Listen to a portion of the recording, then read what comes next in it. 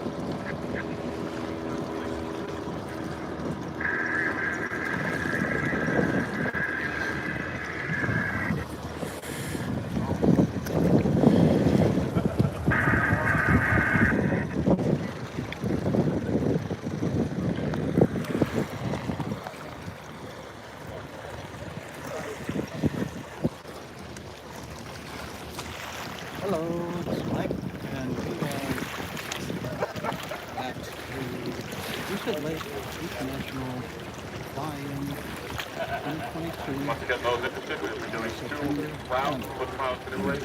Beautiful day on Lucid Lake. Then you're going to sign people up. There's a long table down below the announcement stand. It's Still doing here.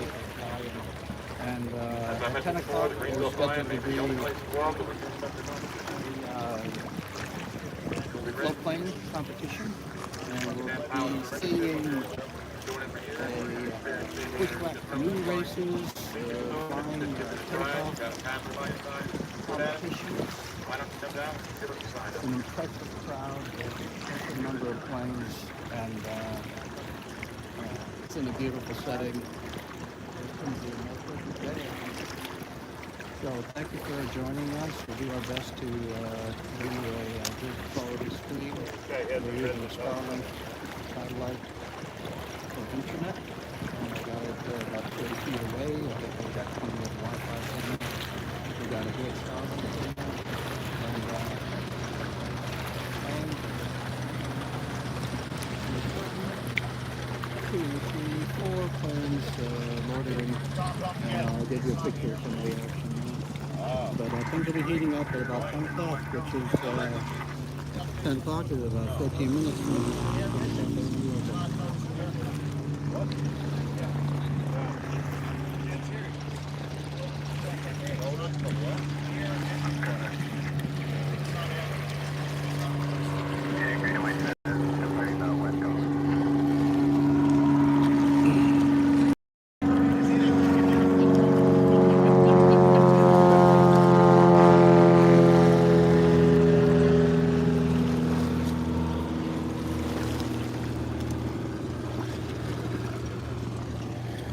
And this fella is been turning circles out here, waiting for something.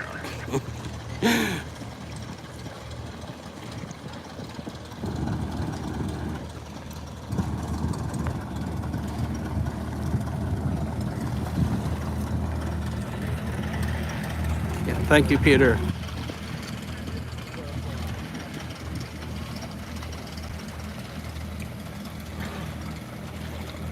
Some of the planes, there's a variety of planes here. We're going to see there's the de Havilland Beaver, which I believe is a 9-cylinder radial and a very powerful sounding engine. It's about 450 horsepower.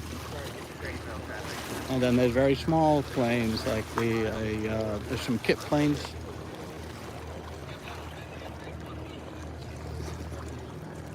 They're on the what's called East Cove of Moosehead Lake, and there's a hangar here and a seaplane ramp for Moosehead Lake, Maine, which is in northwest Maine, the town of Greenville.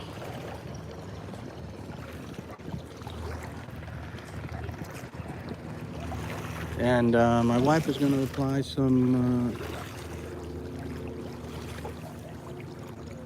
suntan lotion to my neck because it's going to be, it looks like just pure sun today. In early September, it's still got some strong sun.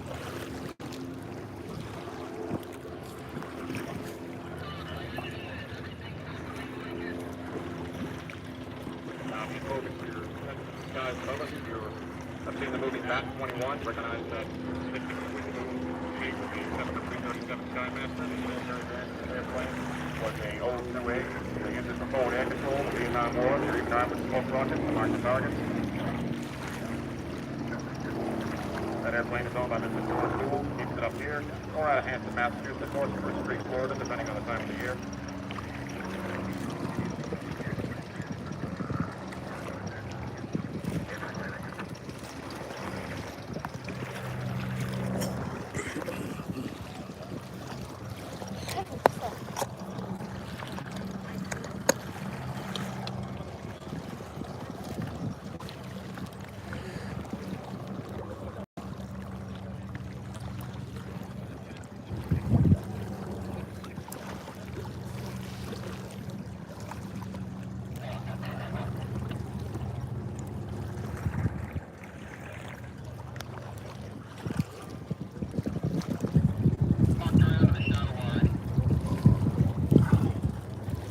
Hi there.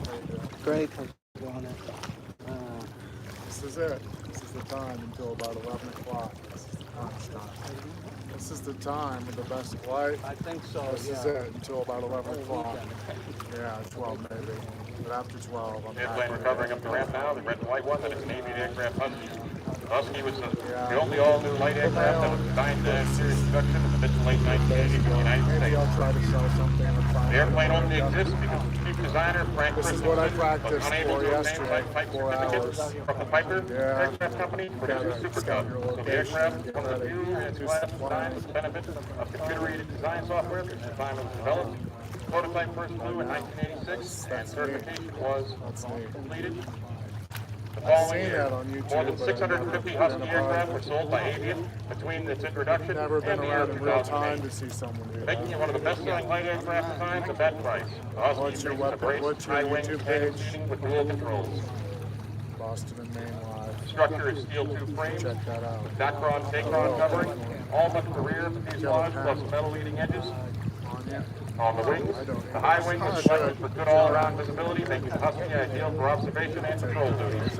Power is supplied by the relatively powerful 180 horsepower Textron Tri-Coaming 0360 flat 4 piston engine, turning a constant speed propeller. In 2015, a reversible MP propeller was approved under supplementary type certificate for better control during water operations of the floatplane. The Husky's high power to weight ratio and low wing loading result in excellent short field performance in addition to its unmatched popularity as a high performance backcountry footplane for recreational use. The Aviation Husky has been used for observation, fisheries patrol, pipeline inspection, glider towing, and border patrol. Notable operators include the U.S. Department of Interior and Agriculture, even the Kenya Wildlife Service in Africa, which flies 7 on aerial patrols as part of its fight against illegal ivory poaching. Husky comes in 6 versions. The Husky A1 was certified in May 1st, 1987 with a maximum gross weight of 1,800 pounds, powered by a Lycoming 0360 A1B. The A1A model was certified on January 28th of 1998 and has a maximum gross weight increase to 1,890 pounds. The A1B was certified on the same day and can be modified to accept the fuel-injected Lycoming IO360 A1B6 engine of 200 horsepower and an MT-MTB 15 speed 205 58 propeller under an STC. The AV-160 That's right, Johnny. Moosa Lake, Greenville, Maine. 18 of 2003 without flaps and on October 12, 2005 with flaps, powered by a smaller 160 horse Lycoming 20 D2A.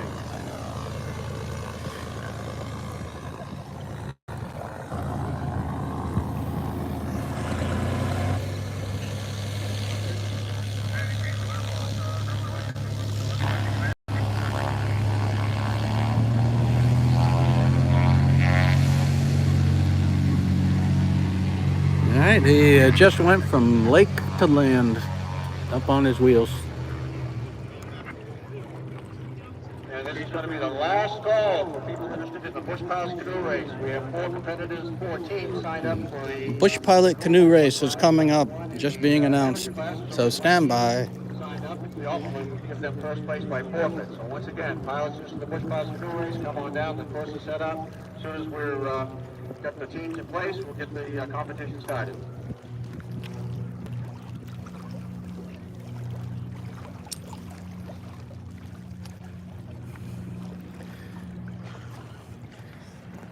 All right, seaplane coming in for landing.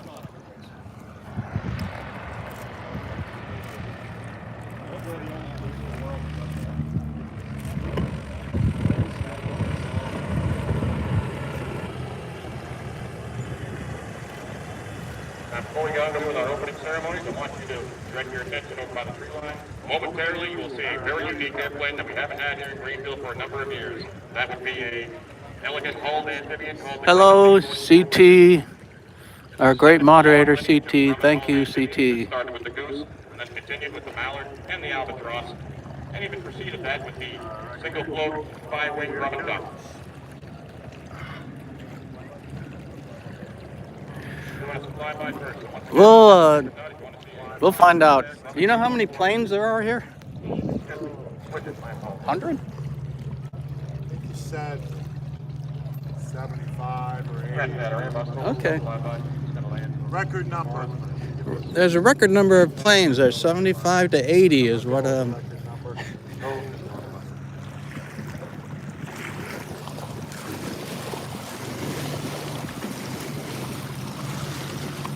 Oh boy, that's some money shot right there.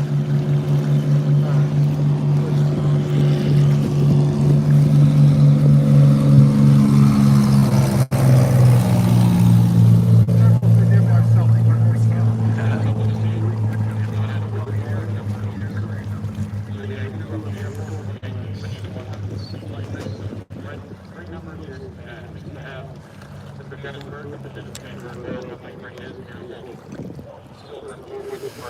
That airplane was previously owned by Takeoff before he wrecked it. Comes together.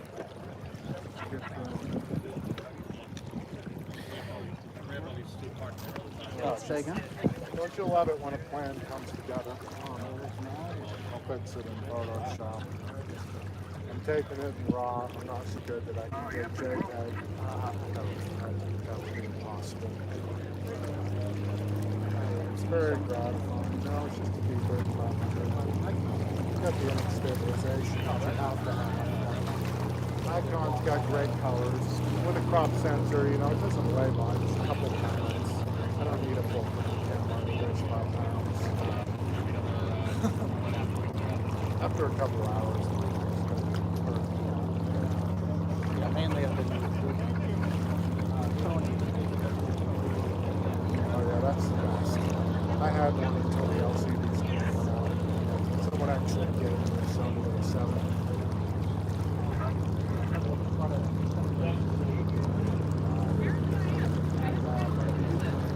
Yeah, so you get that one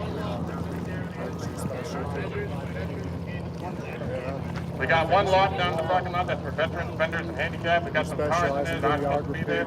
So once again, make note, if you're in the parking lot that's for veterans and handicapped, make sure you get out of there right now. That was there for a reason. That's incredible. You have a military background? I was a meteorologist in the Air Force. You ever make it out to Peterson Air Force Base?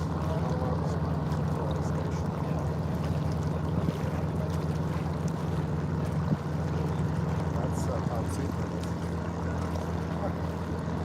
I didn't have a top secret. Just secret.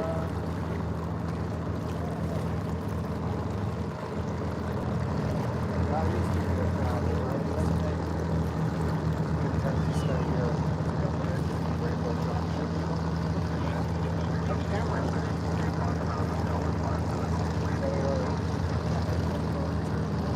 Johnson, Royal Region.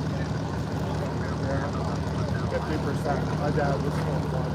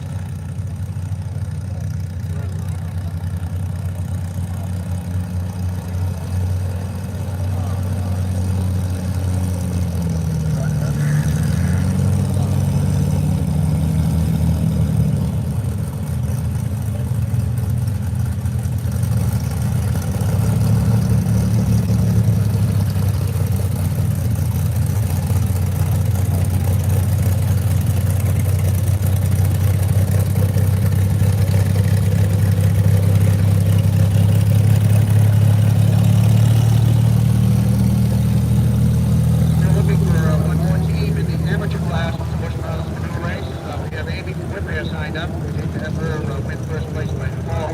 And we've got 4 in the standard category. They'll be going first. That's the way the one.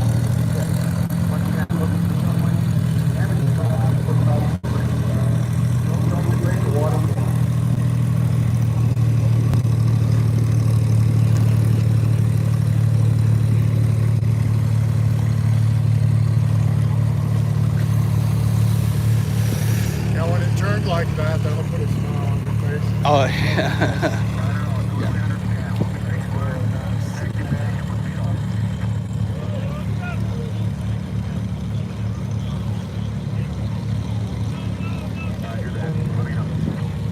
Well, here comes the guitar. Oh, yeah. Down the Canoe, heading up back to the airport. So those of you who didn't get a chance for a photo opportunity, we have to get this beautiful rubbing amphibian into your lens. And the beautiful sound of those blue light Body bulbs. shot. Here it is.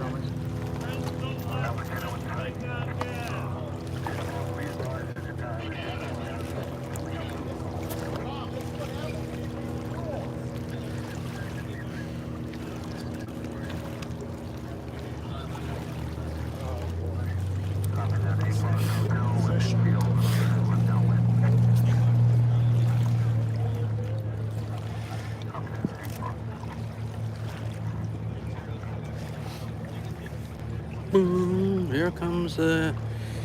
In about a minute, we're going to see the boat Canoe, which is a large... Well, it used to be involved in the logging industry in years past, now it's a tourism boat. And this lake is about 30 miles long. It's the largest lake east of the Mississippi and contained in one state. A couple of qualifiers. It's a very large lake, and there's a lot of wilderness. It's very remote in parts, and not every shoreline is populated with camps. So you come up here, you'll see what it looked to people 100 years ago, 200 years ago. And stand by for the product. Oh.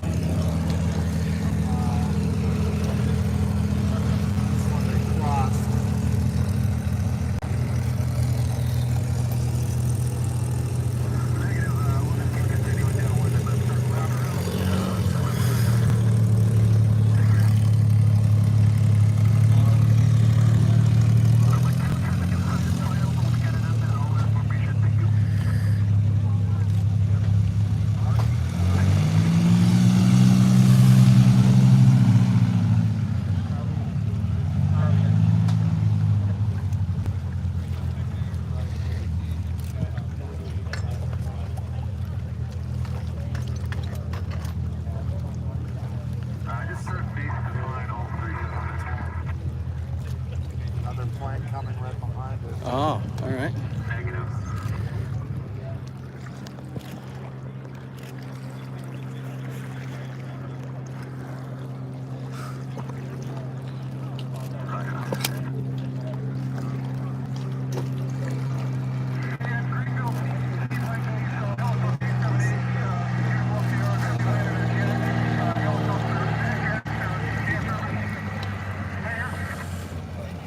Hey,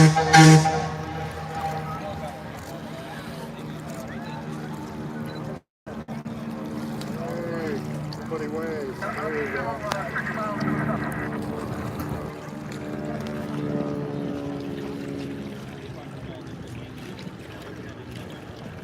We see who those people are.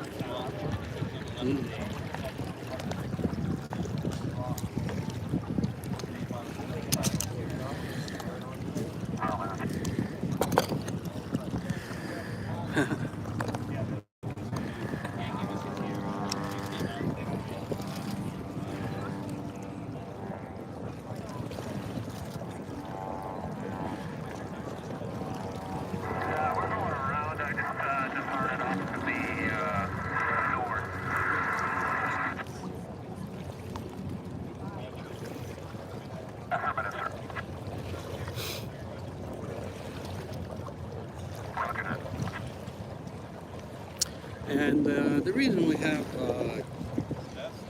requiring to subscribe in order to comment is only to try and keep a handle on the automated box up there, which tends to float in and out of the chat. So, feel free to unsubscribe after you make a comment. It's no problem.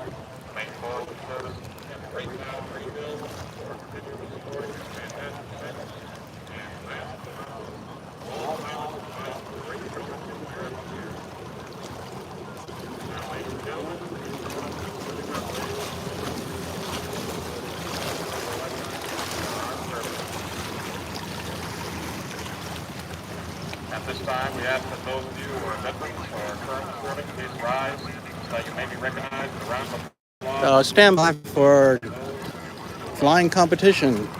Supposed to begin at 10, but who's counting the actual minutes? But any time now.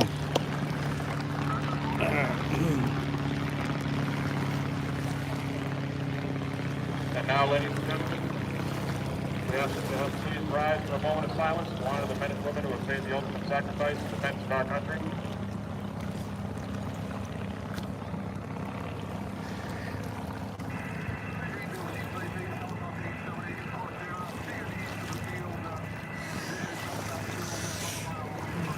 Now please remain standing and direct your attention to the American flag as we play our national anthem.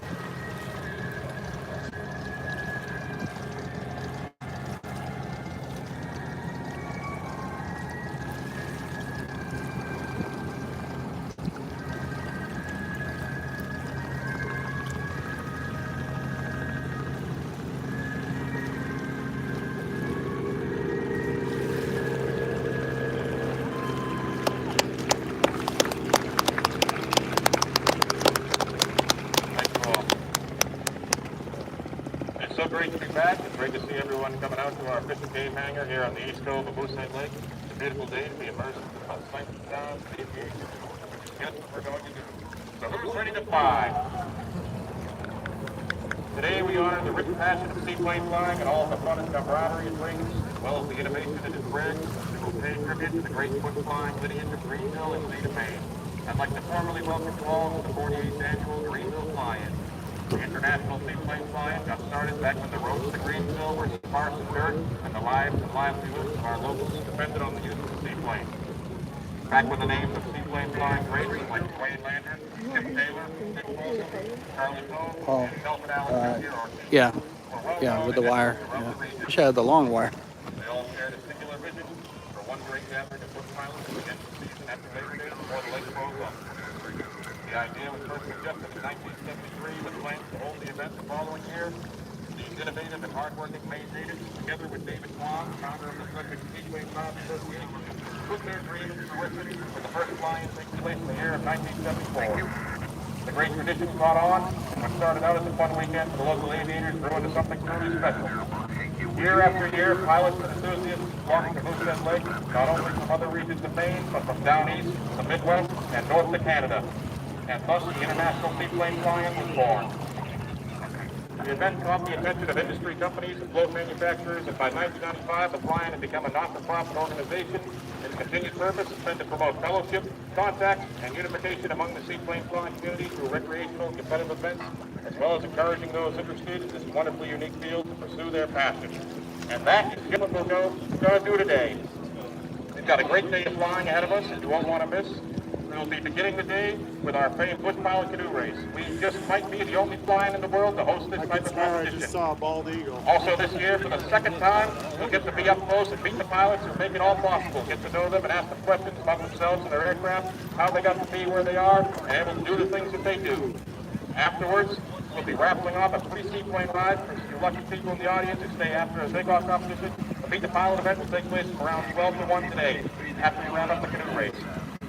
This is your chance to witness the wonderful Moosehead Lake region from the air. If you haven't done so before, it's truly something to behold. Later on, we'll be doing our side-by-side takeoff competitions where aircraft are divided into weight and horsepower classes. See who will get off the water first in bush flying and drag racing spirit.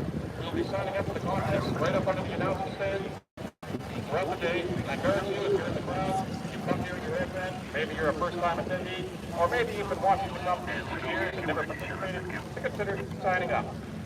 Love to see our regular participants come out year after year, but that doesn't exclude those who are interested. If you're an experienced seaplane aviator or paddler, definitely feel free. If you have any questions about participating in competitions, come watch the screens up by the announcement stand, and they'll give you more details. Later on, if we have time, we'll try to put in our spot landing and taxi crawl contest as well. If we fill out the remainder of the afternoon, takeoff competition, then we will host the taxi slalom and spot landing at about 10 o'clock tomorrow morning. In the meantime, feel free to visit our numerous vendors, exhibitors, and come out and support us. Check out one of the booths that's been set up in the Fiction Game Hangar. The Seaplane Fly Association this year signed up new members, and this year is their 50th anniversary. So stop by if you want to become part of their community. Visit the fly-in merchandise table and pick up a hat, a coat, or a mug to preserve today's memories. All proceeds go directly into the continued success of the Greenville Fly-In. I believe we also have the Maine Aeronautics Association on hand, which is a grassroots pilot organization dedicated to preserving, protecting, and promoting aviation here in the great state of Maine. The Fly-In organization has made generous donations this year to Maine Aeronautics, our Maine Civil Air Patrol Cadet Program, as well as new Maine Aviation Adjustment. For those interested in getting involved,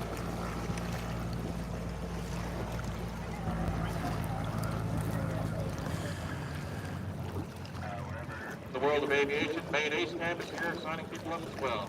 ACE standing for Career Aviation Career Education. If you have a child who is interested in such a career, be it a pilot, aviation maintenance, air traffic control, or perhaps a position in the Maine Army or Air National Guard, then there is no better program to get a good idea of what it entails and hear from the professionals involved. They weren't able to run a camp last summer, so let's be sure to support them and get signed up.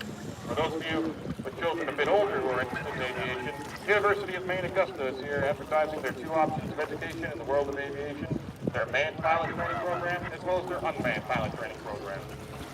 They are the only dedicated aviation major in the state of Maine.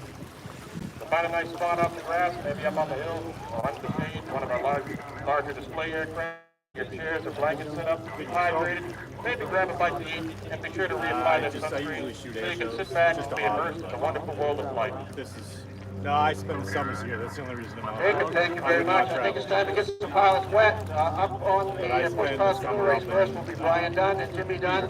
Then we'll bring up Cessna 185. We'll get the safety man out on the dock. That's a good place to stand. You kind of get a little bit of a sunburn, but that'll be all right. That's our own Jeff Hardy. On deck, Phil Dunn and Austin Dunn. After that will be Tommy Dunn and Dustin Dunn. And Randy Steenberg, Alison Wheaton, and tomorrow we'll bring up the rear. So we're going to start out with our pros, so to speak. The competition has 2 amateurs signed up. Following the Class 1, they'll be looking for some tips and looking at what not to do from the pros. Once again, Brian Dunn, Jimmy Dunn, 7185, they'll be coming to the dock shortly. Number 1.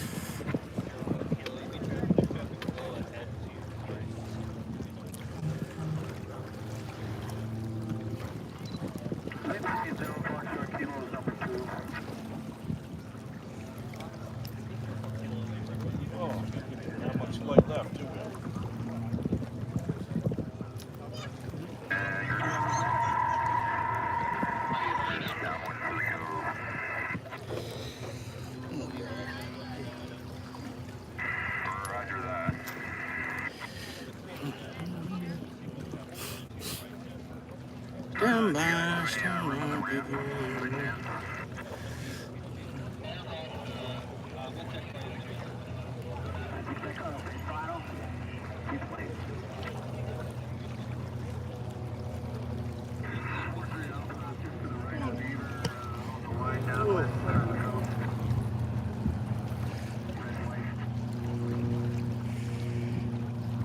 warden service, we're all in trouble. Uh-oh. I don't have my fishing line. Got a game warden? Yes, sir.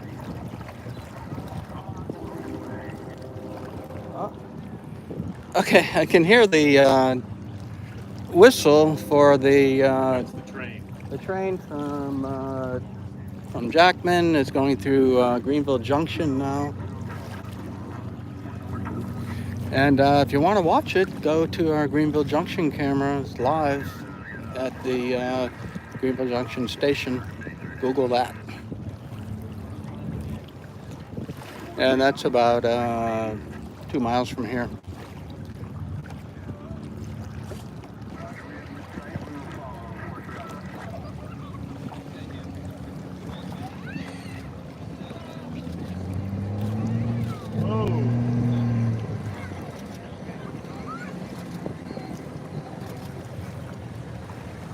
Guessing that was a little harder than he wanted to put it down.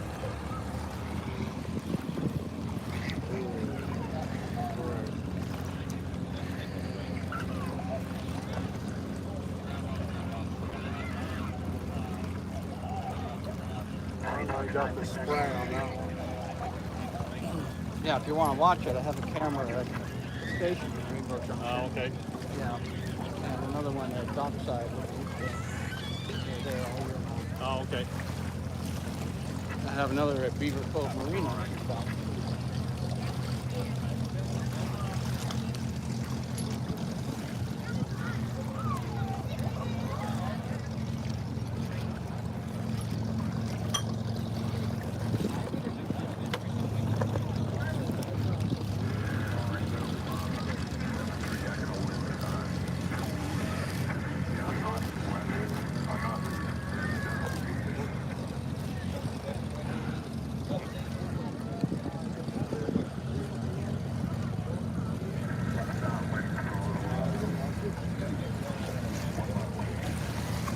See, the director was here photographing. What's that? And the Greenville Airport cam. That's true. Johnny Alco, thank you. He was shooting Well- at 1/80th of a second. Yeah, you want to shoot at 180, 1/180th, or anywhere from 1/200th to like 1/160. You can shoot slower than that, but you're probably going to blur everything. You Yeah. don't want to freeze the prop. Well, I'm not an aviator. I'm This afraid is of the something we water. haven't seen quite recently, folks. This is Christopher Patley flying a Viking Air LTD converted turbine beaver.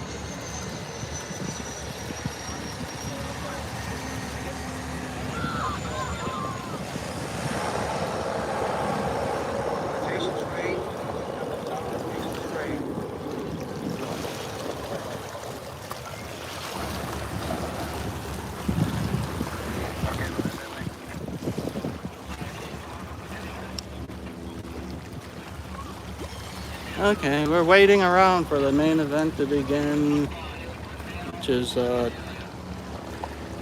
flying competitions. Very soon, I'm sure.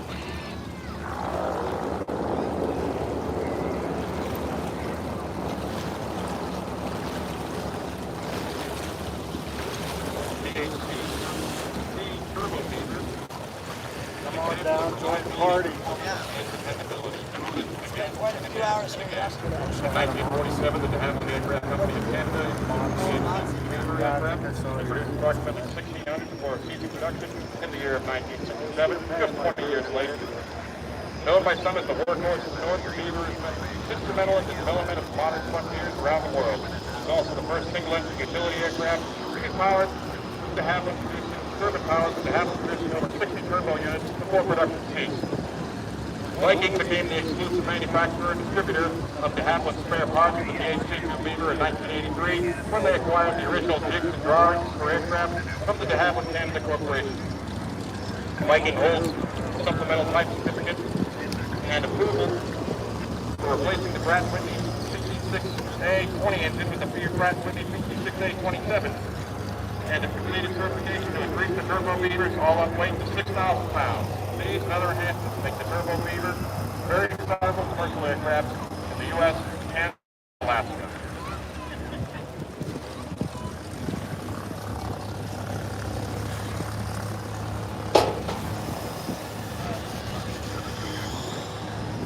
The Viking Turbo Beaver has more power, better all-around performance, a longer cabin, and a larger payload than the Beaver from which it was developed. It benefits from over 40 years of continuous worldwide operation and is the most rugged, reliable aircraft in its category.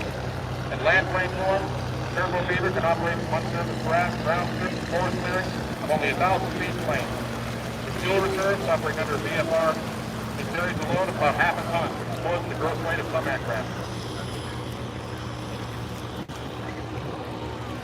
With Viking's 6,000-pound upgrade, the Turbo Beaver can haul 2,450 pounds of weight. It'll be something truly spectacular.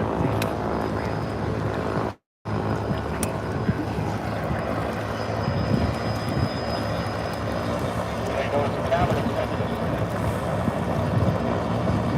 This allows for extra windows, a large bank door, and a cargo net, and available. Turbo Beaver, that's what we're told. Turbo-powered engine. So basically a jet engine, and I imagine impressive load carrying capability.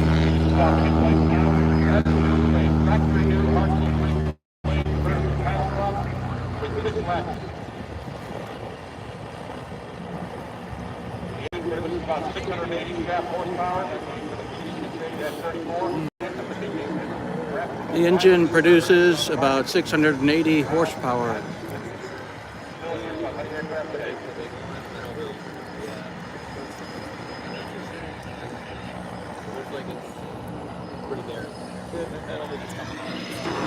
If I was on that boat, I'd be jealous of what was being going by me.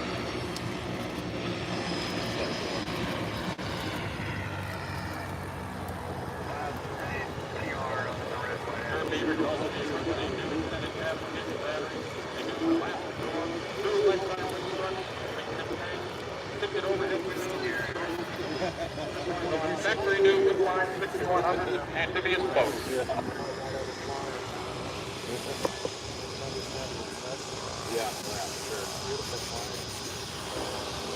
With the extension, they can see up to 9 11 people, 7 that can be.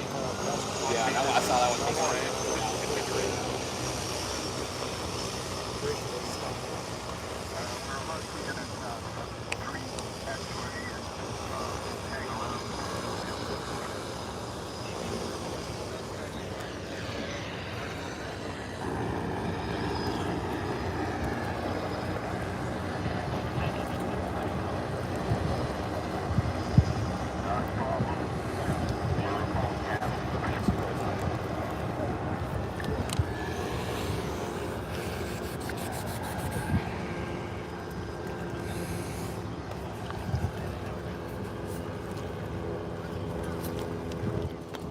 Yeah, folks, we're still trying to park airplanes here, but fuel race will get going here shortly. We've got 4 airplanes and the situation can accommodate, so we're doing a little shuffling, so bear with us.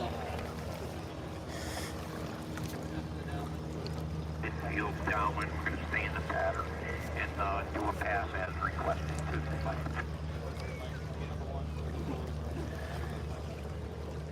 I'm under on the pass to your flight. You don't have a blower bulb, do you?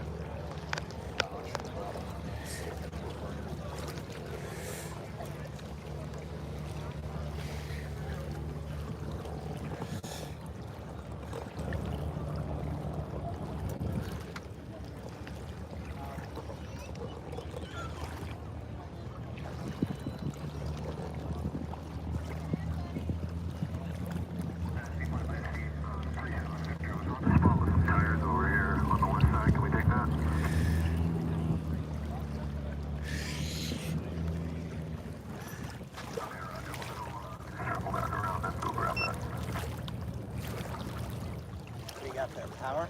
Power. That will run for about a month. Oh, yeah. that one of those things that jump starts a car? That won't jump start a car, but I don't think so. No, it'll run your refrigerator for an hour. Really? Yeah. It's pretty It's good. actually one of Got a lot of the different turbometers outputs that on came it. out of the factory in the 60s with a factory turbo version. It wasn't an aftermarket version by Viking. My apologies for that.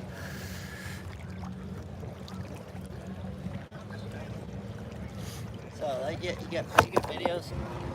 Okay. Be careful about that.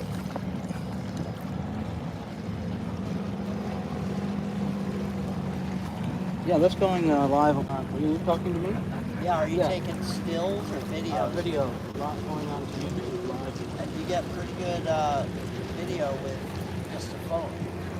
Surprisingly so. I'd rather use conventional camera, but it takes a little more equipment to do it. Oh, okay. But this I can go Wi-Fi directly to it. Okay, so do you have a YouTube channel?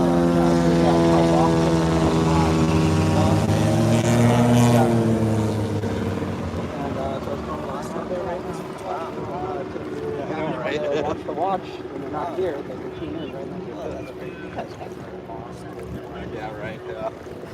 We were on the other side. The other side's actually pretty cool too. Yeah, or yeah, exactly.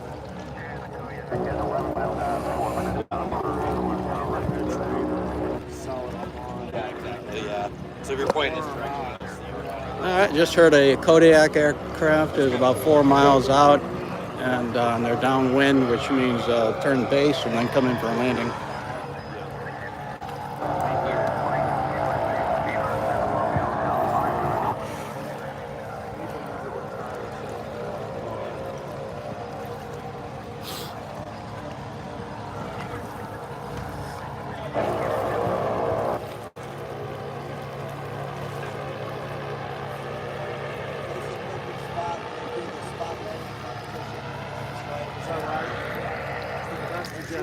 So they downwind, they cut their power, they pull the motor back to idle, and they can't touch their power.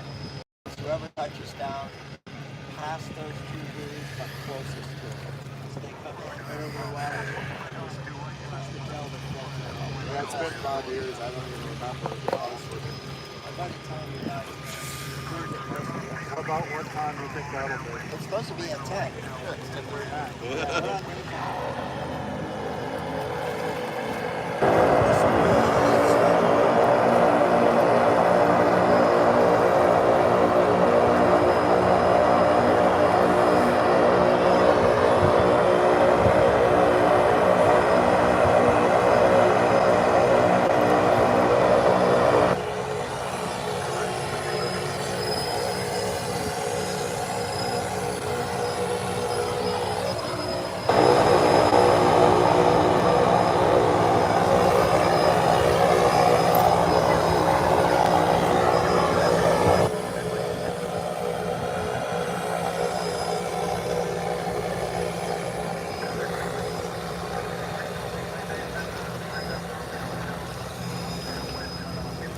Again, as we recover from capacity of the brand momentarily. De Havilland produced only 60 turbo units for production seats. It was the first single-engine utility aircraft to be turbine powered.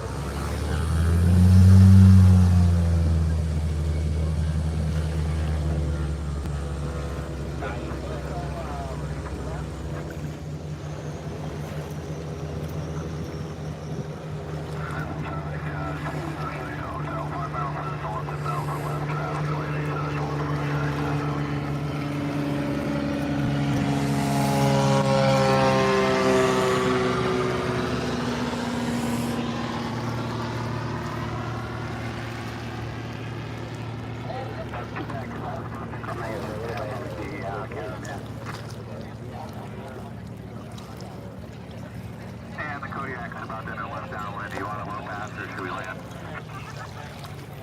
Low pass. Low pass.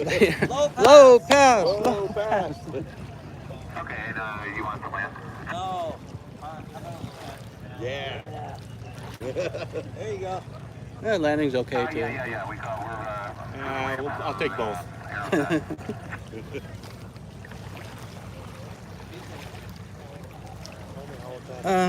Hello, do you have audio? Is there any audio on this channel? Yeah. Oh, really? And,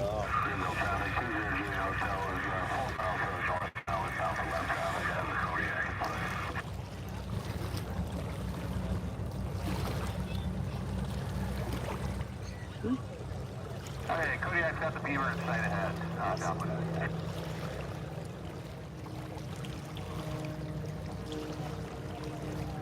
Airboss 2-3 Mike is turning long final with the landing in the cove.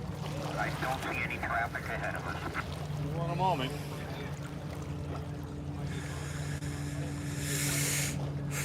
Yeah, we'll take care of that business. 2-3 Mike. And we're still hoping to circle out there, and we were on the list for the ramp, but come up with you.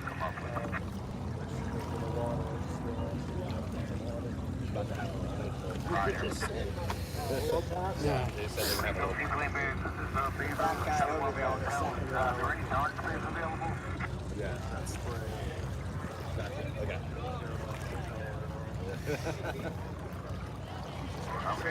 Yeah. I go with Vivian. What do with the tide comes It doesn't really. No, it doesn't. Yeah, we were here yesterday. I was laying here yesterday with my feet in the water. I fell asleep with my feet in the water. Kind of looks like an ocean.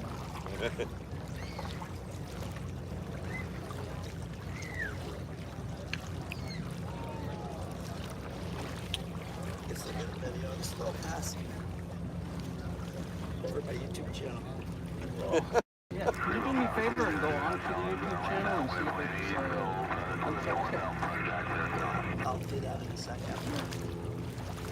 don't miss any photos. Get a video. There is a turning base. Yeah, there was Hey, one you that- in the yellow boat, move. You don't need to be near that dock.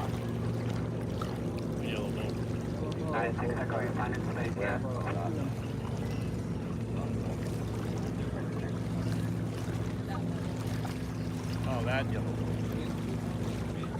Go pretty slow. Oh, shit. Yellow boat guy.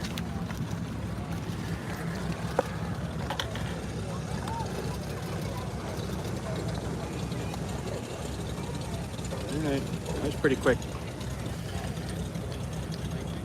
That wasn't full pass.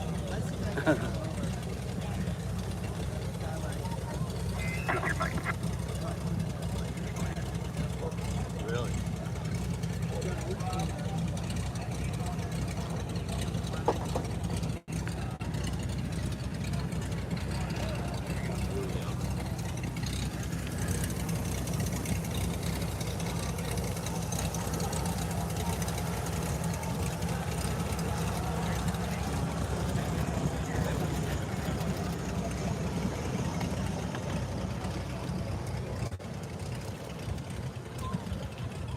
Sean Pratt, 64 Bravo, Sean Pratt, 64. Sean, you gotta get down and move your plane to a different dock. Gary's right down there, he'll guide you. You gotta move your plane to a different dock. 64 Bravo, Sean Pratt. Okay, left turn.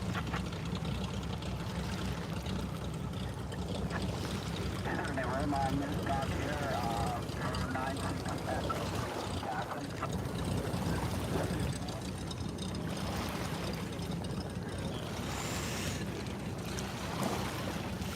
there's nobody on the dock under the far end.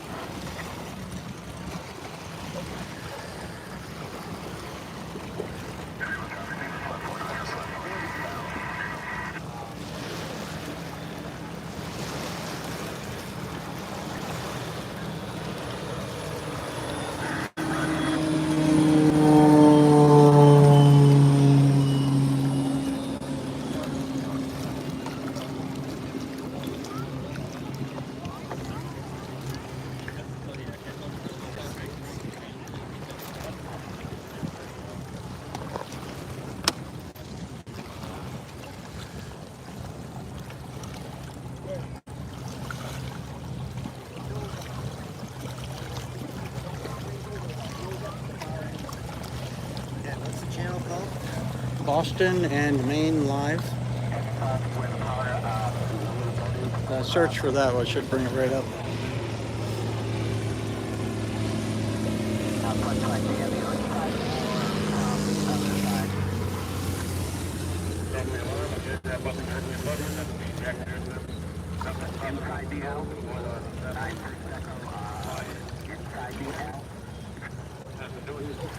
There you go. All right, now that's another camera, but that's not this one. So we'll go back to so this right here.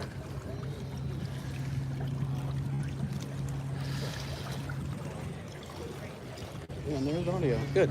That's all I need. Thank you. There's that guy right there. That's that guy right there, yeah. Pretty cool. Oh, is that live? We're on YouTube right now. Oh, cool. Yeah, is there anything you want to say? That's all right, this is our company. We got the best place to watch the activity on a rock. And right at the edge of the water. They're having a great Moosehead Lake time.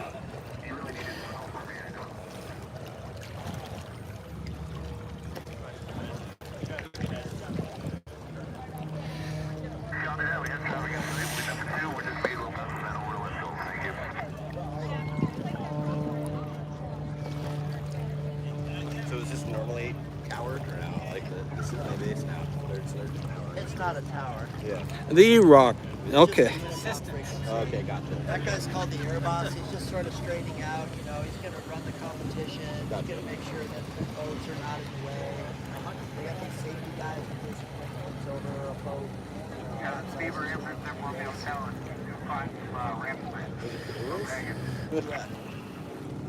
Bushwhack canoe race is coming up. Floatplane's tied in the dock. Bushwhack canoe race.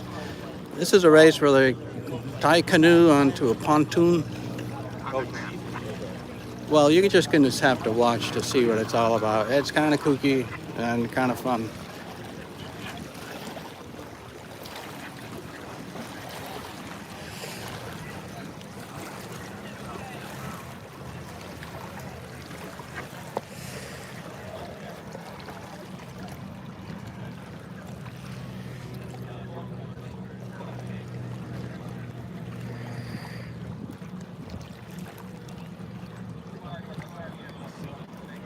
In the meantime, we're going to take a look at another landing.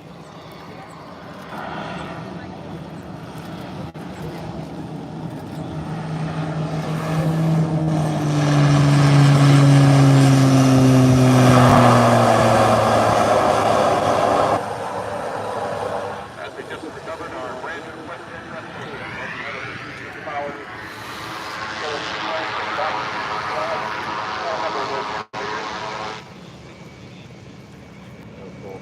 Dyer Kodiak is the name of the company. Now, there is sound, but because I'm using the iPhone, the sound apparently coming from the back of the phone. So just turn the volume up.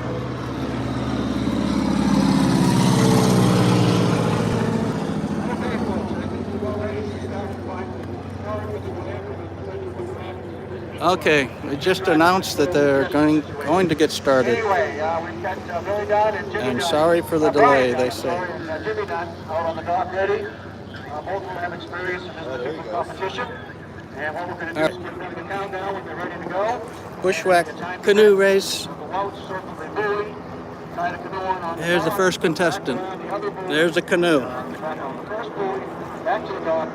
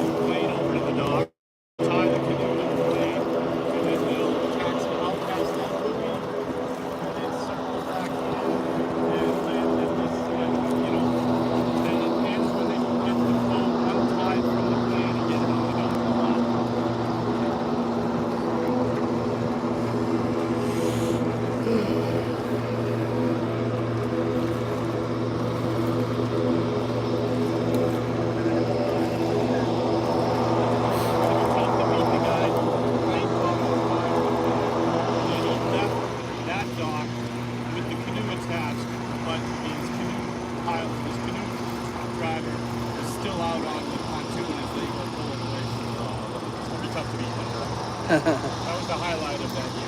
And I talked to the guy who was on the pontoon who did the paddling, and he said no one to blame but himself because he's the guy that qualified the pilot for the race. Got you water. Oh, great. Thank you very much. Yeah. Thanks. I would need that. He got hurt. It took a while before they got noticed. I can't believe the number of people out there. I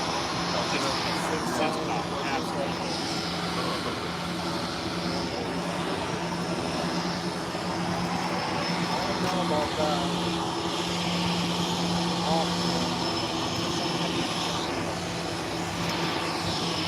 You can ask the director, he's right over there.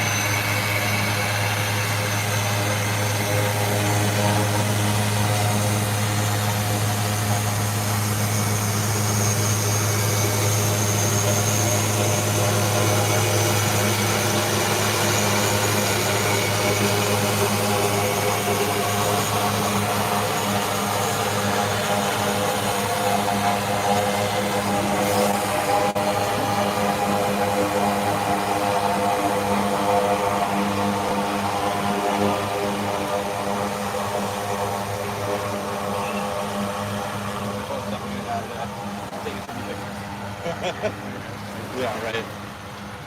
They just deep.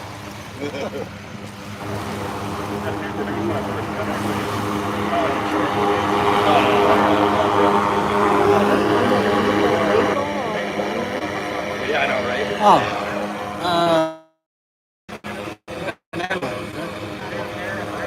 And a bagel. How about that? Okay, too early, yeah.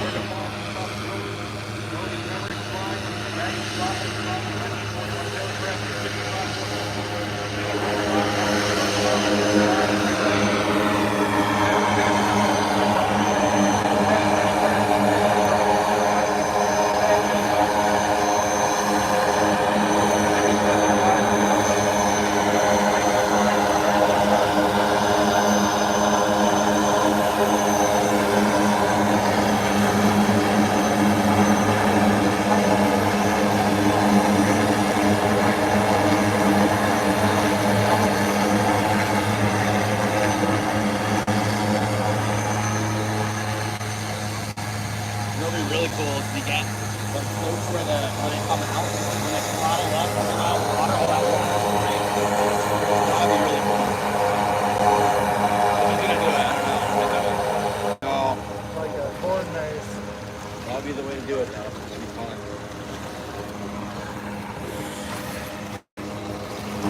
Thanks to the Dunn family for providing the canoe with the competition. And once again, we apologize that the wind is going to come out and then allow 3 more aircraft to get out of the water and hit this ramp. It's going to hold up a little bit on the competition. All right, good. Thank you. Thank you. There is some trash. I got some water. Thoughtful person brought me some water. This guy was at the airport yesterday, or this morning. I wanted to get something from the car. I forgot what it was, though. I don't know.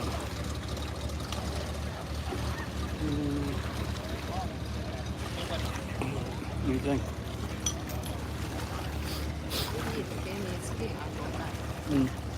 Trying to think what it was. You have the key, Because right? having too many airplanes is never the biggest problem. I can use the key a lot. I don't know. You can. I love it. I try You just it. told me I can. Oh, you tried it? No. Let me think. What was it? Some glasses. No, I got those. You want more sunscreen? No. It was, How many you up to now? I'm up to no. about 600.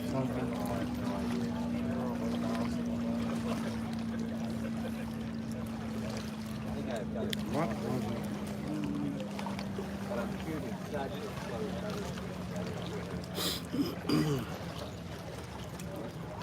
I shot with my macro lens yesterday and manual focus. So. What was it? 4x5. To the shop. Oh my God, too quiet, too quiet. We're waiting for action. Promised action, and action is coming, but we have to wait. 4x5.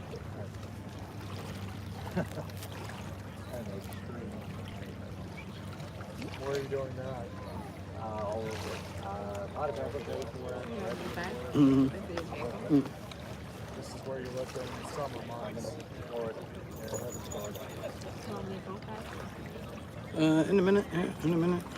But we have an event every single month somewhere. Usually, so. Let's see. Oh, let's take a look at the dish, make sure everything's okay over there. Yeah. That's it, you can go. Boston and Maine, right? Boston and Maine live. Anytime you get more than one. Yeah. So I did a live one. More than one airport. Oh, you had a plane? So watch the DC J's gonna taxi. Oh my God. That's our campsite right there. Hey, I saw your campsite. There's 3 tents there. Yeah. Yeah, 3 tents. Yep. Yeah, because we were. Yeah, I have. Cool. Go to. That's also about something. Oh, look at this. I had a gallery in I was California. wondering if it was going to take off. Just taxi. Yeah, so we were out there, we're doing a walk around, speeding that yesterday.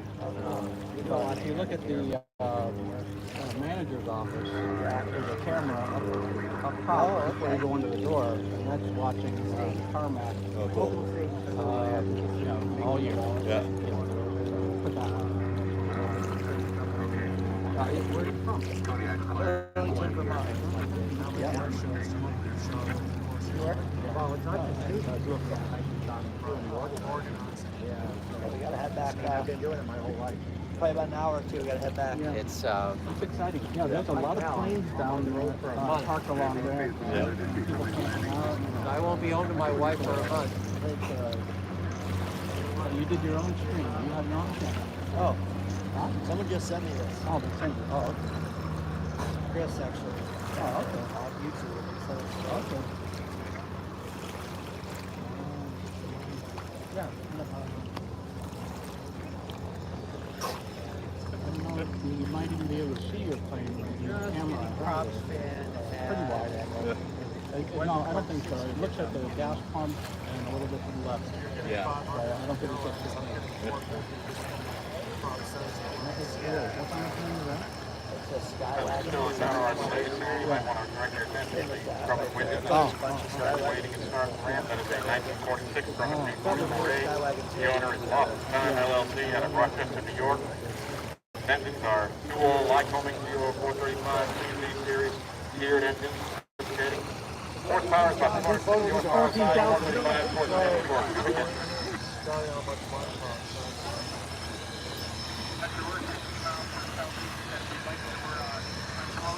Did I give you my card? No. No. Did I do that? Far through me. I don't have Boston and Maine live written on here, but there are other I've been to the cameras, Moosehead webcams, cameras around the lake, including the airport.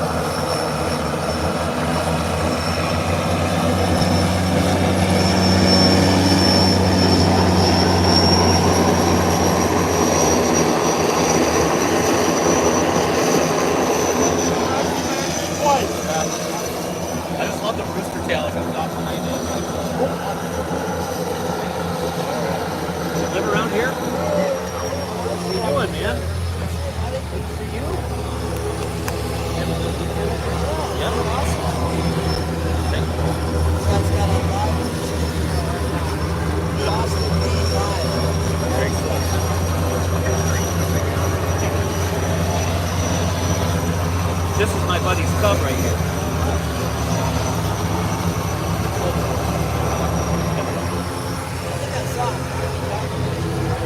No? No? Kind of a clean cut logger looking guy.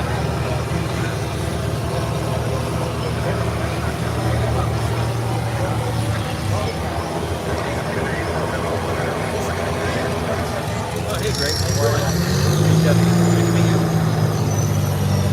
You all here? I see what you're doing now. All right. His brother Tom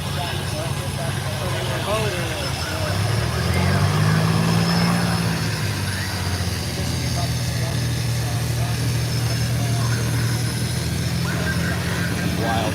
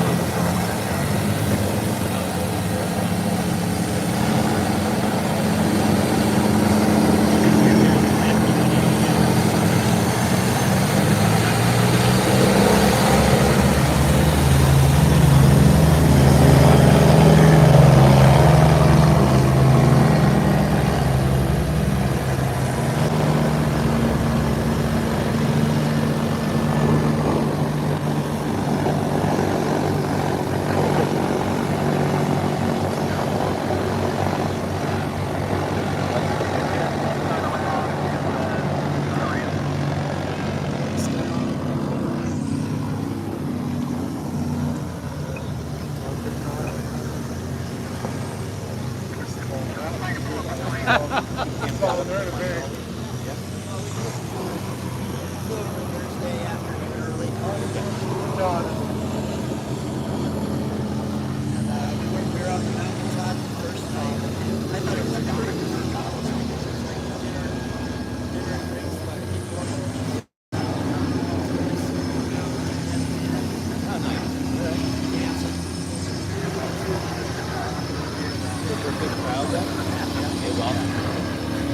You're never going to start this thing, are they? 5-10 minutes. my buddy Gabe, some super cub, I guess technically it's not a delay if it happens every single year. Yeah.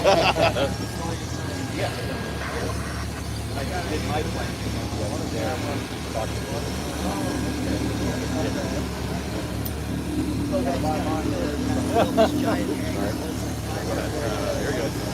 You're way more pro. I'm super fun.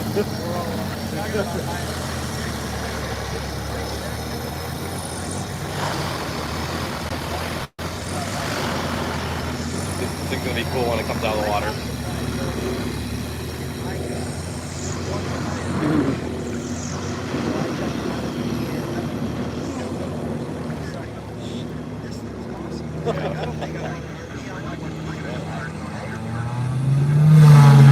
So cool. Yeah. That's awesome.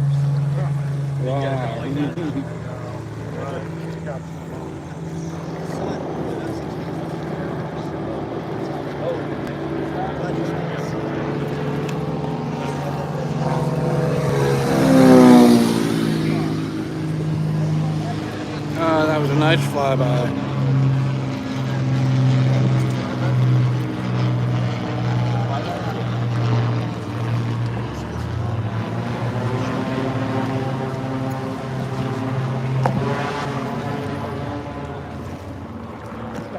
He's going to the airport, isn't he?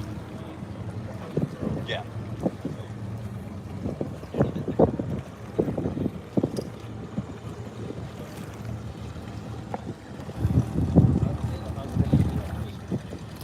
Well, nothing's happening yet. Well, everyone is waiting patiently for contest to begin.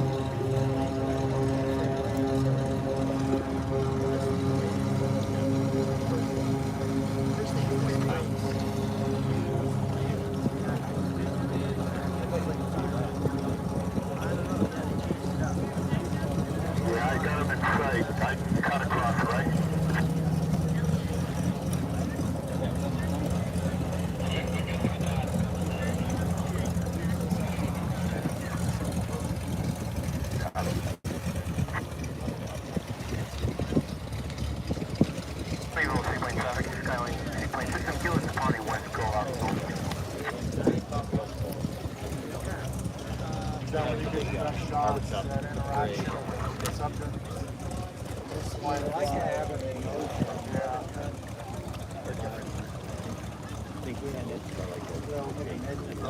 You like to have a little bit of blur. I like everything.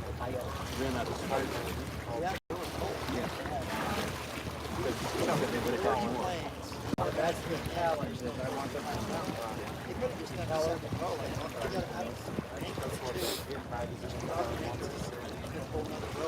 I like seeing the boat, light wind plane. Right now I can zoom in on this out there.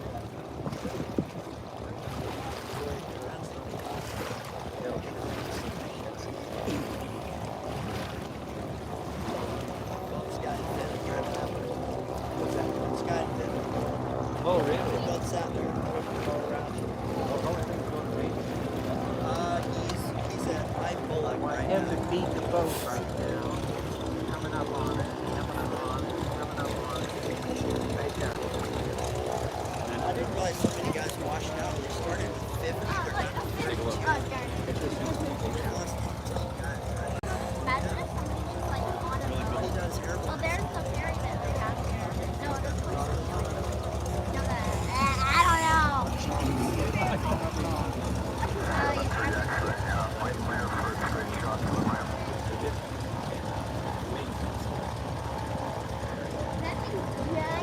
people when they don't know how to use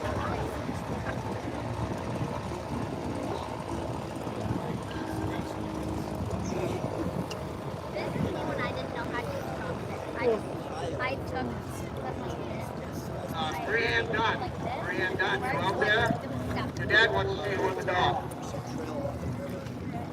Just ask somebody. The guy who parked in the parking lot. He's a veteran. I'm gonna eat the chocolate. Star General, they come in and all of $4 grand. Took a video for Sky and said, I'll be at your public school graduation. Gave me a Ranger tab, which I gave Sky, some of that badge.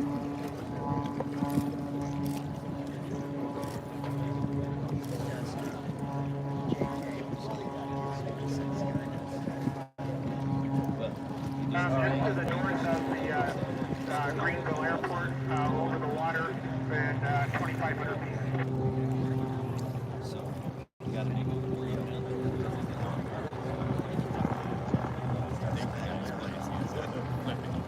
Yeah, that's the only time I got hurt in the Rangers. Downwind. I'll show you mine. Forward. Go down. Land farther out in the lake.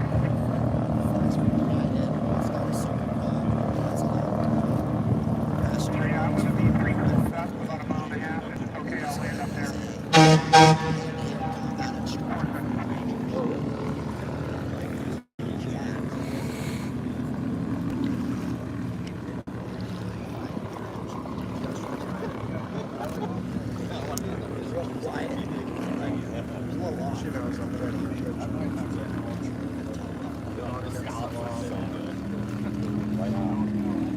Oh yeah, that's right. Appreciate it.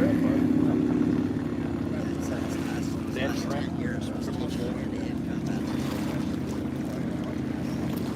Oh yeah, I bet.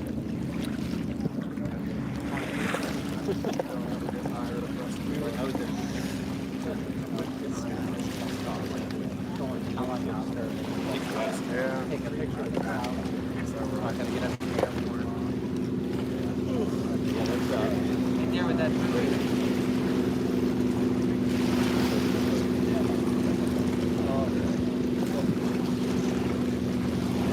Yes, it's like, I don't know what it was.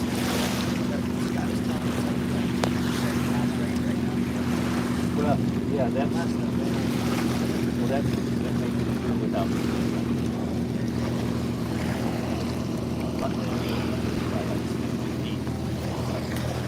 Folks, you might want to look at the dock for a minute there at the end by the canoe. Anybody out there? Is anybody we know? So easy. I think we're looking at a wedding proposal. Oh, a wedding proposal by the canoe. Okay. Gotta get that. I know what you're looking at for the Greenville Fly. appointment to discuss passengers on the total supply. Oh, I got it. Down on his knees. You have to send that to him. Is he? So warm. Oh, nice. Yeah. I've been waiting for a code out.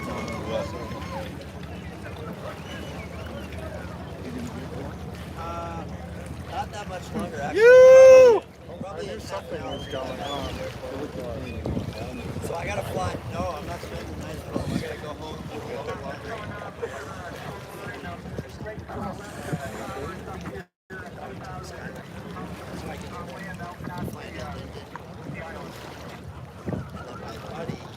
Yes, proposal. Can you hear me, CT?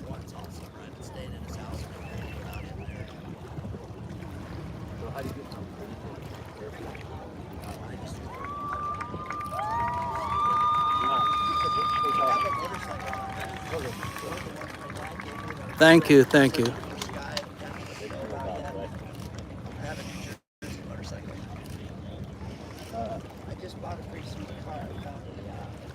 Thank you, CT.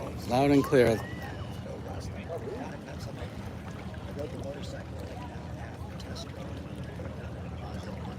Thank you, Johnny. I'll go. Let's see if we can have a canoe race. Trish, where are you? Trish, I'm looking for you. My time. Oh, right there. Okay. Ryan, you all set out there? Jimmy, are you all set? Pay no attention to that 185 behind you. We got a boat coming? No? We're all good. Don't make it even so All right, looks like we're really getting ready now for Okay, we're ready to roll. ready to roll. Flying on the down. First canoe race. 3, 2, 1. At the time. Jimmy's in the water. 108. Right side up. 1. I'll see you in a minute. Okay. Here's a canoe race, Go, Jimmy! bushwhack canoe race with float plane. He's going for it. Is that orb starting to break on him? No, it's a bed. Oh, it was a bent paddle. Okay. Yeah.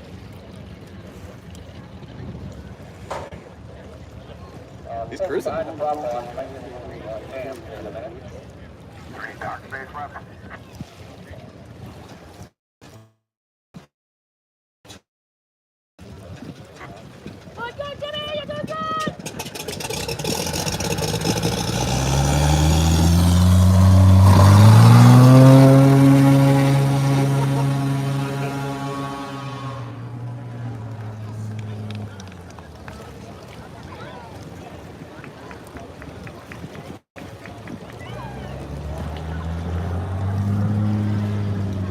Like Jimmy's got to be into the dock.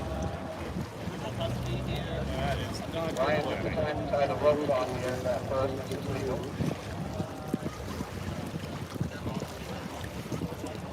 All right, so the challenge is to paddle out there to this floating dock, meet the float plane out there, tie the canoe to the float plane.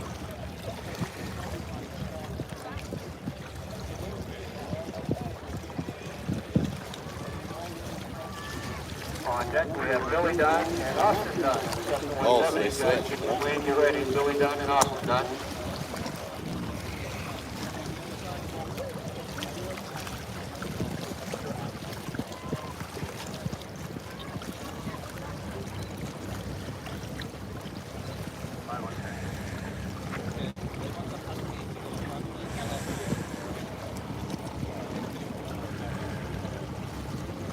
Once they tie the canoe to the float plane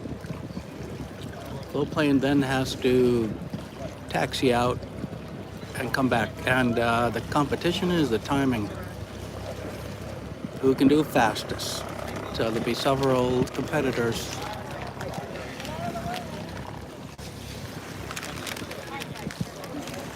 Yeah, for one of those.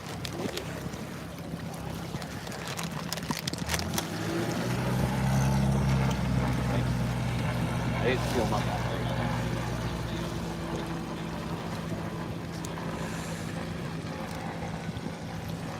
Yeah, what we do is on. Fire the engine up.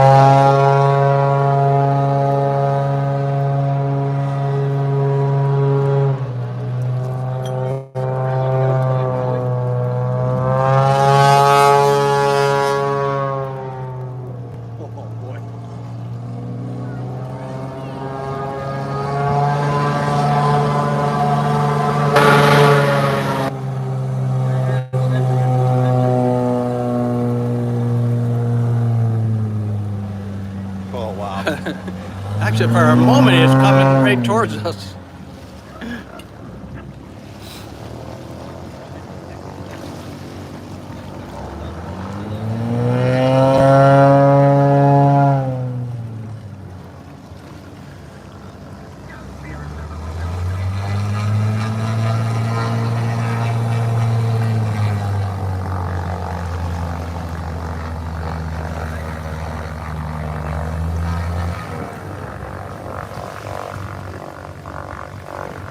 Very tough competitive.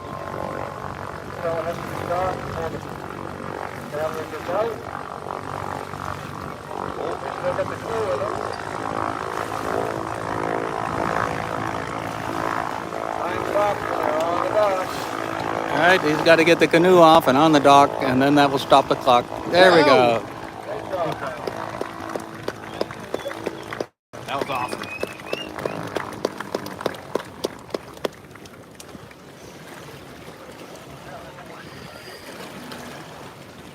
Yep, we had a time of 4:19, 4 minutes, 19 seconds. That'll be a tough time to beat. One more second. Our next competitor, white Cessna 170. It's going to be Billy Dunn and Austin Dunn. Cut 10 seconds off. Yeah. I think it was 30 seconds. It would have been 30. Somewhere it was time wasted. I've watched a bunch of these, man. A lot of them do that. They get there too late.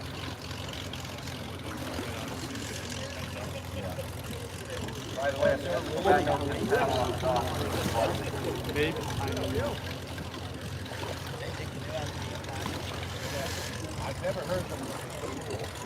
And I've seen some of them. I mean, they always wait, but some will get there before the canoeist gets there. So you can leave before the canoe gets out there. Folks, I've been coming to this flying for 45 years. The last 20 have been involved, obviously, up there with the events, and I have never seen Waited, this many and aircraft. he couldn't get his plane started, and then his plane caught fire. Really a great tribute to That's the same dude that also Dave, left the thing that the canoeist out on one too. I have been here when it has snowed, so And then today. so can't get the plane started, gets it started, catches fire, gets out there, approaches the thing, shuts the engine off, the plane doesn't make it to the dock. So he's screwed up, gets to the dock, they tie the thing on there, and then he takes off while the guy is still out on the way, or out on the pontoon. They couldn't have screwed that up any worse than that. They did everything that could go wrong did go wrong. Except the canoeist, one thing that did go wrong, the canoeist did not fall in the water. That's the other thing he did. There's one guy last year fell in the water, and I was really impressed. He got himself into the canoe out of the lake. That's not easy to do. Yeah, that's not easy.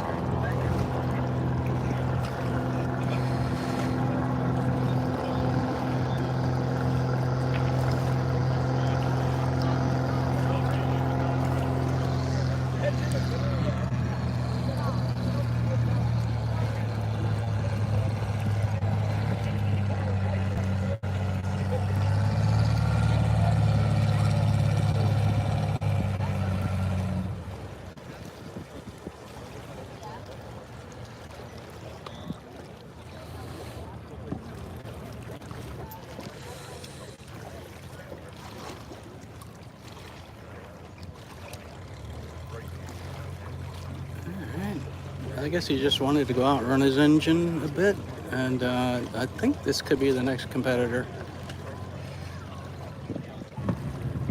Does it tell you how many people are watching? Huh? Does it tell you how many people are watching? We have 41.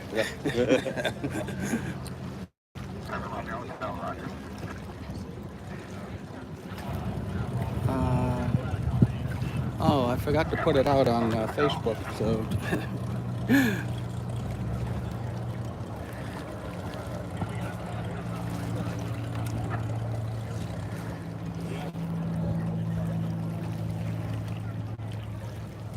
Got it.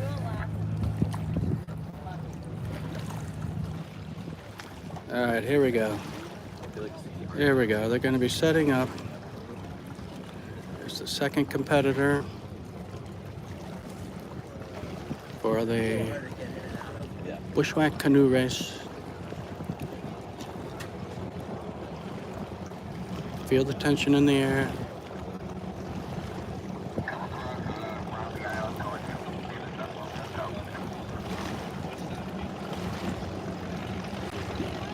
Oh, hold on a second here. Let's take a look. There's a kind of a fast boat out here. What is this? Oh, yeah. Cigarette boat. I guess you call it.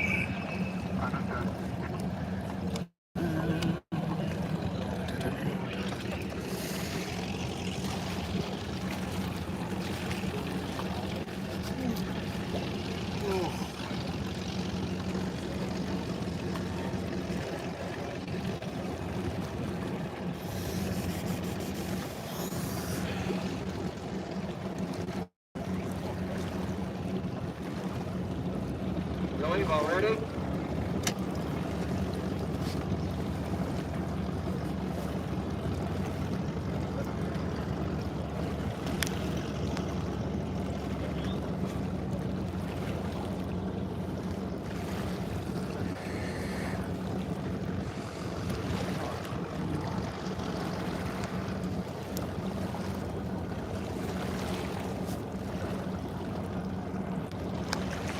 Bill, you can't time on until after time starts.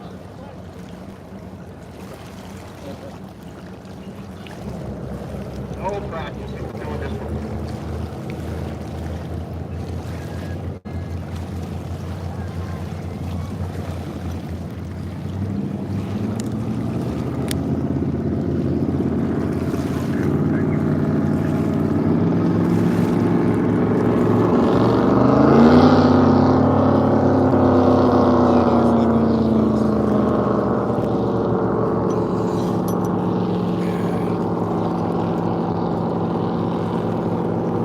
First sailboat.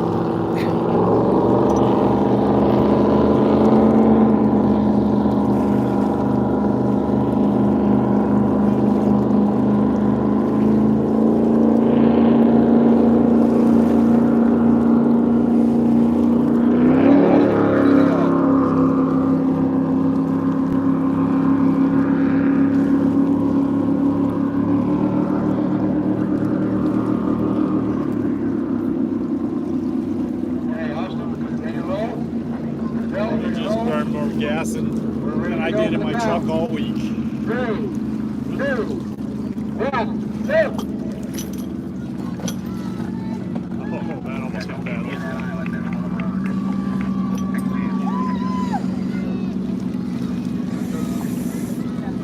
We're getting the ropes on first.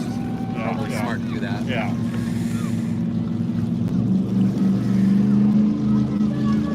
Oh, I think Timmy was a little faster.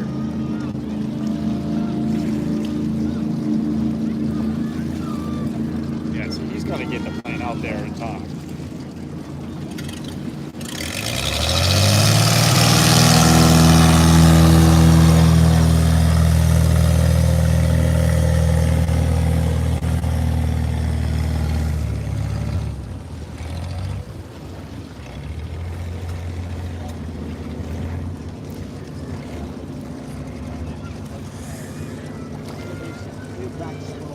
Yep. Not going in a straight line. Looks like it's going to be a tie. We'll get some dock first. Austin has no navigation problem there. That's all right. Yes, I'm sorry.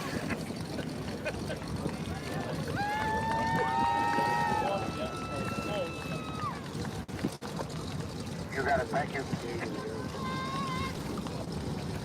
And he's on the dock. All right, so they can make it jump out here.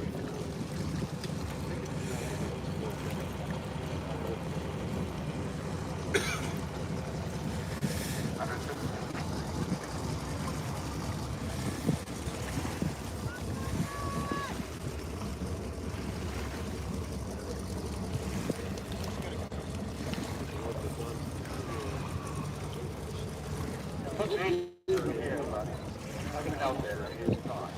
Everything's wet, everything's slippery, rushing. Worried about what you know. Pretty fast. I've never done that before.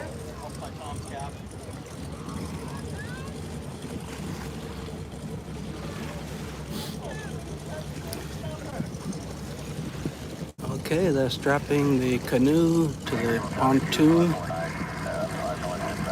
When they finish with that, plane has to fire up and go around a buoy and come back, and then they offload the canoe, and then the clock will stop.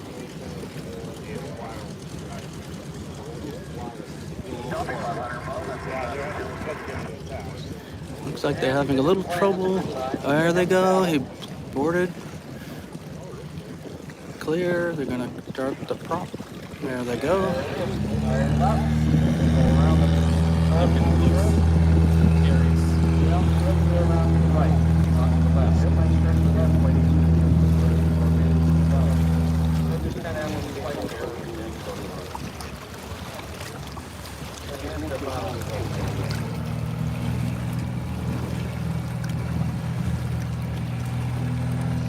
Okay, they loop around the orange buoy. They're coming back.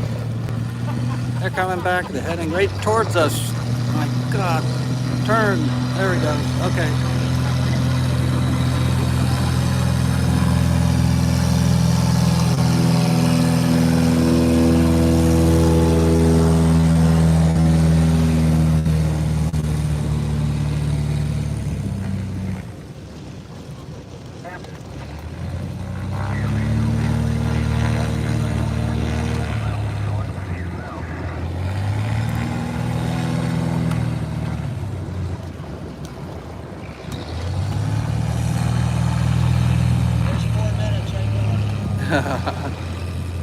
It's pretty tough.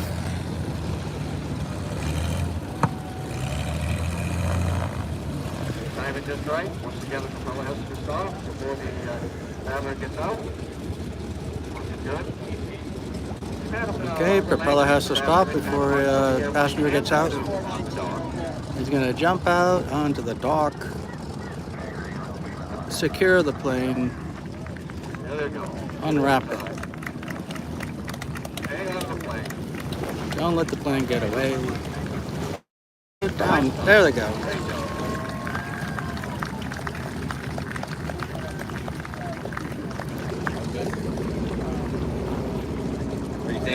Who's faster? 35 seconds. Great job, guys. Yeah. Slower.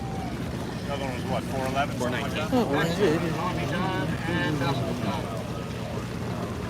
while these guys are gearing down, waiting for the next one, we're going to have the on the ramp. Okay. Very patient, waiting out there.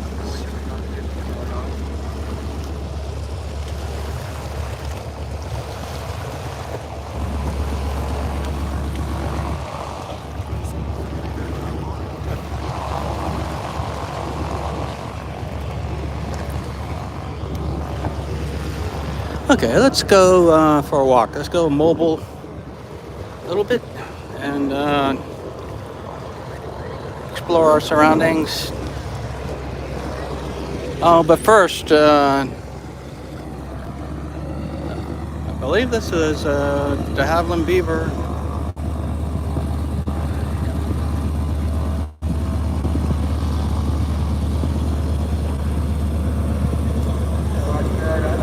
Beautiful airplane.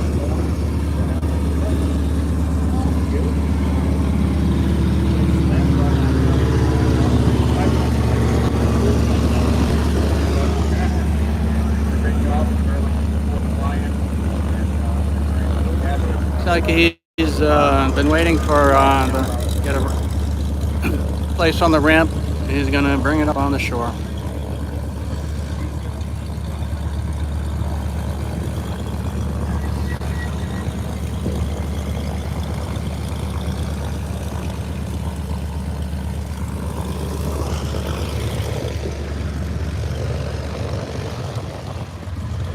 Stopping at 1,000.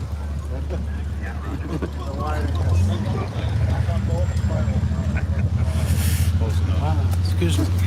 Why even do a mag cut?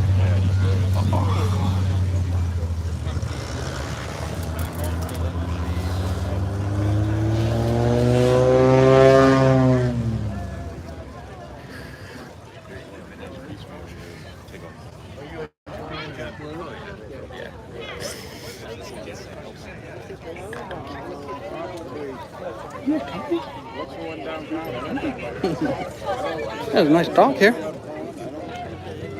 Hello, doggy.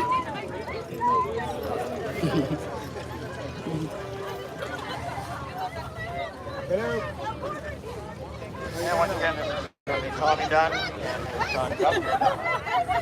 Tommy's probably So funny. He is like, I know.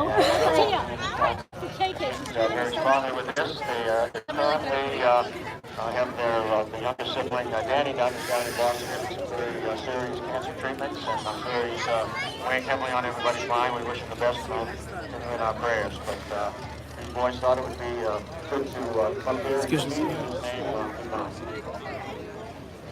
I know one of them down in Boston, cancer treatment, so these guys are doing it.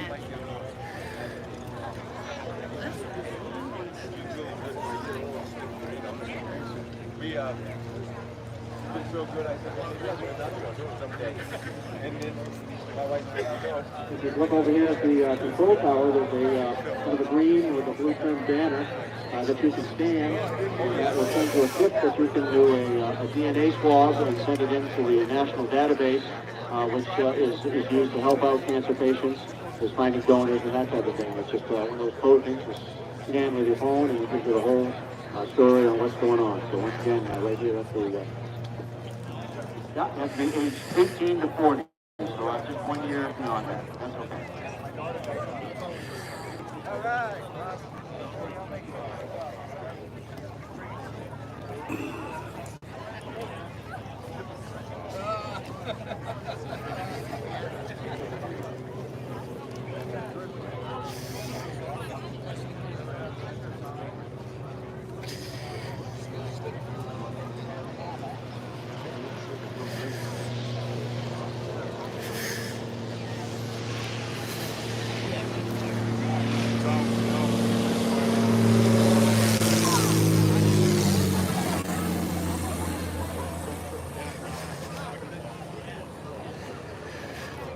Okay, you see anybody you know? People love come out and watch the air show, seaplane show. And keep in mind, after the pros get done with this event, the amateurs are going to step up. They're watching closely on shore. And we have 3 teams signed up for the amateur event, and that should be great. Give them a little experience. They'll find out it's not quite as easy as it looks. Okay, CT, thank you. We'll see you later, a little bit later.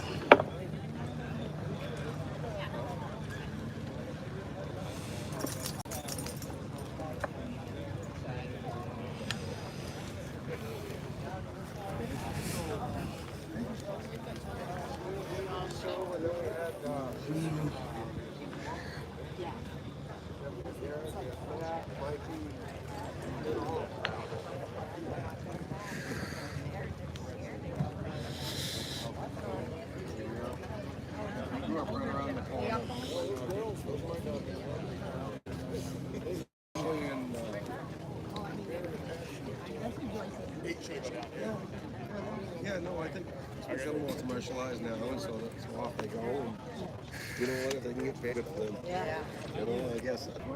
Yeah. Ready to roll? Oh, I do. Okay, we're ready to roll. 3, 2, 1, go! Junction, Virginia. Then he went from there, south of Virginia, then from there to Florida. Got up and up here.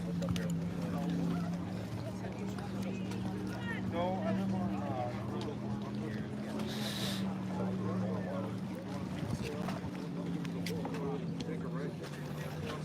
no, it's after. Tell us what before. So keep going towards like Outback.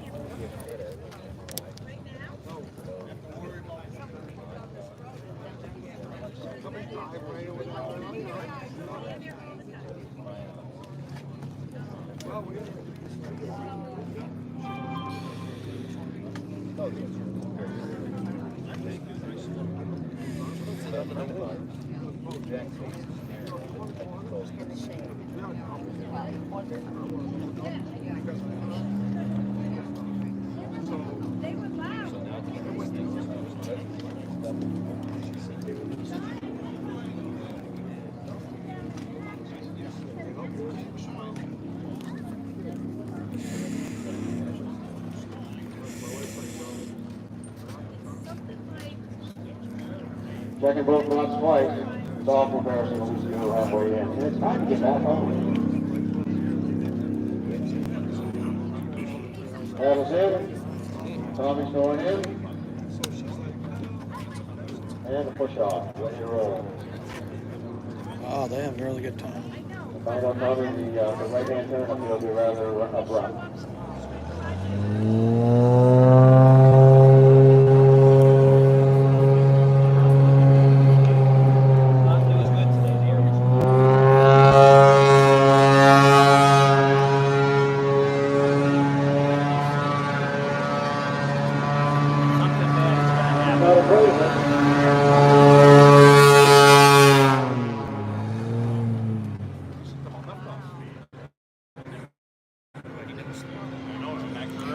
Yeah, I think, Johnny, this is the, you guys are really fast.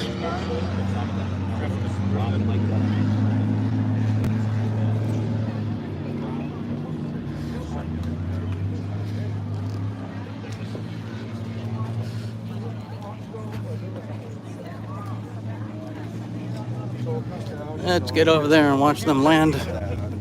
That was my access to the pond. I'm like, I always ask people before we go into the pond. Oh, the one thing I meant to tell Sally.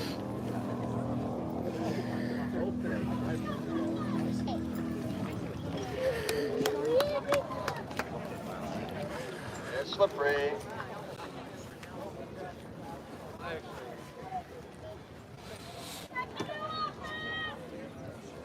There we go.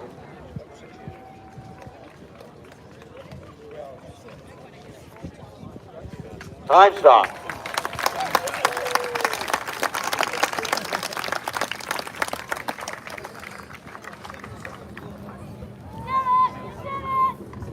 Time was 3 minutes, 35 seconds. Oh. Great job, guys. Up next will be Randy Streetbeck and Allison Wheaton in the ball. Randy and Allison getting to the plane.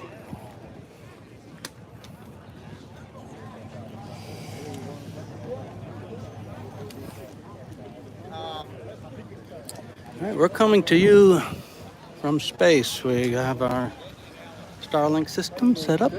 There it is. Remote and mobile. Remote and Starlink. All due to Elon Musk. Constellation.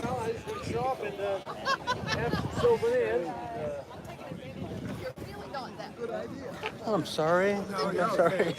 I apologize. You gotta really watch your tripod. You gotta watch where you're standing. He also uses it to take pictures.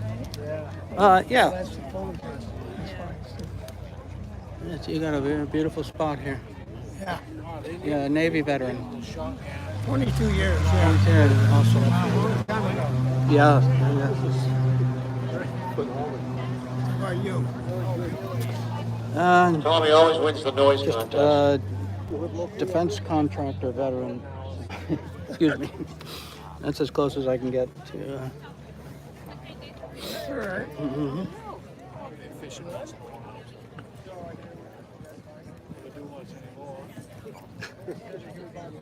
Let's go boating, my buddy called. Let's go boating. And just down around the point, I see the mall coming out with Allison as the pilot. I think the secret to that was flying a canoe was fast. His canoe. Well, it was another father-son deal. I think he was older. Oh, okay. contagious You know, like you this. just And don't know how to keep it flying, so we going. went fishing. Guys, happy flying. Yeah, you too. Take The care. middle team was the younger son. Big one? Yeah. Some dad did a touch and go, touch and splash right behind him. Whoa. No man late. I go, hey, Bob, it's coming. Oh, he's coming down again. Whoa, man, he's going to swamp us. He doesn't. 2 holes, no? Perfect. Unreal. Touch and go and he was away. And he's away. Unbelievable. Yeah. That's a memory you won't forget. Yeah, I wish I had a good camera on that. Oh, I know. You know what he thinks we could fit more on the shoot?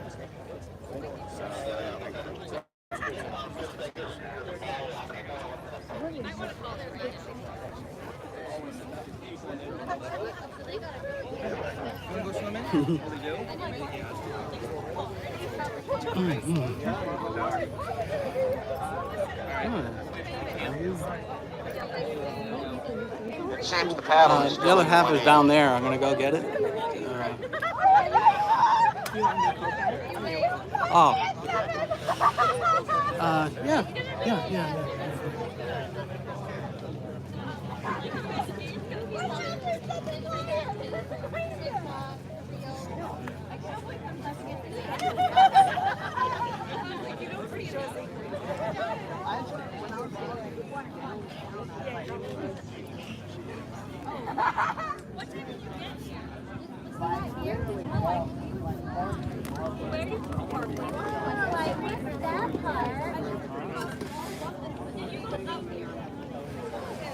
When you turned it on, you like, it was like a shock that he was here, and then a shock that We're gonna go off the air for about 20 or 30 seconds, and we'll be right back. right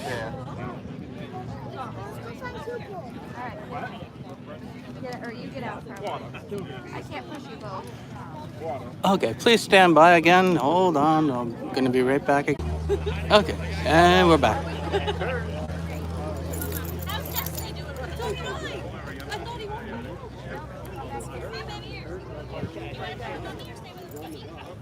You're good. We're trying to get. You gonna stay with me, babe? Okay, you stay with me, babe. I'll call you. Buddy.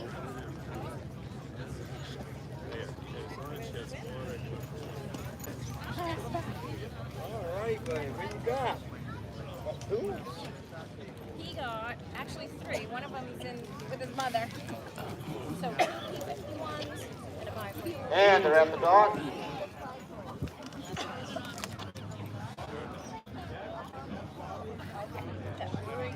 Oh my gosh, sweaty, gross. Randy's happiest when he's in competition, especially against Tommy Dunn. So, is this still the first round? Okay. And did you ever? And on deck ever next say is going to what be Jeff Irwin and Amy Gesh. Jeff Irwin and Amy Gesh in the Super Cup. Both of them had the first time in the canoe race. Amy's, of course, representative from Whitbear. Actually, she's about bathing soon. Instead of changing clothes, it's close enough. Yeah, we gotta keep our trash to ourselves. We don't throw it on the ground, don't we? No, we're gonna put it right in here.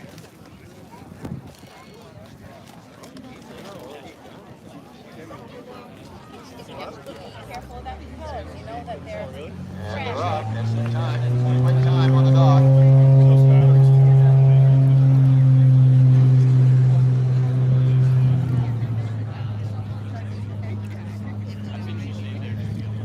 Again, right hand turn. Well, going against the board. It's all or nothing.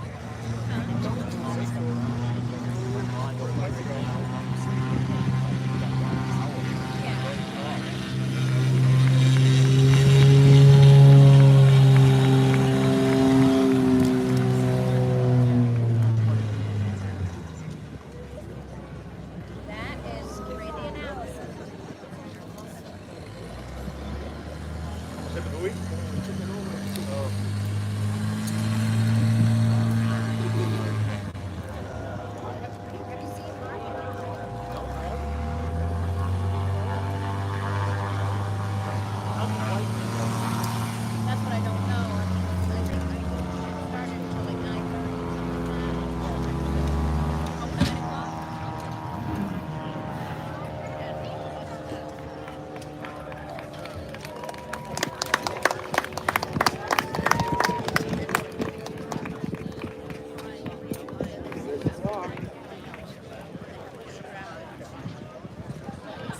comes the paddle.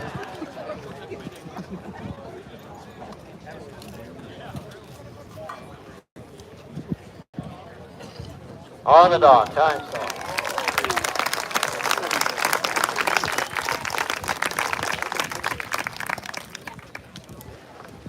Time is 4 minutes, 17 seconds. 2 seconds good for second place. Great job, guys. And repeat the times once again. Brian Dunn, Jimmy Dunn, 4:19. Bill Dunn, Austin Dunn, 4:35. Tommy Dunn, 3:35. And Randy and Allison, 4:17. Up next, we have our amateur canoe paddlers or canoe racers. Better than professional.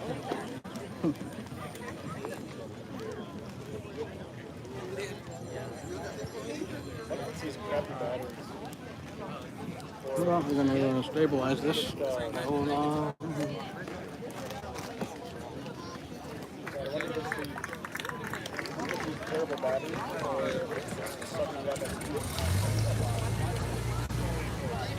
All right, careful. Careful.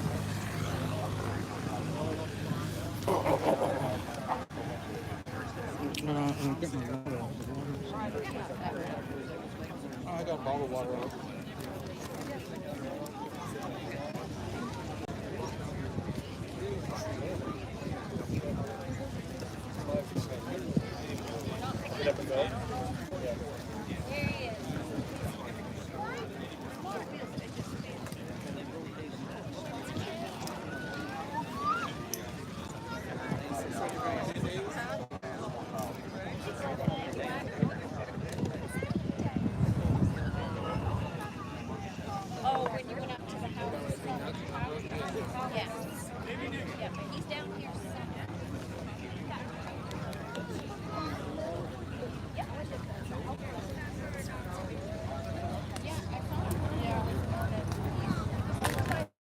Yeah, they will.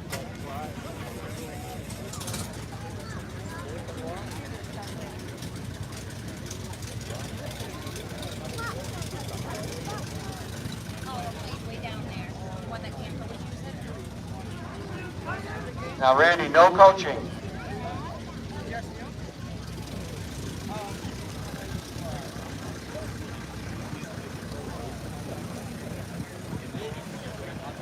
No coaching. Randy's giving her advice.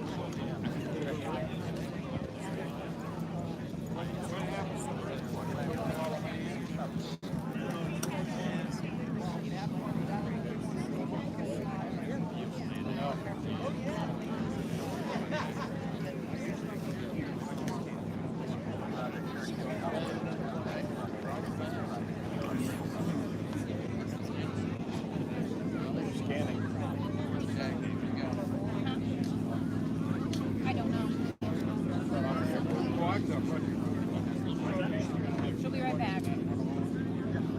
I got one set left.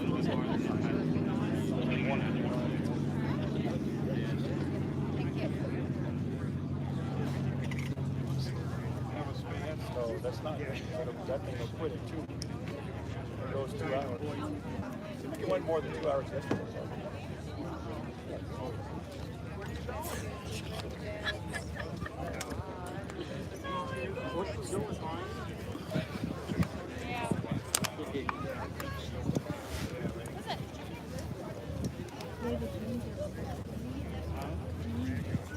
There's Dennis.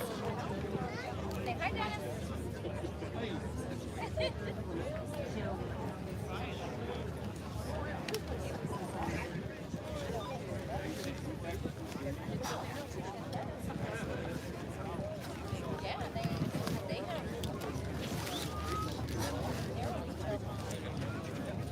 Amy, don't be nervous. It won't be on YouTube until tomorrow.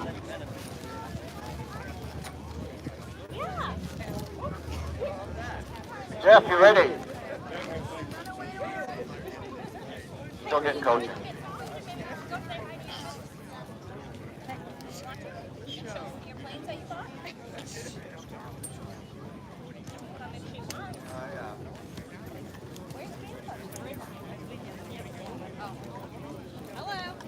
Okay, we ready? Randy, they ready down there? All set. Amy, you're good to go. Here comes the count. 3, 2, 1, 2. I know. Fall in. I'm like a crap. No, I don't say. Alright, come on, buddy. You can ask me if he's coming, but not this time. I'm gonna wait for camp, okay? But I'll come next time. Oh, honey, I'm leaving now and I want you to come over so that we can. He's been out here, like, to Maine to visit. We'll come back. And then he agreed to come out here, but he's never come here. You know, I'm like, I know, it's crazy. The arm went by there. Find any place to park. I'll run down and get you.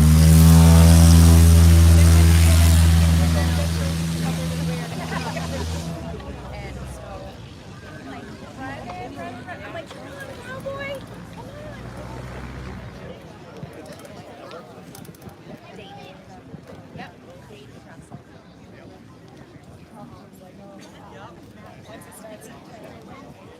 Yeah, he answers to that. It's back all day long. You lose your momentum and that will lose. They're doing a great job. Slow and steady wins the race.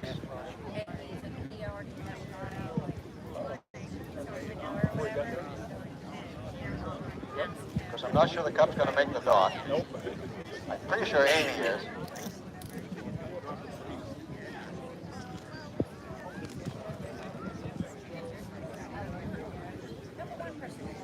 Okay? I told him I'm going to make you a list. And this is going to be the list you never tell me. There he goes. He's got it. He's got it.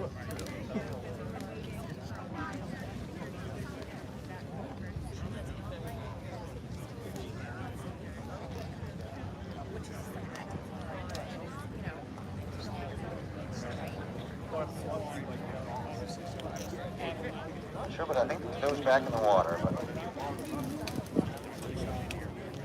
it doesn't weigh as much full of water anyway.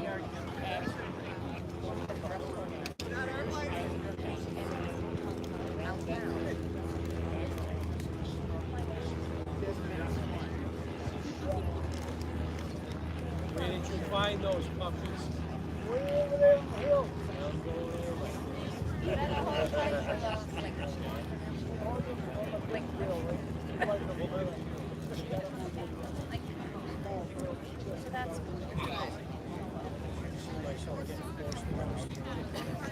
Not yours. Oh, the red dogs, yeah.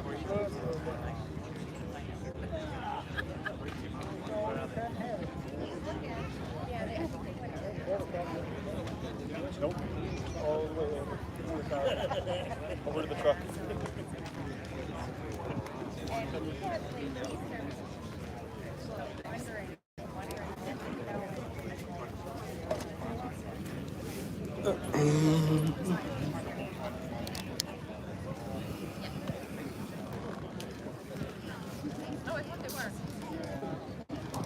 Huh? Hello, everybody. This is Mike again. You're live streaming Mike from Boston and Maine live, and took a little break to talk to some people. And look what's happening there. This is the fourth contestant. Bushwhack canoe race here in Greenville, Maine, Moosehead Lake. 48th annual Seaplane Fly.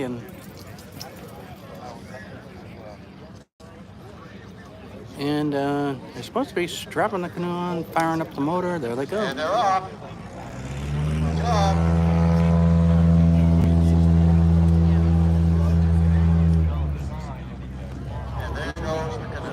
Canoe fell off. Oh, this is oh no. Oh, well, that about ends their chances. Oh boy. Oh boy. Well, can't be too happy about that.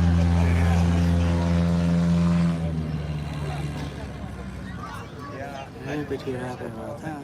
I never heard that one.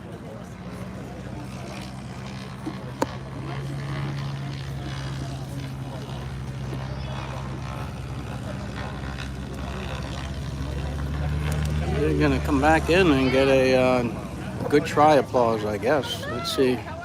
Coming back empty-handed.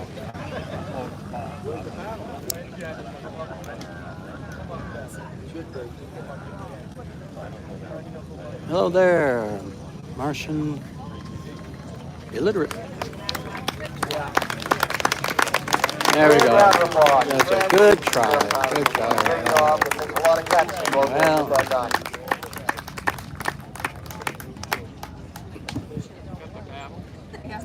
you got the paddle. I don't know where the canoe is.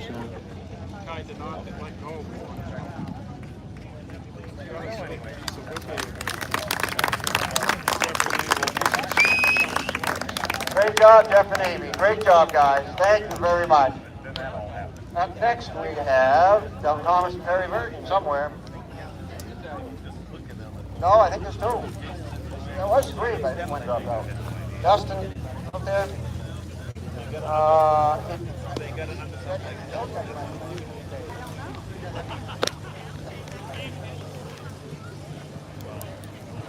Looks like it's going to be Dave Aldrich and Wayne Hathaway. Dave Aldrich and Wayne Hathaway.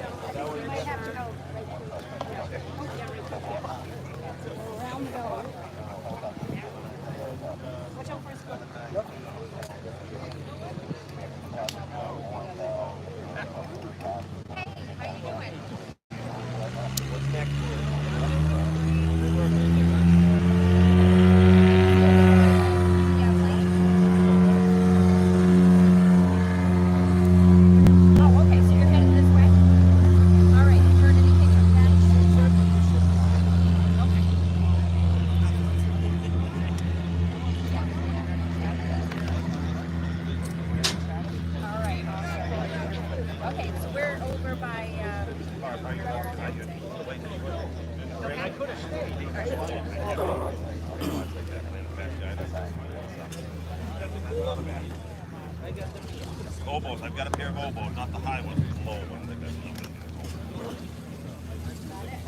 But I rotate between teams, oboes. I'm trying to get you a shade block. You can see it works.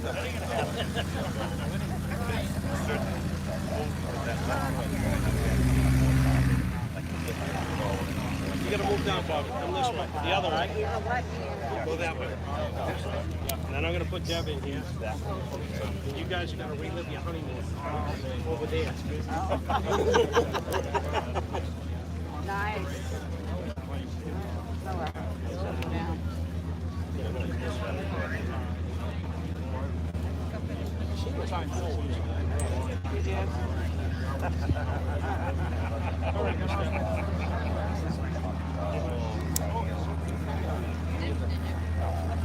How's it going? Not at all. I figure if we, We came a little late to the Lotus thing yesterday. You were watching We had already eaten lunch when we walked over and I heard it. I knew we were pulling out when we pulled in. I was going to. Oh. So are you gonna spend any of that? Yeah. Takeoff and yeah. Well, you gotta beat it this year.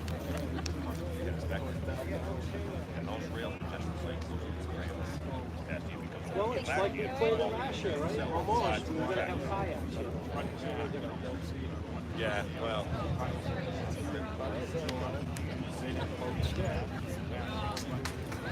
Driving over here, you see, it'll be a little more fun to make.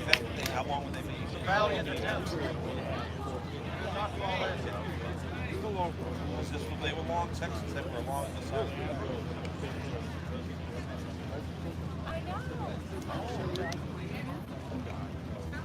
Now that being the distinctive sound of a helicopter you see here coming from behind the tree line, that being a twin rotor bladed aircraft, a Bell 206 Long Ranger L3 model. I believe this one was built in 1986. It's owned by Mr. Telford Allen III, who keeps it up here at Greenville Airport. So he lives in Florida for about half the time of the year. He's the son of legendary aviator Telford Allen Jr., who was one of the founding members of the International Seaplane Fly, and also an aviation business magnate who started Telford Aviation out of Bangor, Maine.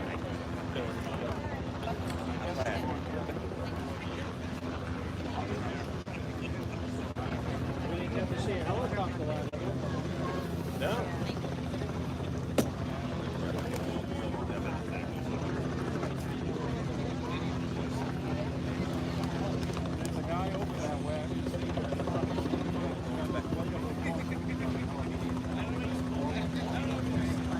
Those of you who signed up for registration probably got a fly-in program.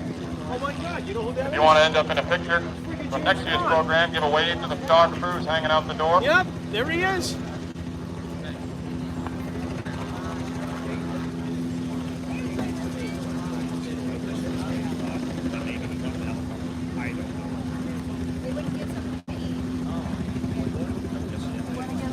He's bringing it right low. I'm going to say it's only about 20 or so feet off the water.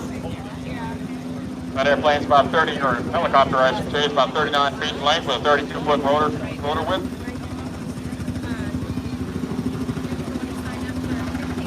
And I believe that's got an Allison turboshaft engine in it.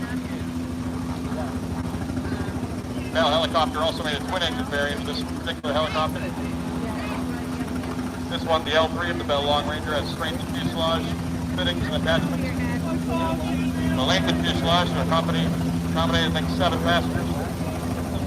And give a wave to Bob Hirschberg of Scruffy Productions. He does the Seaplane calendar every year. You can buy one of his photographs or DVDs in the back right-hand corner of the fish and game hanger. You can also buy things like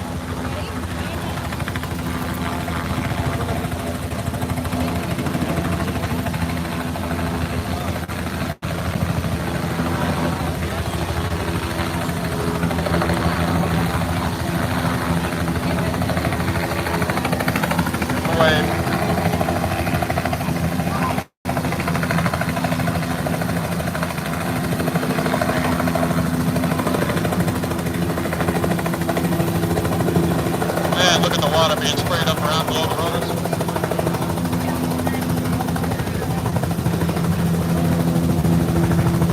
That being the Bell 206 Long Ranger.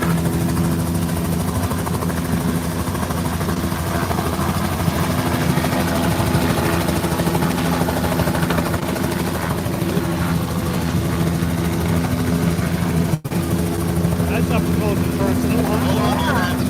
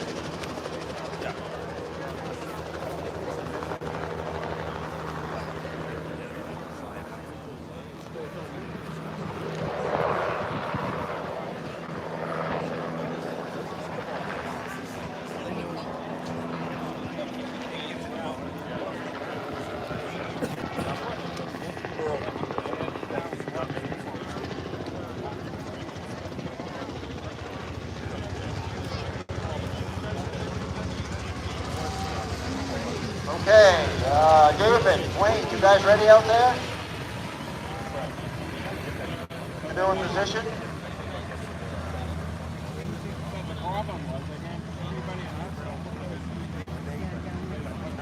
Randy's got to give him a few final words of encouragement.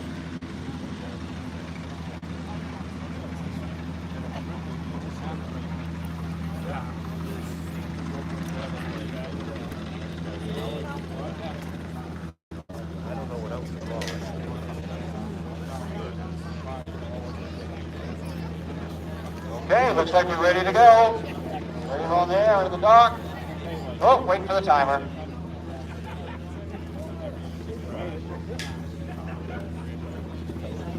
Okay, guys, here comes the count. 3, 2, 1, go! It's down there. Nope, no, you're not. A lot of people down there. Wait, is that your first time in a canoe?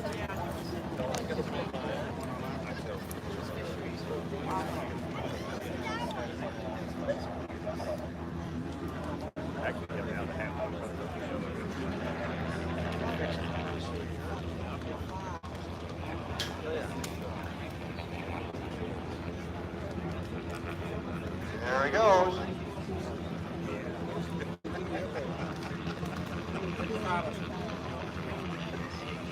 I gotta go.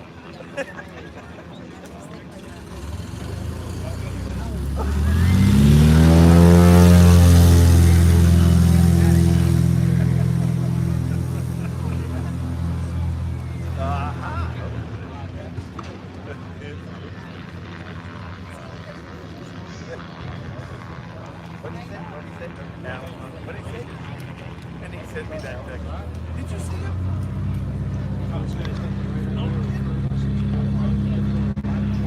Which one do you got? No? And he's out to the dock. The airplane's coming in. These guys came prepared. They've been watching YouTube.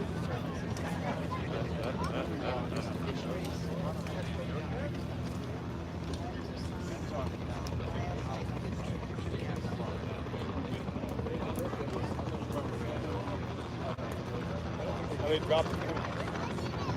He lost the canoe. Fell off.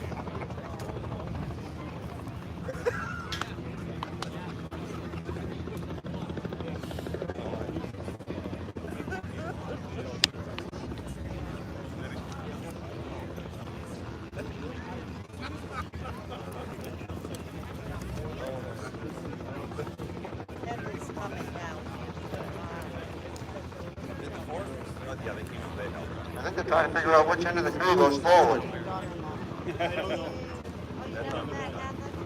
Tying stuff. Are they coming right here?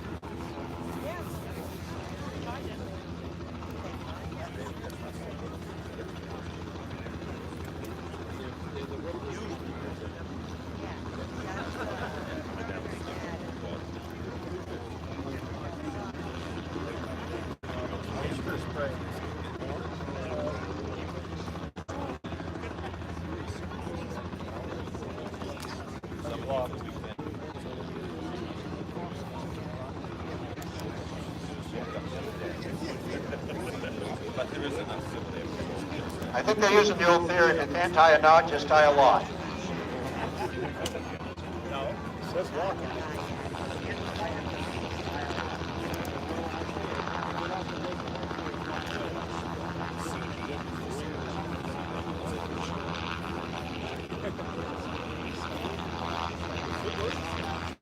Looking good, they're climbing in.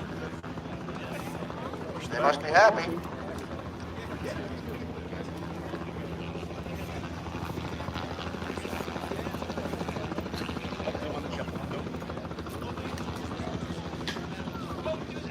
Uh-oh.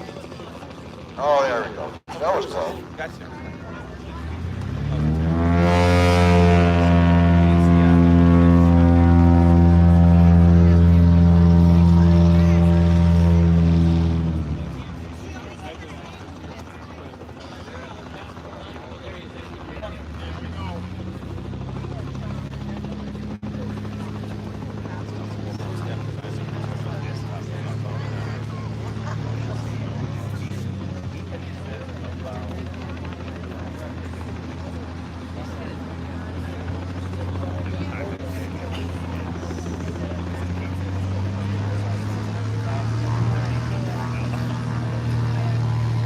we have a conflict out here, we'll adjust.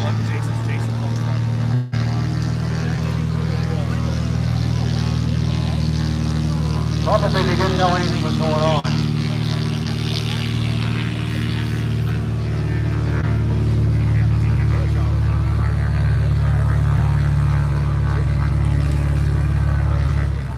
Yeah, crisis avoided.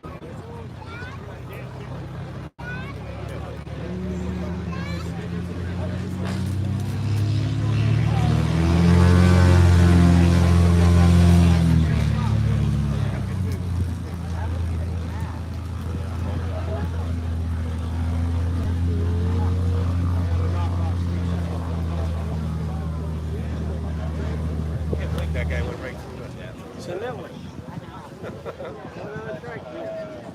And here they come to the dock, waiting for the propeller to start.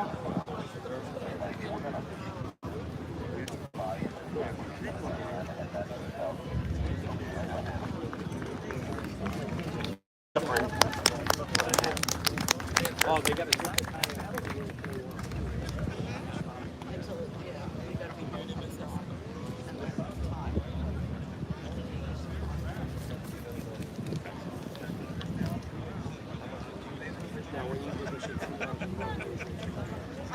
Anybody got a knife? There we go. Let's figure it out. There, time stop. Great job, guys. Thank you for coming. Time is 6 minutes, 4 seconds. 6 minutes and 4 seconds. They could tie it to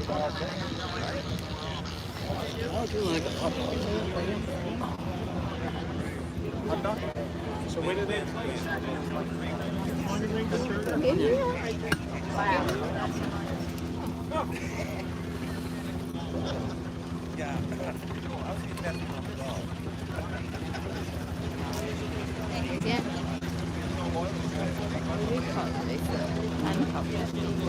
What was it? Yeah. They fly very low.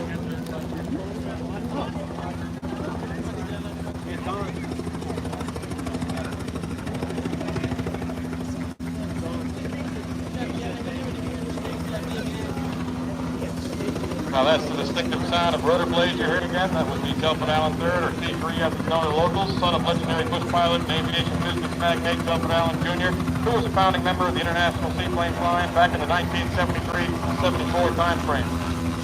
T3 is also a past fly-in president of the board. That aircraft is a 1986 Bell 206L3 Long Ranger powered by an Allison 250 C28 turboshaft engine. It comes from a family of two-bladed single-engine helicopters manufactured by Bell Helicopter and its Maribel, Quebec plant. Originally developed as the Bell YO4H for the United States Army's Flight Observation Helicopter Program.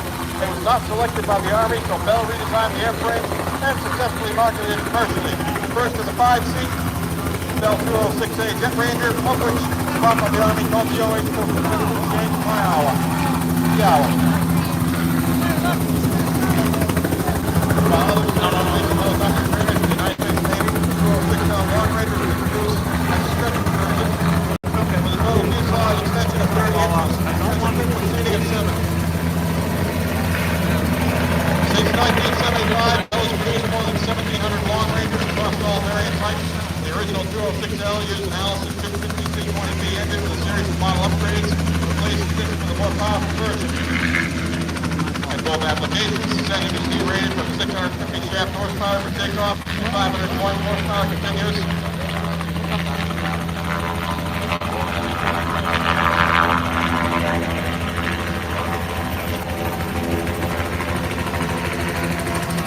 The one you see here is transmission limited to 435 horsepower for takeoff and G-rated.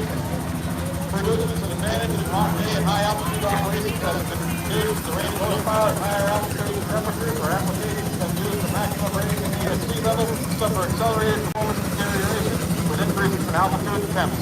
In 2007, Bell and I upgraded the 206 Long Range 3 that includes strengthened airframe structural components, a new tail boom, improved transmission, and a gross weight increase of 300 pounds over the initial max takeoff weight of 3,350 pounds. It's 39 feet long with a main rotor diameter of 33 feet and a maximum speed of around 120 knots with a range of up to 430 miles.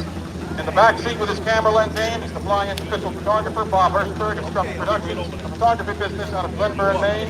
Bob is shooting pictures for next year's Fly-In program.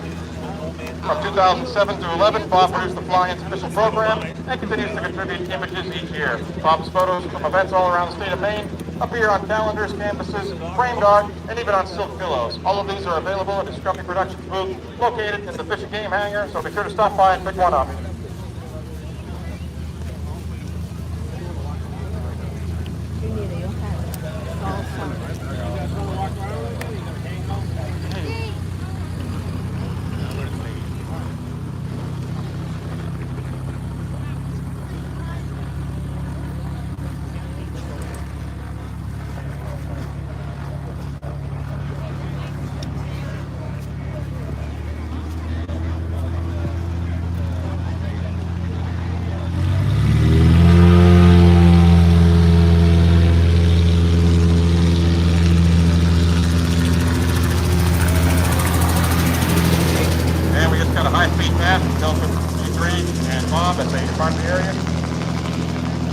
Up next, we're going to get prepared for our Meet the Pilot event. This is our second year running, doing this great opportunity. Last year, we decided to implement a new event called Meet the Pilot with the goal of bringing the International Seaplane Fly into you, in a sense.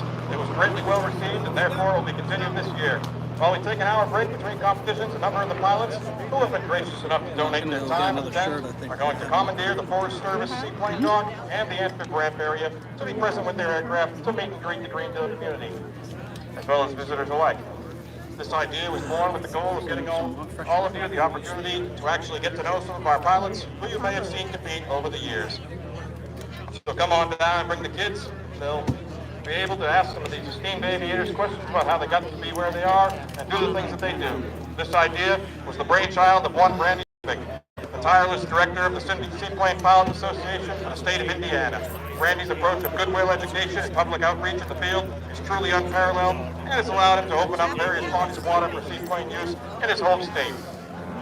One of his outreach efforts is an annual fly-in on the shores of Lake James in Angola, Indiana, on the lawn of a historic inn where participating pilots share their aircraft with the general public for a fun day of activities, including seaplane rides that are raffled off to lucky riders. It was his suggestion to the board here at the International Seaplane Fly to implement a similar type of opportunity for the Greenville community. So feel free to ask questions, learn where these pilots are from, and allow them to share some stories. Get an up-close, maintained aircraft. Heck, why not even take a picture with them to preserve today's memories.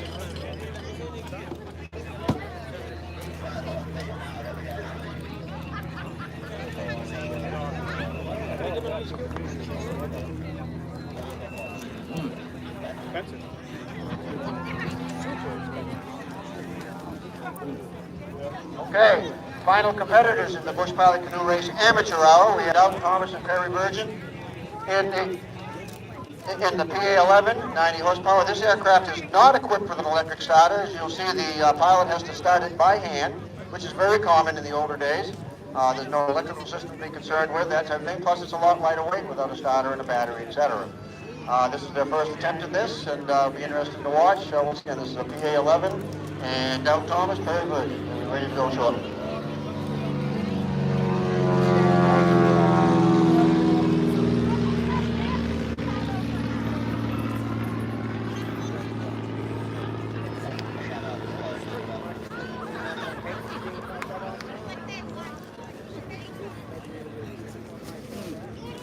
Before I do that, I'm gonna bring it over here because we're doing something special.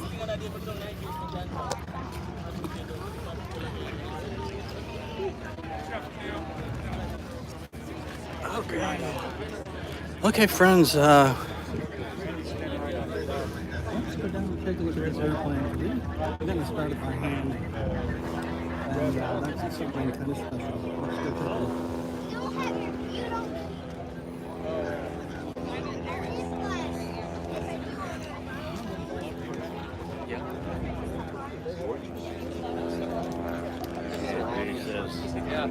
Quick dry and all that. Yeah. Big wedge. Yeah.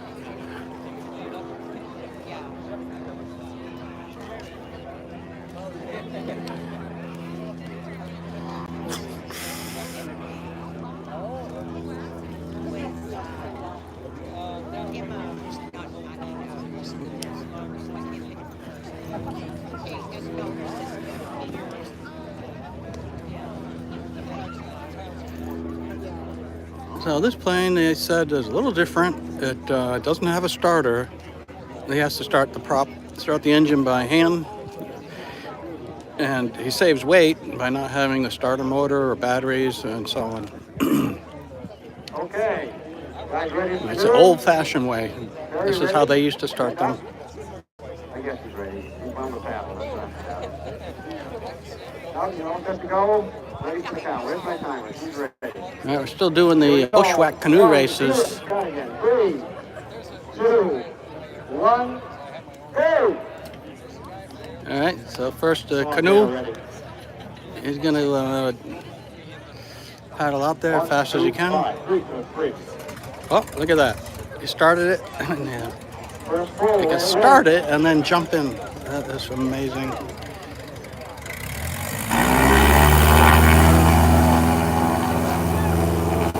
The canoe paddler got off to a slow start. He's got to move. Oh my God, it's going to take forever.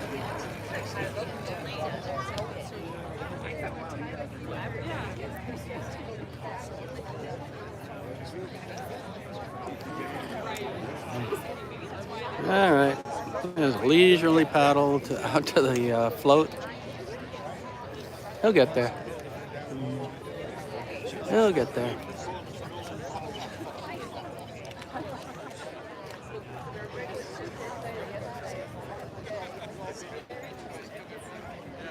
I'm gonna walk over and get a little better position. The last time we had planned to come, it was very pouring. I'll do it in a minute, too. Hey, Bruce.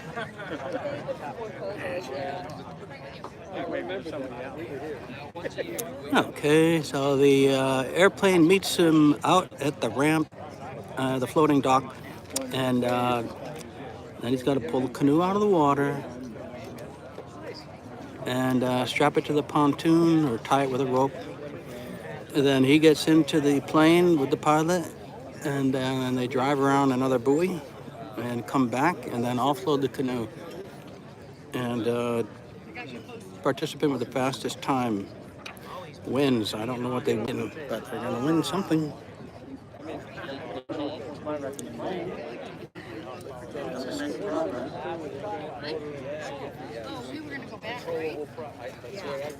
Yeah. And you know, it's the only reason I can make a mistake and go so you don't remember.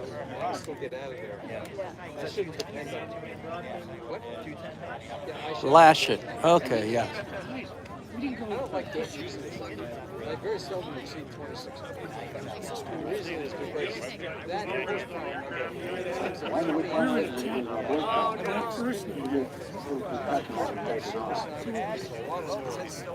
Scott, where did Scotty go? 360 Continental. Yeah. No, it's not Ford.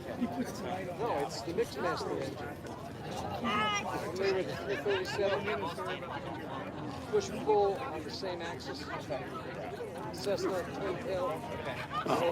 While they're doing that, let's take a look back. This is son has been relentless. But, people are hanging out. There's a hangar with vendors, and there's hot dogs and hamburgers cooking over there. That's the smoke. Oh, here we go. Here we go. It's got to go around that red buoy.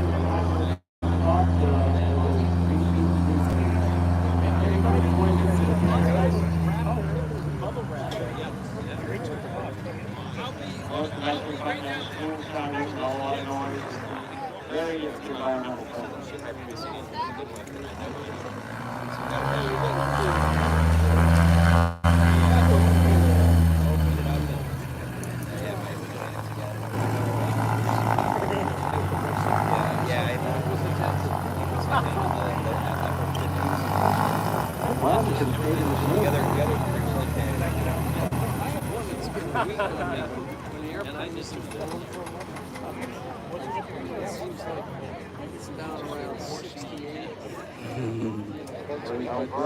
Don't worry about it flying. You ever read the, I will when the fuel comes down. It's $8 a gallon. Oh, is it really average? 6. And time to start. Kickoff, guys. That's a good price. Could be almost worth flying up here to get That does not look easy. That does not. 38 seconds. Great job. That is not easy to do. Just try paddling a canoe fast. It's not easy.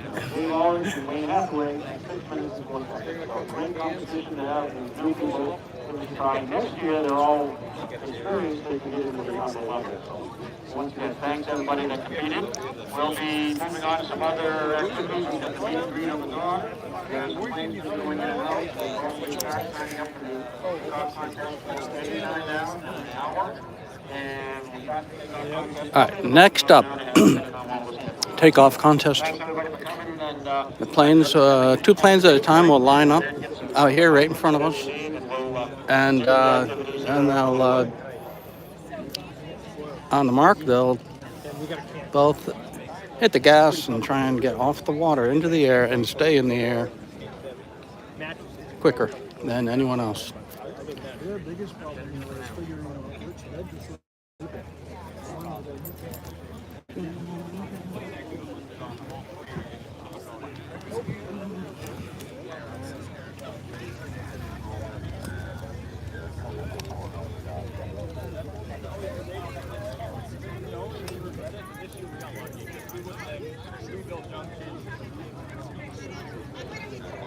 All right, now I'm going back out to the,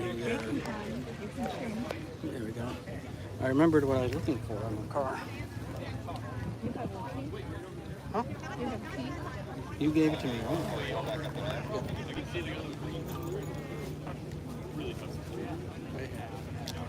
I think I know where you're going. With that teal top. Okay, we're gonna drop off line for about 10 seconds and be right back.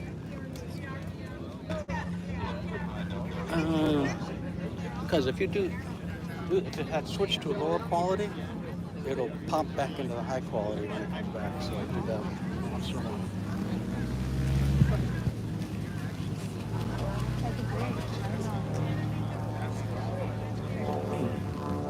Yeah, hold on. Once again, for those of you in the crowd who ever want to get up close and personal with a number of our competition pilots and their aircraft, be sure to make your way down to the main floor of the service Seaplane dock, where we've been launching aircraft for the Bush Pilot Canoe race for the last half hour, hour or so, and you'll be able to go down, ask some questions about them, where they're from, what they do. Be able to learn about the opportunities in the world of aviation. So one day you could be doing this yourself.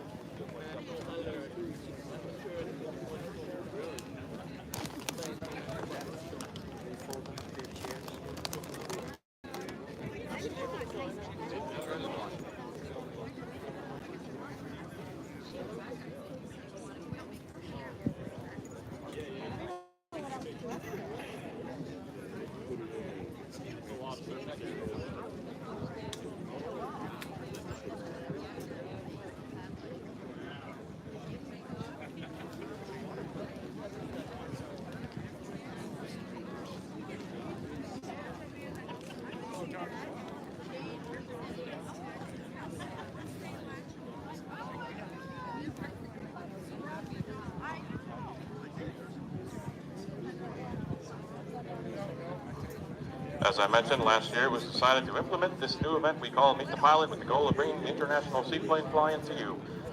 It was greatly well received, and therefore we're continuing it just right now.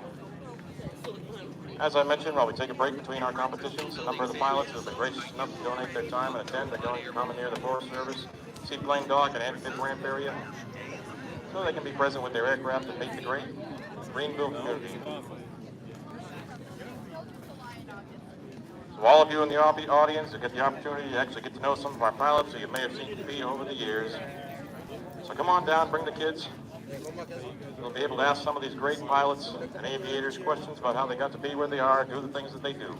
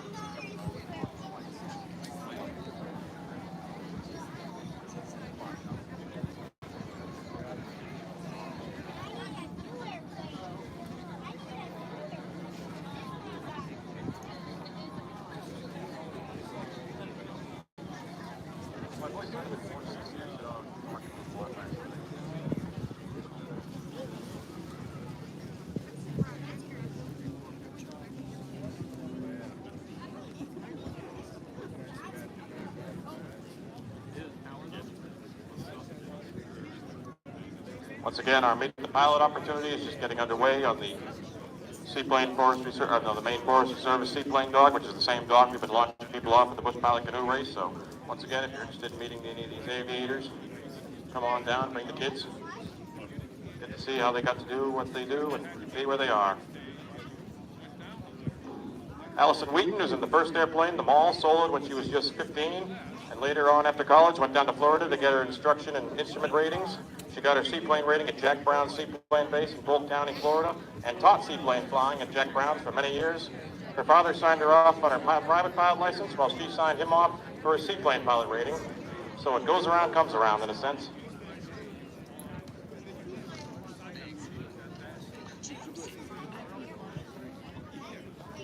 Later on, she went to work for Kenmore Air out in Seattle, taught for them before flying to the Havilland Beaver for their scheduled charter service for a couple of summers in a row, and had an amazing experience with the aviation world.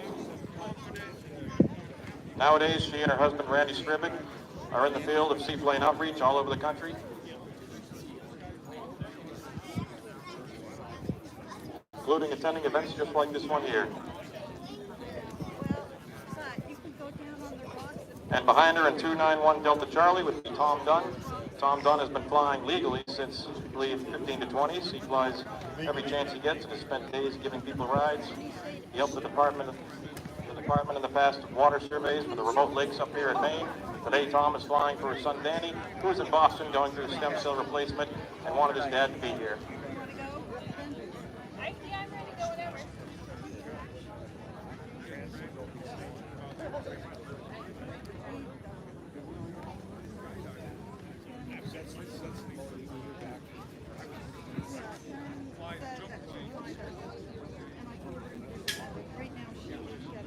A former student, Allison, who is now an airline captain and former U.S. Air Force instructor, says that Allison is qualified as one of the best instructors in all of aviation.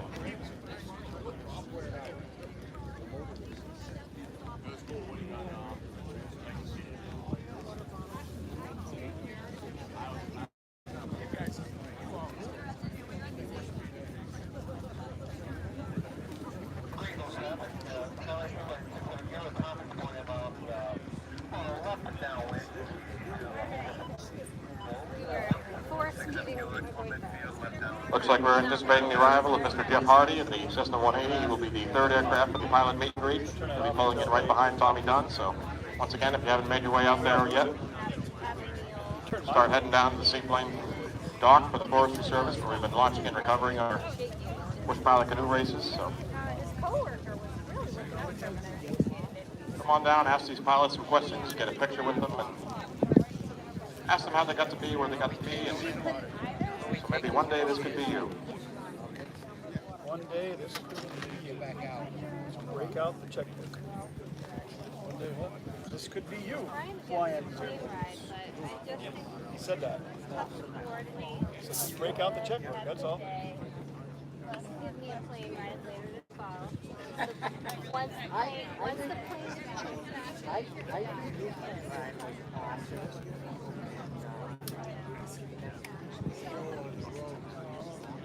now that I've started thinking about the dogs.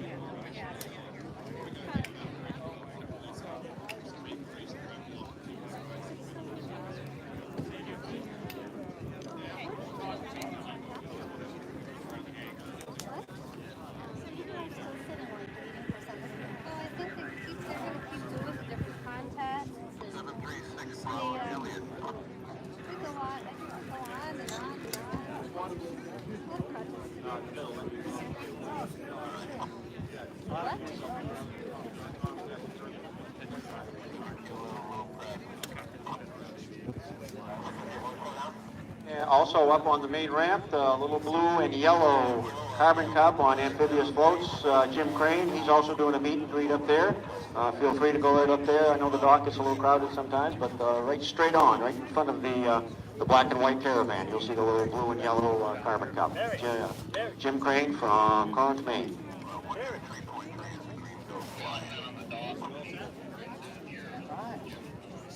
Jim Crane has been the champion of many Northeast Stoll competitions and has also competed at events such as Sun and Fun, the International Flying and Air Expo. He also organizes the Wings for Wishes flyout event benefiting numerous charities. They, I believe, did landings at Old Orchard Beach a couple of years ago, as well as the Charles A. Chase Memorial Airport in Dover Foxcroft, Maine. Truly a great member of our community.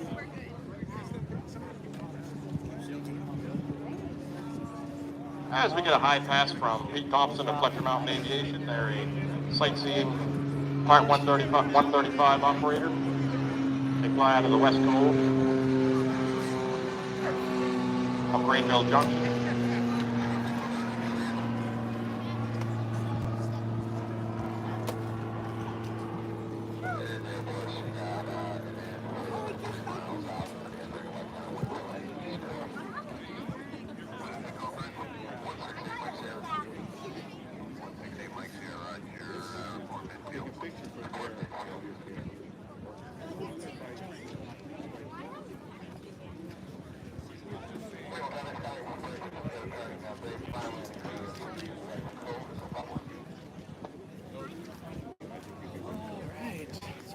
Thanks for waiting. I found what I needed.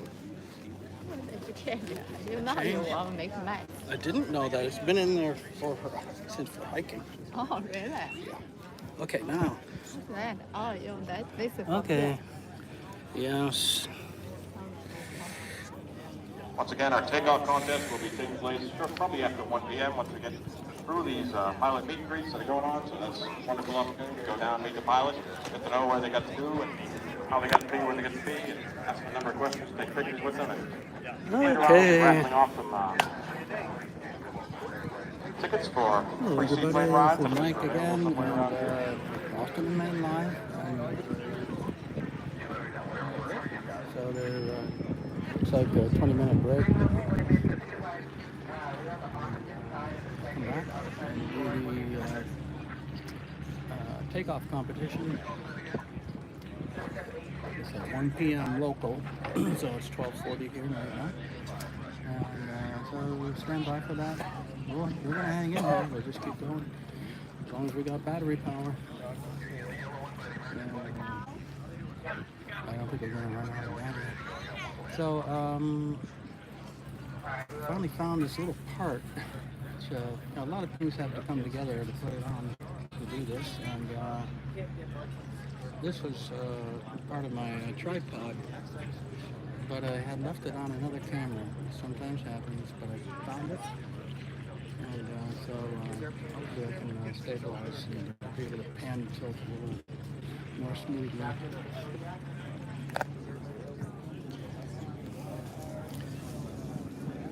And I got to remember to talk louder when I'm in front of the camera because it doesn't,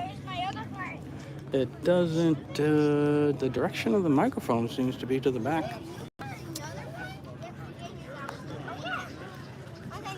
Yeah, you just hold that and just hold it steady for a little while. You know it. That's right. Extra rooftop air show chairs. Right here. I was gonna look for those cables though.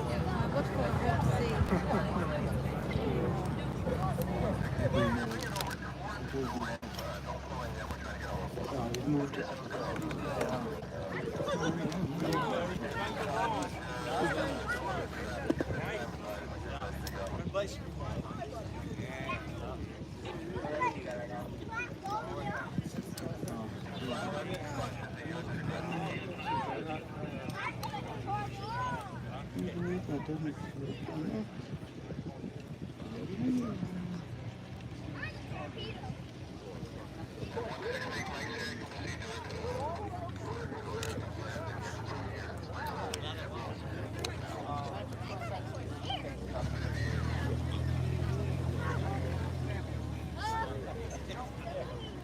Be careful.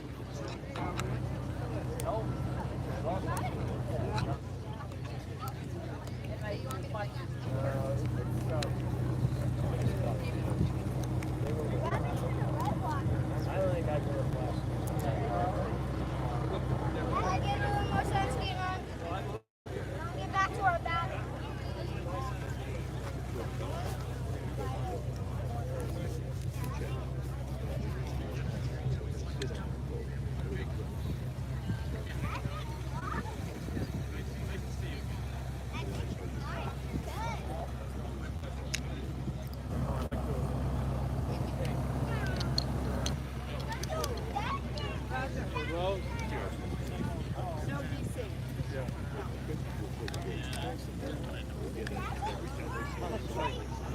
Thank you, Jim.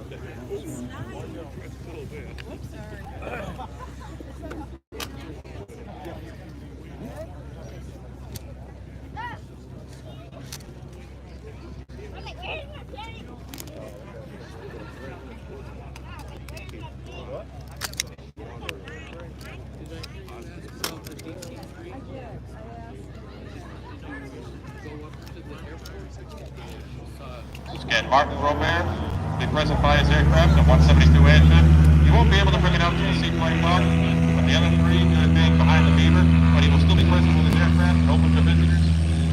Great guy to talk to. Martin Robert works as the sales manager, junior president at Bel Air Aviation, an aircraft sales and services company that was founded in 1965. They're part of the sales team within the sales department based within Blackula. Beautiful airplane. I was able to get a ride in it, so Go say hi to Mark. He'll be behind his Amphib 172. I believe that was his nephew's airplane that he's in. On Amphibs, it's behind the Turbine Beaver. You won't be able to bring it out on the ramp, but go ahead and visit him. See how he's doing. This is my nephew Philip. He lives in Middleborough. Water or another one? I think it's cake and Oh, nice.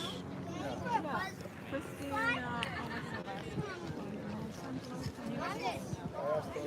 No, it's fine. I went to school with Yeah, hold on. I have to get something.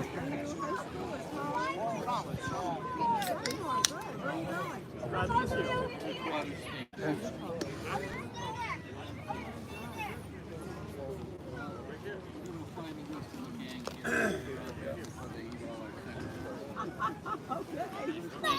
You can also go talk to Chris Kane. He'll be present by the Quest Aircraft Kodiak. I believe the aircraft will be open up just open to see for visitors to go look at. Won't be doing rides later, but we'll still go up, visit with the crew, and talk about the aircraft and get a picture, maybe see inside. We'll also be selling tickets over by Mark Robert's aircraft, so if you're interested in staying around until after we do our takeoff competition, you may hear your name drawn. If you want to get a free or raffle-off ride to Seaplane, a great opportunity to see the Moosehead Lakes region from the air. For those of you who haven't done so already, it's a whole different world up there. Truly, the 100-mile wilderness north of this is about as close to Alaska as you can get in the lower 48.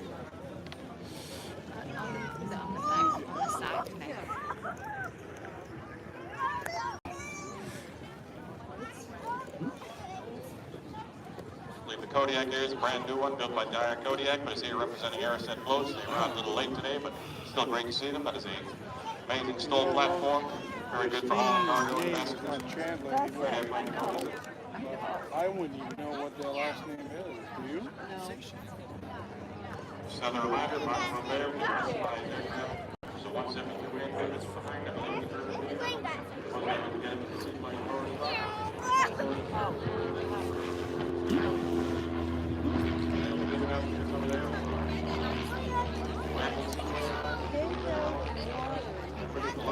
Okay, I'm good then. Put sunscreen here. Yep.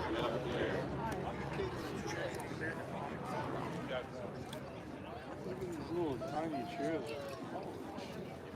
Oh, that's deep chair. Is that big enough? But this here, Adult? Or those kids? I don't know.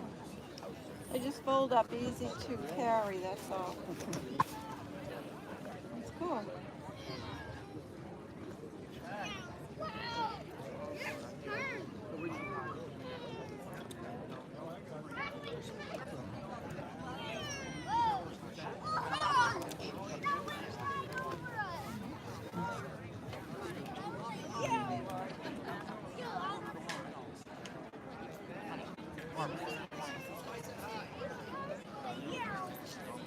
You got the sandwich. What is it that we like that we get at the fairs? I can't remember. See, they don't have that raft out there anymore. How the guy used to go out and do it. Oh, yeah. There's a raft over there. There is a raft. It's just not right in the middle.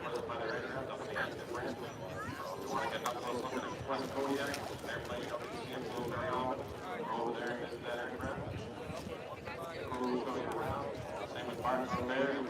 He's pleasure to talk to you about any aircraft and the flying that he does. The aircraft Let's go sit down and listen to talking. There's also a way to get a ticket for our Seaplane raffle ride, which we'll later say. Just a reminder though, you should buy a ticket to see you around later. So we get done with our takeoff competition. Call your name. All right.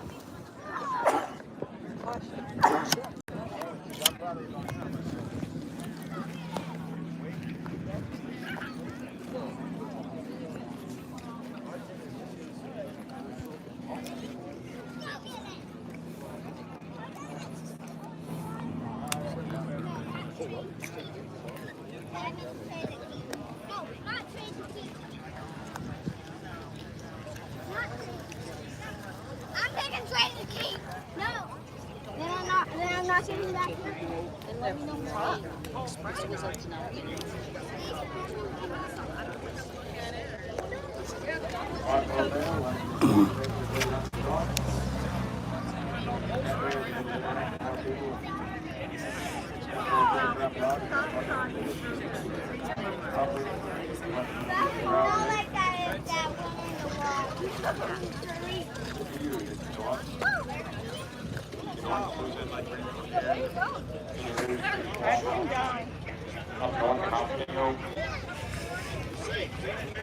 Brown bird jacket.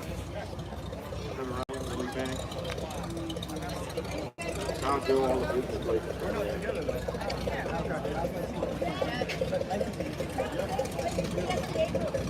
Do you want to go down now? Okay.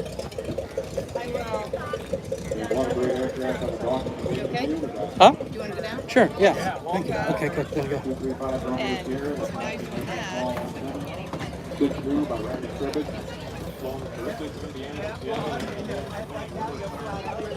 How are you guys? Check it? Huh? What's that yet? Oh, yeah. I can't even be around. Yeah, you're going to have to talk.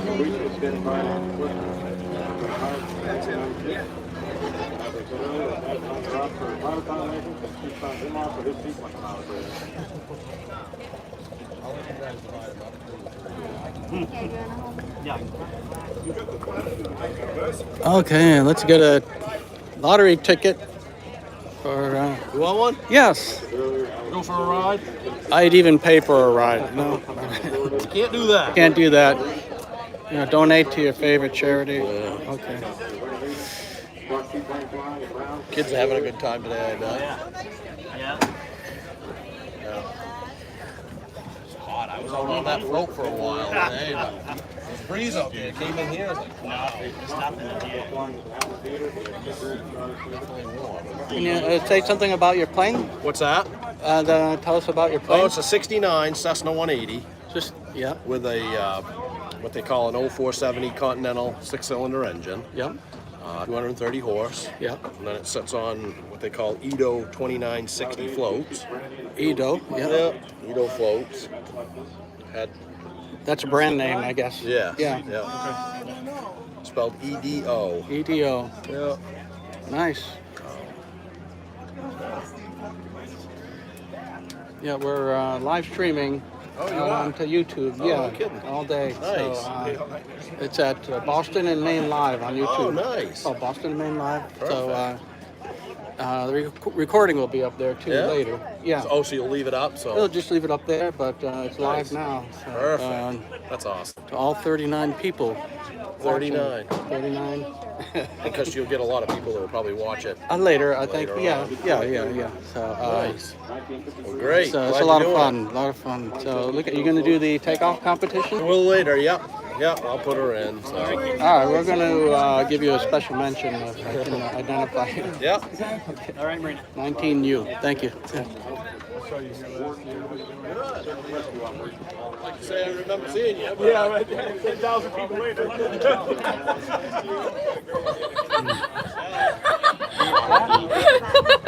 Oh my god.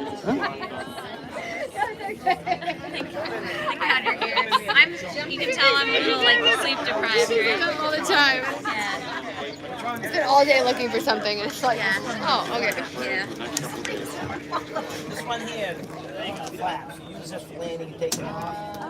Oh, Lights yeah. things out, it gives you more lift. All right, that's good to know. Take off. That's right. Dump all you got. Oh, sorry. And you just kind of leave it on there. All right, now you're seeing the flaps. The pilot is describing how things work. This is trim. Flying along. And say you want to climb. And instead of holding pressure on the wheel, you just trim that. And that moves the tail. So then you don't, basically, you can fly it without even moving. And then this one here is your water rack. That's your water rack. And if you get caught flying around with those down, it's expensive. All these guys here that fly all want a free beer. So we try not to do that. But it happens sometimes. Mm-hmm.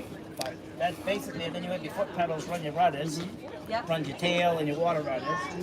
Good, yeah. And this just controls your wings and your elevators. Not much to it. Thank you. You know, once you get doing it, it's easy than driving a car.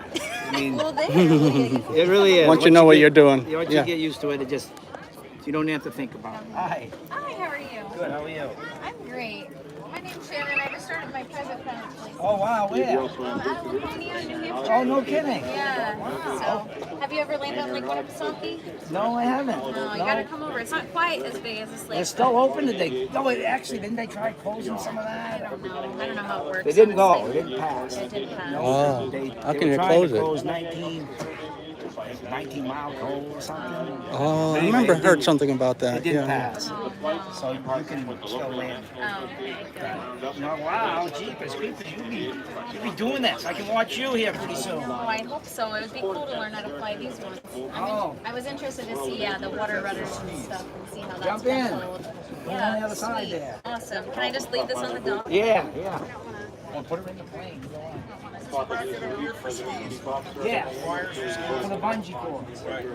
Yep, the bungees hold the skis up here and lift off. Or perhaps one for maybe you have an aviation.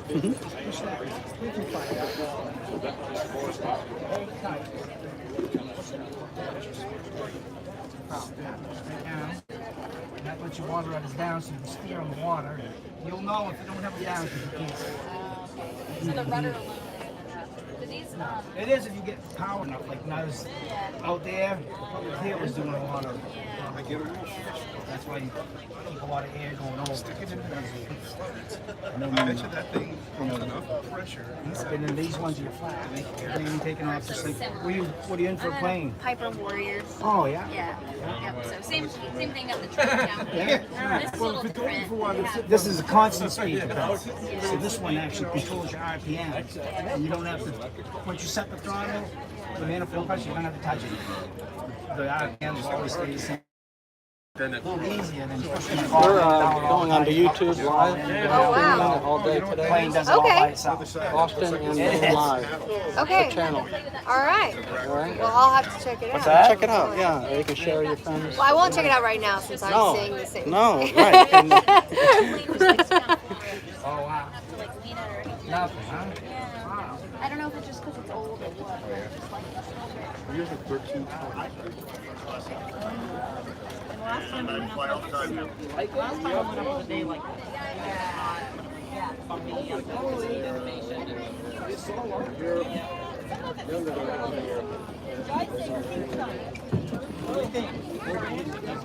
He didn't. What? Do you have any other questions? That's a good question. You want to look on the inside? Check out this one. It's different. It is different, yeah. It's still fabric like this. Yep. You're wet, but I'll sit in it. You can step up and look. We know for Greenville we can cut beans. Exactly. Yeah. In the same day. Exactly. I used to teach it. Oh, yeah? That's what I grew up with my dad. For all those years. Exactly. Oh, I love it.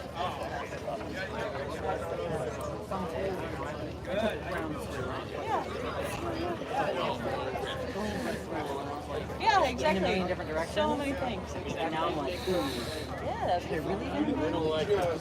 You know that's coming. You got a little kid in there. You know you can get. Oh yeah. You might want to put the flaps more than up too to give people a little more headroom when someone steps on, when your husband steps on. Oh, I know. I almost got whacked in the head by the aileron. The kid inside is flying the thing. It's funny. It played with it a little bit, and with the slopes, we have so much drag, but 3 degrees up doesn't really do anything. Oh. Easy hit, easy, gentle, easy. Nice and easy. I mean, if you keep it up, you're operating a lot like Brian Dunn. So you're just nice and easy, easy. Right? Yeah. No need for that. We have lots of done here already. All right, guys.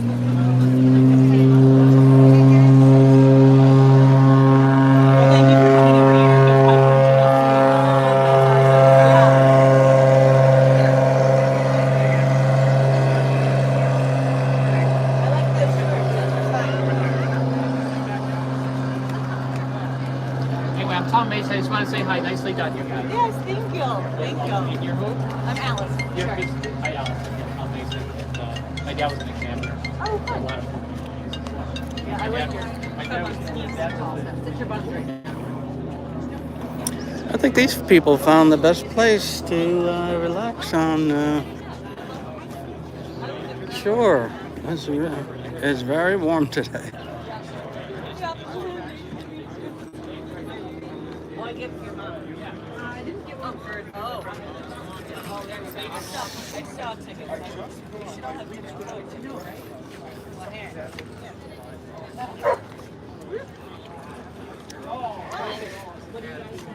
You are welcome. Nice to meet you.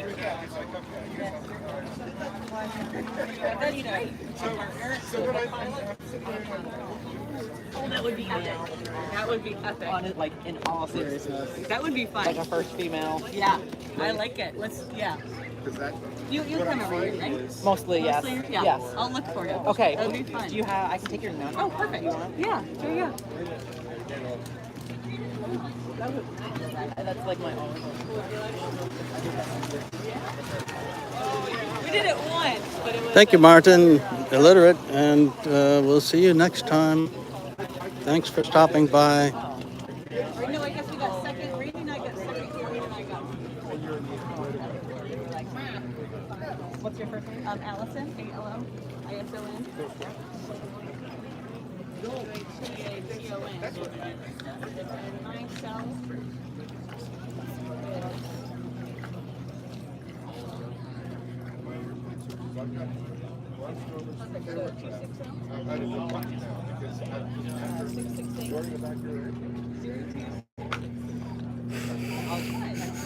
That would be right. Awesome.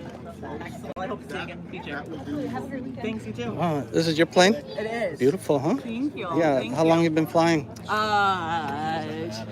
Since 95. 95. So, A long time. lots of That years. is a long time. I know. That's beautiful. I know. People ask me that thinking I'm going to say like 6 months. And I'm like, No. But float planes to start, or wheels? tail first? wheels. Tail wheels to start, and Yeah. then once I started teaching, I went to floats and. Yeah. And you're in this Greenville area? No, we're actually from Indiana. Indiana? Yeah. Oh, cool. Yeah, we're Yeah. here from Indiana. And Yeah. It's just a fun pilgrimage for us every year. Yeah. I like it. I think this is 15. Yeah. Wow. There was one year we didn't make it, but we came that year anyway. We came Oh. Yeah. This might come in. But here, I want you to come join me again. That would be fun. Yeah, can I win a... Absolutely. Can I Absolutely. like a winning one? That's right. Oh, here, let me. Okay. Oh, this one. This one. Okay, good. Thank you. Yes. Thank you. It's very, very helpful. I got a 750, 650, and all the Yeah. synthetic vision. Lots of buttons. It's very nice. Yeah. I know, especially when we were coming here and there's weather ahead, and we're like, I'm well. watching you guys. Well. You were over my house, remember? Oh, that's right. That's right. Is that like a 830 JPI? Yes. I have to see it. Yeah, it's Awesome. so much nicer. I just ordered camera injectors. Yeah. Is this a IO 540? No, it's It's a 235 carbureted. horse. Right. It's carbureted, so it's an old 540. Let's take a look. Okay. I have an IO 540. Oh, yeah. Okay, I just ordered ready for camera injectors takeoff. because I want to get my lean of heat more even. Oh, yeah. So Yeah, I know. that's pretty awesome. Well, you don't have autopilot, do you? Well, I am the autopilot. I know. You're the best computer around, biological. I know. It's exhausting. Yeah. Oh, awesome. Yeah, that's me, and we're live streaming today Oh, fun. to here, so Yeah. it'll be there to play back That's when fun. we're I'll done. send it to my dad. He'd like that. Yeah, you can watch right now. So, are you going to do the takeoff competition? Randy does the takeoff company. Yeah. I like our engine too well. I can't count. Oh, you can't do that. Don't do that. We're over the Adirondacks. I'm like, don't be nicer to this engine. Yeah. When you take off, do you always give it full power gradually, or I do. Yeah, that's really what you're supposed to do, right? Oh no. Yeah, I thought so. Yeah. Because you're not doing yourself a favor by being too kind to it on takeoff, right? Right. Yeah. Right, okay. Well, I flew radials for several years too, and they have lots Beavers. of yeah. I got to fly yeah. my first beaver last year. Aren't they great? It's amazing. It's like leading an elephant. They're like, okay. I landed at like, Yeah. I landed at like 35 There's knots, a- maybe 40. there's a fellow that- It was so slow. Yeah, exactly. Here, I'll get you one too. There's someone in Seattle Yeah. that flies beavers. He has a YouTube channel. Oh, yeah? And he gives commentary, and you get to fly with him. Oh, that's fun. And listen to it. And, They build some really beautiful nice. beavers out there. Yeah. Hey, wait so- when you go past the restricted area. Yes, exactly. Now we know who it is. Yeah, I've got it. I gotta give it a ride. Oh, Carmen is filling fuel tanks. Where? Yeah. Thank you. Thank you. Is this really rambunctious young fellow? Remember that? Yes. The sun went around the point, so I moved it.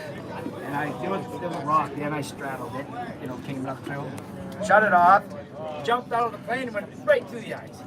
Right through. I grabbed onto the ski and grabbed onto the step, pulled myself back up out of the ice. And I said, holy shit. That definitely might have to make you go to the outhouse. So I didn't dare start it. So we pushed it, and we did the tail end through. And we got one guy laid down, put a rope underneath the tail wheel, pulled the tail back out. It's terrifying. Yeah, there wasn't much ice there. My father put one through one year, December 28th. He put one right through. How'd they get it out? It only went as far as the wings. And, because the wings are big displacement. Yeah. So they went and they let it freeze. There wasn't much ice. They called the shore. They let it freeze in overnight. They put 2 inches that night. And, then they went out with plywood, put plywood all over the ice, and cut a maple tree with a fork in it. Drove it down into the drilled a hole and drove it down in the ice, and then took 2x6s and strays and put them, just to support the thing. And then he took another 2x6 on the end with a chain and come along with a pole going out over the plane and come along it up. Put plywood under it, slid the shore, built a tent. My uncle flew it out that afternoon. Yeah, those guys were A different breed. They were a different breed.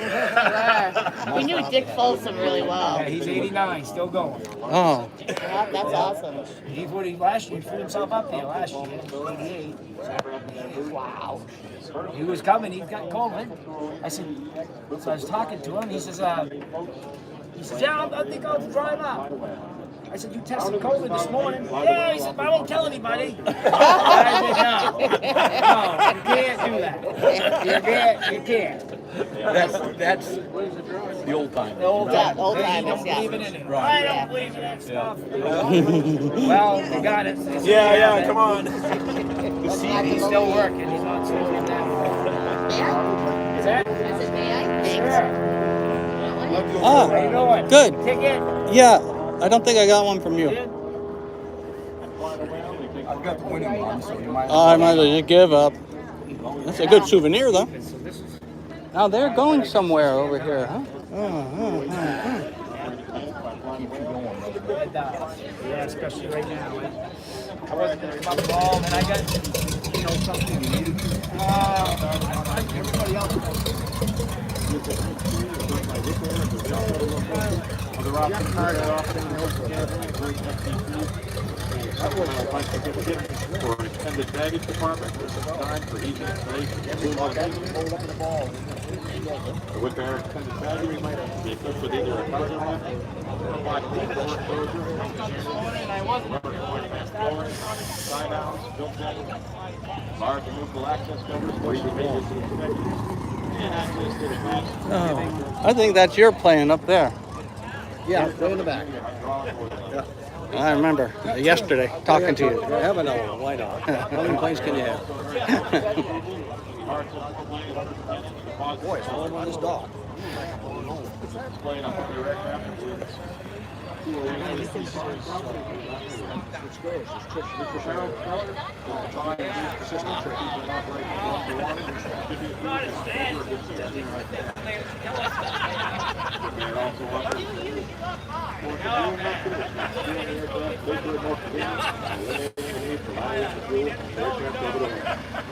Please feel free to speak to Dan Dukes and Whitbear for any further questions you may have on any of Whitbear's products or the caravan.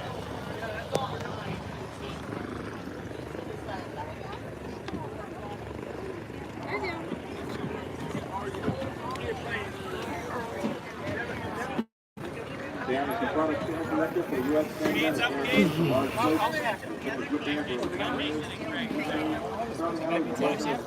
Production building in the Mississippi River. There's now time to go all the way to the top and break the story of the world of boat manufacturing. There's the Mississippi floats on display courtesy of owner, builder, and pilot Bill. This custom tub started life as an experimental amateur built kit by Gavron Aviation in Brandon, Minnesota. Bill selected a full range of tub, including float fittings for woodline floats, 180 horsepower engine, a comfortable interior. He's not flying airliners for work. Bill has flown his Cub to Alaska and back several times to the lower 48, and this is his first trip to Greenville, Maine. Whitbear offers the legendary Woodline 2100 float in both an amphibious and straight float version.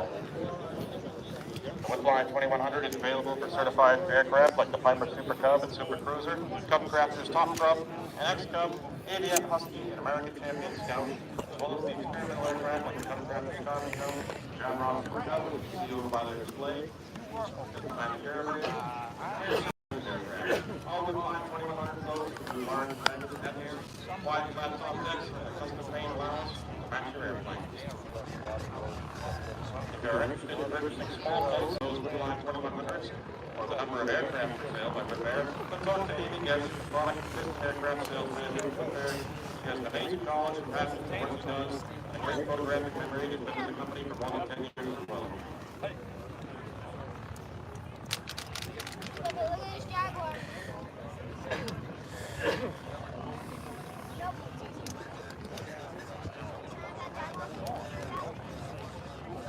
Coming up soon, Takeoff competition coming up.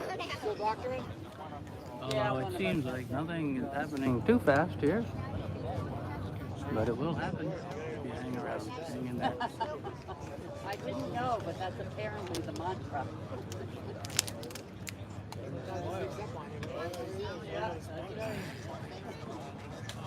What's it like these? Change jobs, hopefully.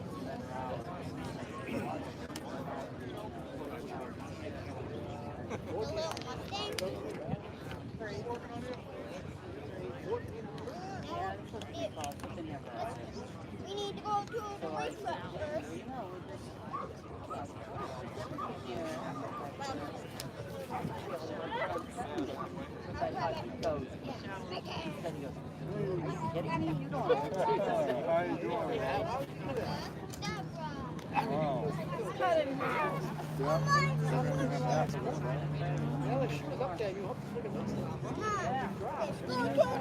These are hot. That's not the racetrack, boy. But here's ketchup here. Salty too.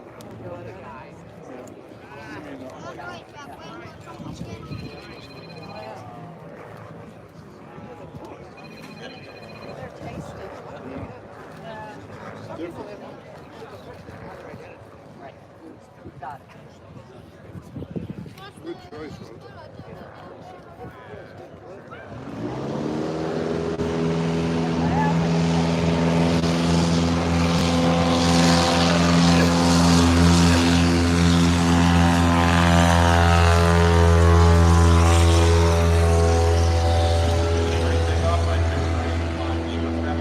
One of the guys that was on the dock was here talking to the pilot.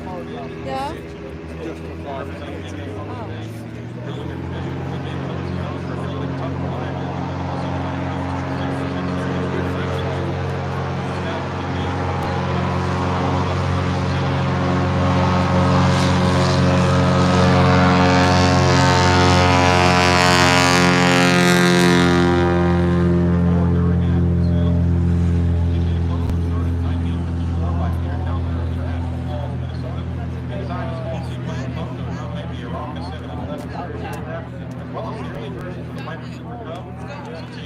How would you get these?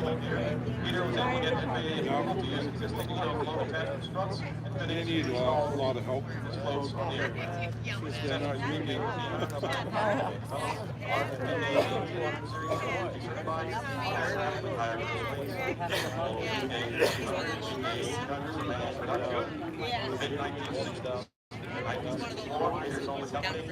Massachusetts Space Engineering for Congress is interested in developing floats for larger aircraft such as the Cessna 180 and 185 series, many of which we've seen today.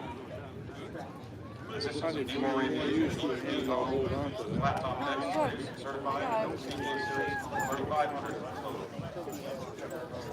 The only four British Indian floats in the 1970 all manufactured was moved to Sanford, Maine. Aerofab, the maker of the Lake Anchorage, produced PK floats No, you want to go down to the while our fitter, an engineer from Canoe Corporation, was brought on board during the 1970s. things downtown. Was responsible for developing and certifying models, including the PK 2300, Later when it cools down. the Amphibious PK 3500, PK 4000. Floats approved on Cessna, Paul, Piper, Longship, and Julio aircraft. Became very common in the market. And we're winding down the meeting for pilots. And keep in mind, takeoff contests are out here waiting for people to sign up. We've got no 8 or 10 at the moment, but we need more, so we're ready for signing up. Come right up for the takeoff contest in all classes. Takeoff contest in all classes. Our crew is ready, just be more competitive. Takeoff contest, come on up and sign up.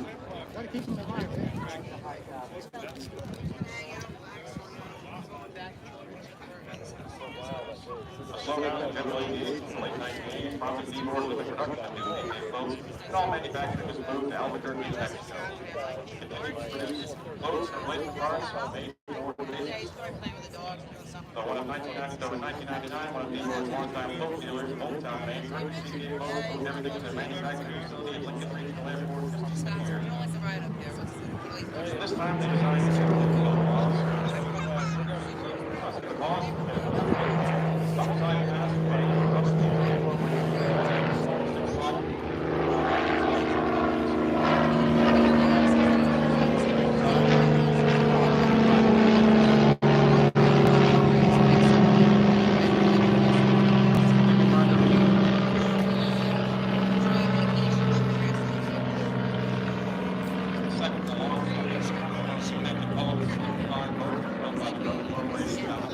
That's the one with no barn too.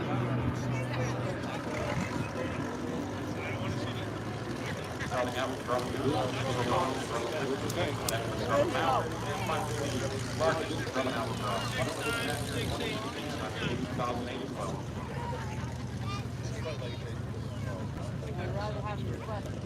Right, this is to be in a Fenway Hall.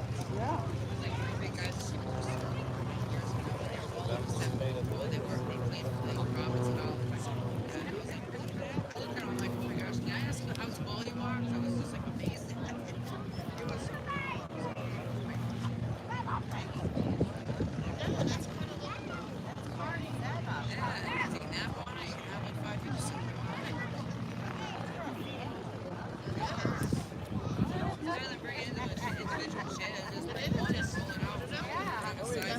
Oh yeah, hello Wings. We're on break. They said we're taking a break, and takeoff competition is next, and I guess we're operating on main time up here. It's kind of a lazy day, but you can be sure takeoff competition will happen, because I talked to a couple pilots already, and they're going to do it. Stand by, please.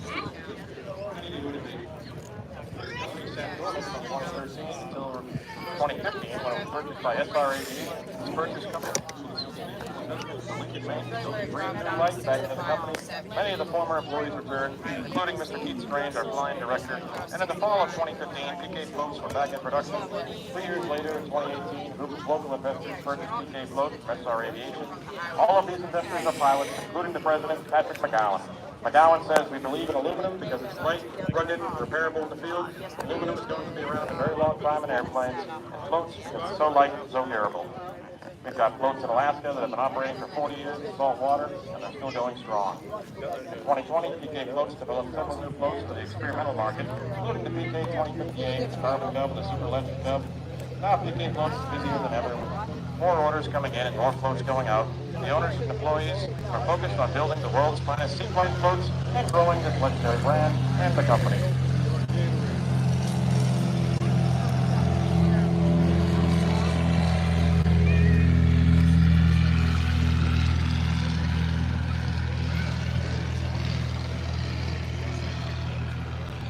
Hello, Benjamin.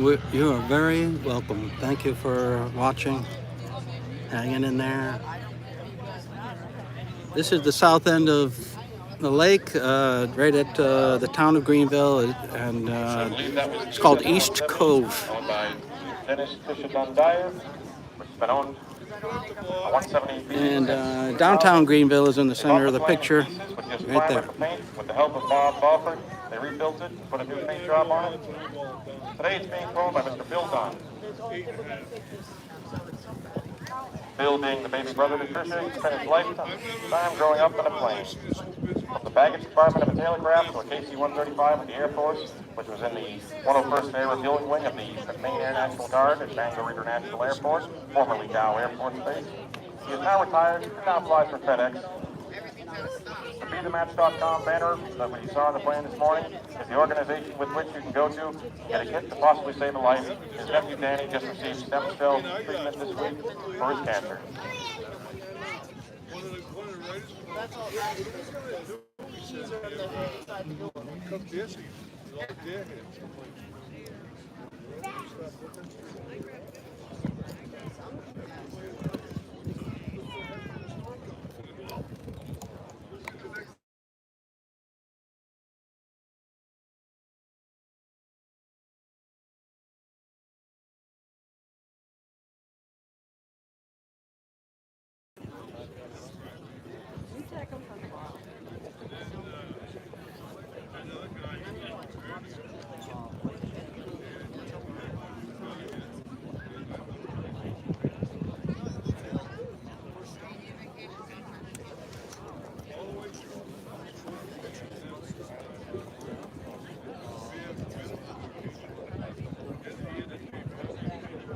Still looking for more sign-ups on the kickoff contest for the 150s, 180s, 185.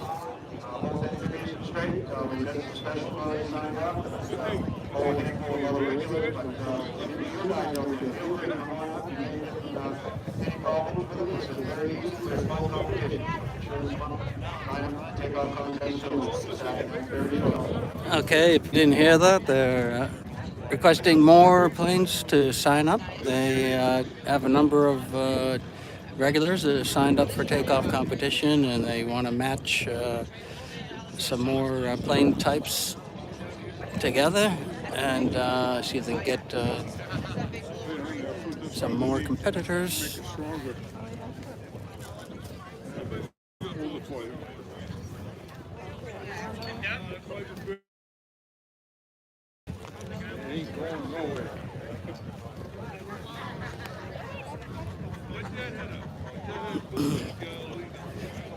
And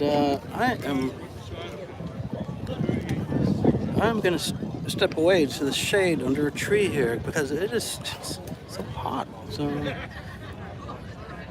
I'll be back to check in on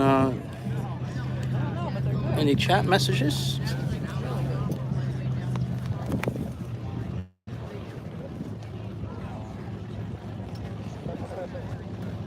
There's still a lot of them need them.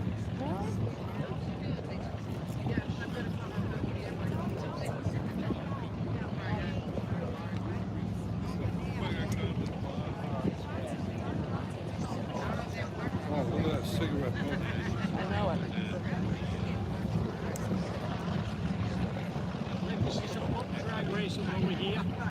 That'd be nice if you took off.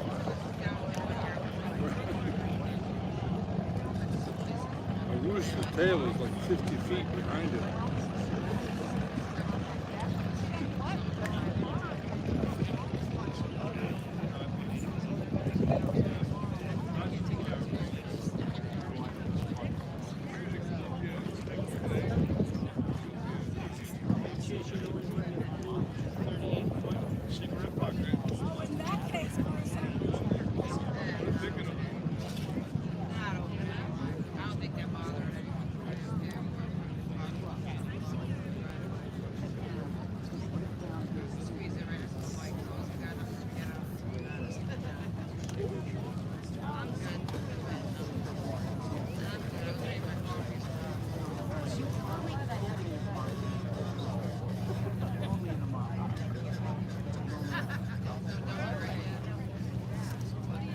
So another organization that has long been a part of us since 1972, the Seaplane Fly Association, has been protecting and promoting the waterflying community through its advocacy and representation of the Seaplane Fly.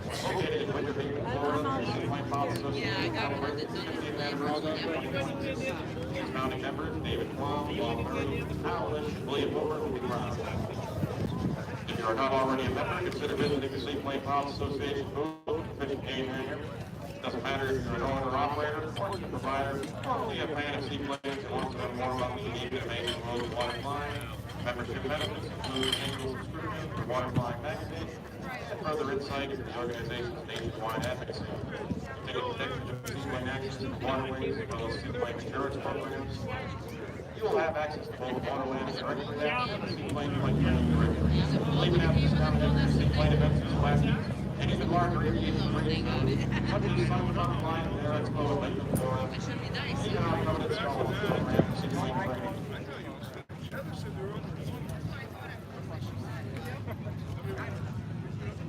Seems like a lot of periods with nothing happening. I know. They've got an icon E5 that runs around now. Like sports, activity, motor races, hurricane.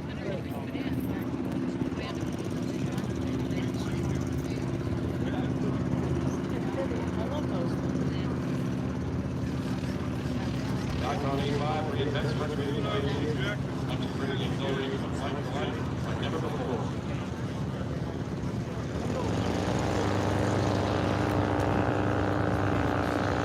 There's that watercraft.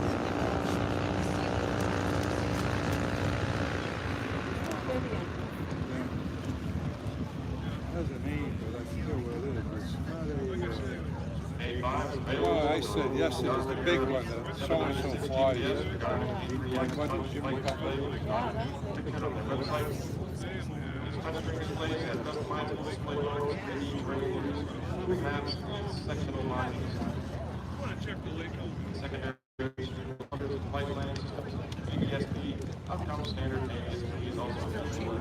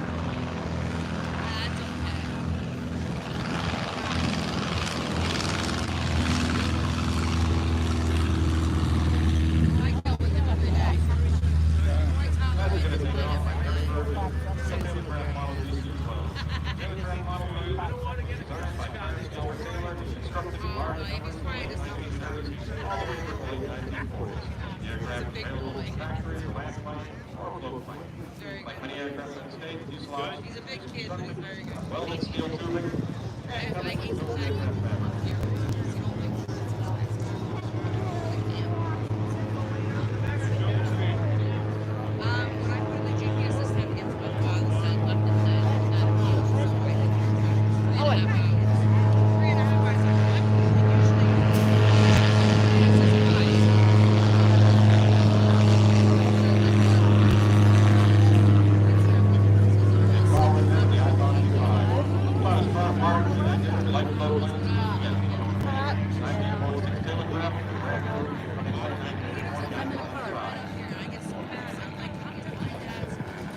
I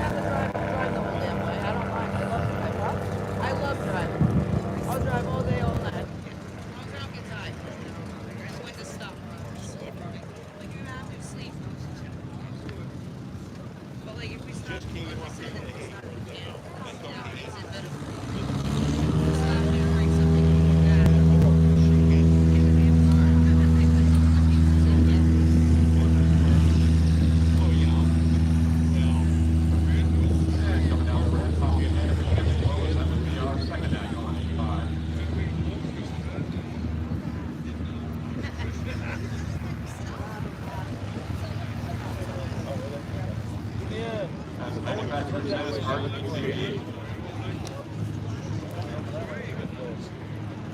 Foldable wings, takes one person. Only 2 minutes, 185 wings to be ready for the open skies. Relatively simple. Totally reimagined great big explore.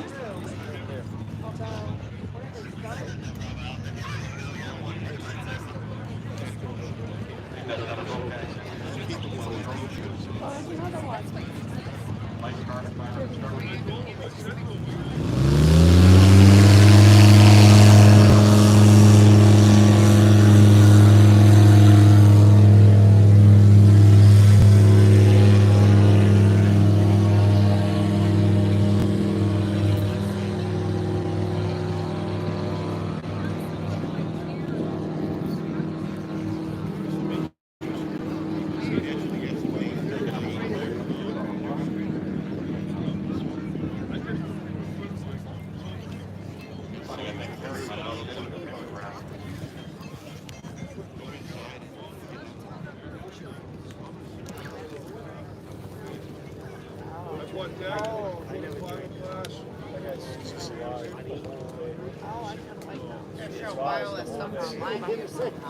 Oh, no, I want to give you your phone.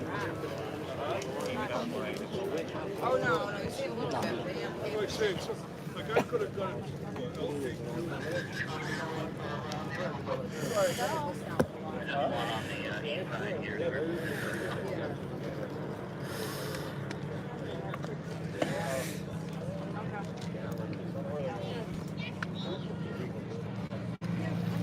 As we get a beautiful 206 amp truck just right about now.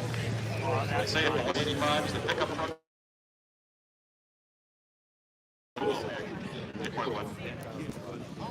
That's the SUV of the air, so to speak. On the dock now is Jeff Hardy's airplane. That is a 1969 Cessna 180 on 2960 EO straight floats. Owned this airplane for 2 years. Jeff Hardy works in real estate and for Peachfield Pond in Otis, Maine. Flown seaplanes for 6 years and been coming to the fly-in for more than 10 plus years. His flying is completely recreational, flying remote northeastern Maine, what he likes best, and does quite regularly. We're grateful for him for bringing the fuel tank up by the forestry service dock across the cove. They're very helpful for aircraft on straight floats that weren't able to get fuel beforehand.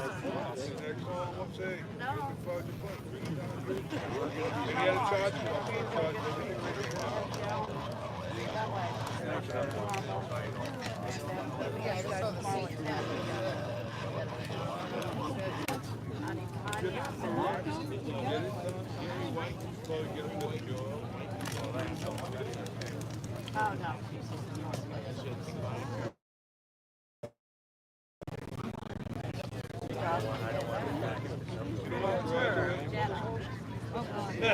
Yeah, that truck's high. It's really tall.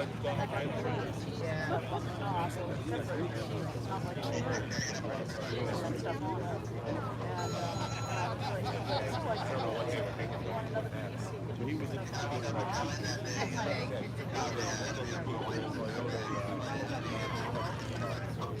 Yeah, it's like a half a foot in the garage. So no, but I'll get you guys in there, and then I don't know if we're gonna do something after that, or can I have stuff there too?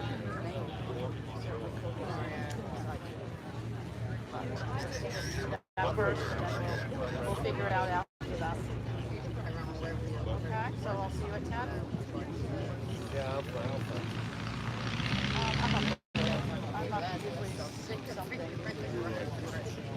Pulls in underneath the deck and back her in. Oh, no, I'm not. And I'm not sure if I'm going to be there at home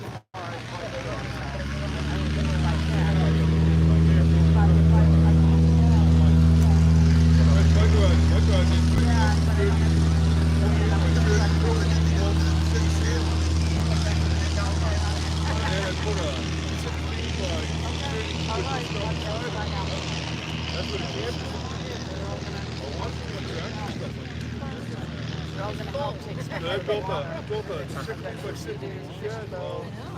Side by side goes in there, running the lawnmower. I got snowmobile in there now. Next year, bring my bike.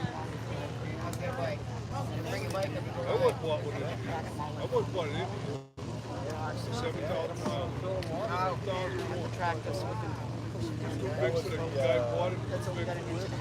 I'm going to hold it up. See, I'm only 150 pounds. Yeah. All the bag, guys said you come in the title, call for back.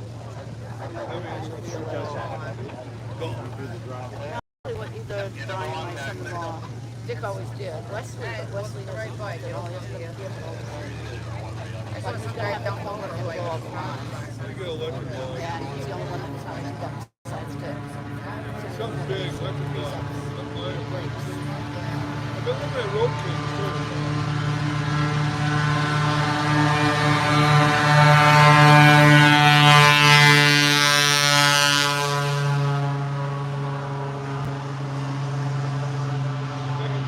That kickoff conversion on Tommy Gunn's airplane really splits your ears.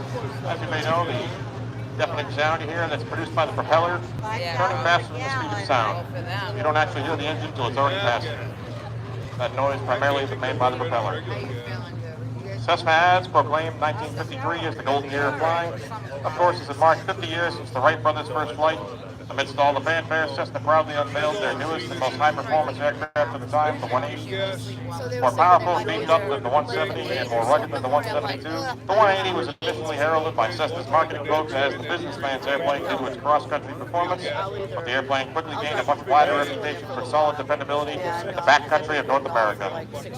Between 1953 and 1981, 6,193 Cessna 180s were built with a square tail, car-lift flaps, and all-metal construction. Buzz Landry, president of the 180-185 Club, a group of over 1,400 owners in 23 countries, calls the 180 the most versatile aircraft ever designed. It flies fairly quickly, carries a good load, and can operate out of the most rough and short strips. In Alaska, where lives and livelihoods depend on airplanes, the 180's reliability has made it about as common as the long winters. On floats, wheels, or skis, you can always count on making it back in a 180. It's got manual flaps, simple carburetor, not fuel injected, no fussy electronics or systems to break down. Without soundproofing, the 180 is a bit noisy on the inside. Of course, there are airplanes that will fly faster, others may roll more, and a few can even get out of shorter runways, but the 180 does all these extremely well. Airplanes that do several things that well, a jack of all trades, endear themselves to people who can use them for recreation. The 180 seats anywhere from 4 to 6, depending on configuration, but most commonly 4. You can carry nearly anything you can put in the cabin. The aircraft's gross weight can reach nearly 2,800 pounds. It's powered by a 230 horsepower 6-cylinder Continental 0470R. It's equipped with a 2-way constant speed prop at 6 feet 10 inches in diameter and can cruise up to 163 miles per hour.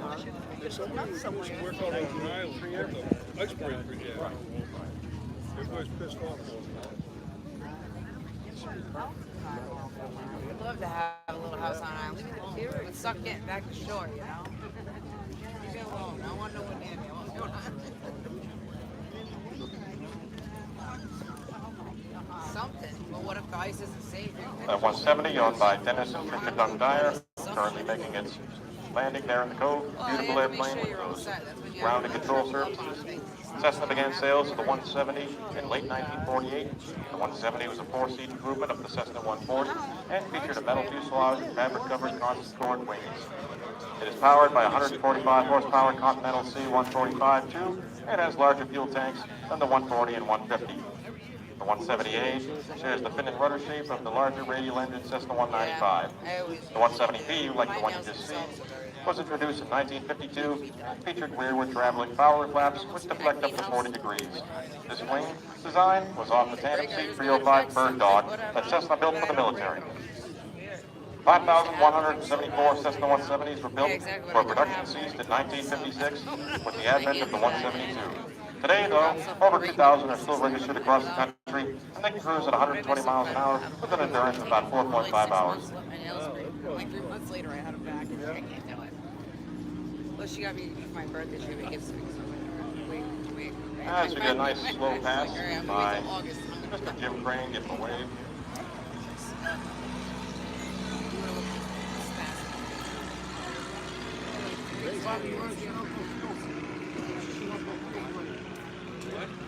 Cupcrafter's Carbon Cub, also called the CC-11 160 SS, was developed from Cupcrafter's previous CC-11-100 Sport Cub. The Carbon Cub was originally named the Super Sport Cub, but was modernized with lightweight carbon fiber components, as well as 180 horsepower CC-340 horizontally opposed piston engine. However, in order to maintain certification under the American Light Sport Aircraft limitations, the maximum takeoff power is limited to 5 meds with 80 horsepower continuous. Short-term increase output is suitable for short field takeoffs or getting out of the water when on floats as well as an initial higher rate of climb. In level flight, 80 horsepower produces 76.3% of the speed, produced by 180 horsepower. The Carbon Cub SS uses a carbon fiber spinner and air induction scoop with its lightweight construction. The Carbon Cub weighs 300 pounds less than a Piper Super Cub. The carbon engine cowling weighs just 6 pounds. Fuselage is welded 4130 tube steel with fabric covering. The wings are equipped with vortex generators for low-speed flight control. Some models use a British partial color on silver-based coat paint job that saves 11 pounds versus an all-color paint job like the one you see on Jim's airplane. The CC-340 engine is a Lycoming 0320-based engine developed by ECI using dual electronic ignition and ECI 0320 cylinders. The engine is rated at 5 gallons per hour at the 80 horsepower cruise setting. The aircraft can carry up to 24 gallons of fuel, and each Carbon Cub comes equipped with 2-bladed CA-TTO composite propeller. Empty, the Carbon Cub weighs just 896 pounds, although its gross weight can be as much as 1,320 pounds, and it can reach speeds up to 101 miles an hour with a stall speed of just 31 miles an hour, as exhibited by that slow speed It's pass. like the town guys who everyone knows my dad in town, you know? Like, it's funny, you grew up in the same damn town he grew up in. Yeah. Or you lived in Douglas or whatever. You grew up there. How old is your dad? Take your time, don't rush into it. Born in 61. He was born in 61? Maybe should we go to the rock? Here we come. Somebody coming in. What an old thing. I don't put it, there's too many rocks. How they need it. Okay, let's see here. Somebody. I got it. You can move now. Just say we're all the same age. You're being good. Yeah. Can't change it. You can lie about it, but it's still there. The other day I was When you at a look in the bar mirror, in I'll still Dexter, face you. and I met people that I knew from Milford, which I hadn't seen in so long. I didn't know I knew him until he told me who he was. Oh, yeah? Yeah.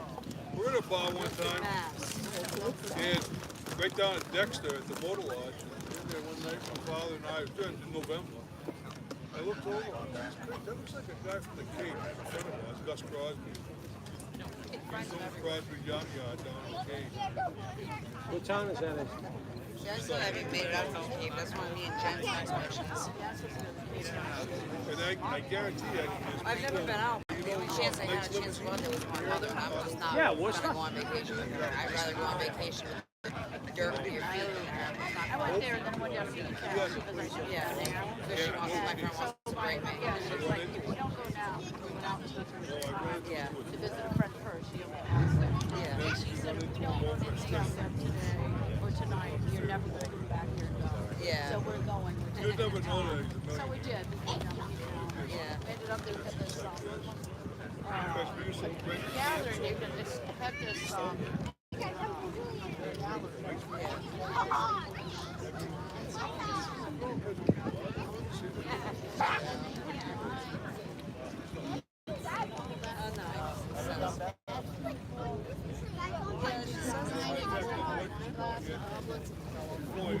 got enough water? Just keep drinking. Otherwise you get dry.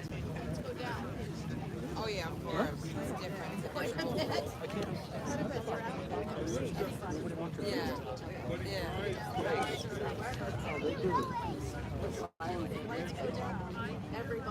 It just shows up, yeah. Together instead of like.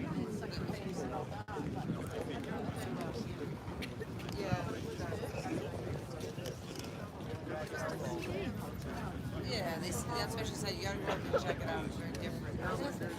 Whatever, I'm up for an adventure. I just went to Long Island with her. And we were like, oh, let's go outside. I've been this kid, my grandparents, my dad's. And we went out to Ballard's Bar up there. It's a regular fest. You know, freaking just decided they shut down because of it and everything. And I was like, yep, I was there, but we decided to leave early before all the police had to end up going on the ferries. So it was a fight line. We missed it. Pushed off the lake. It was a great match. And then we're like, let's get out of here before all the trucks rushed past the whole thing. It was a mess coming out of there.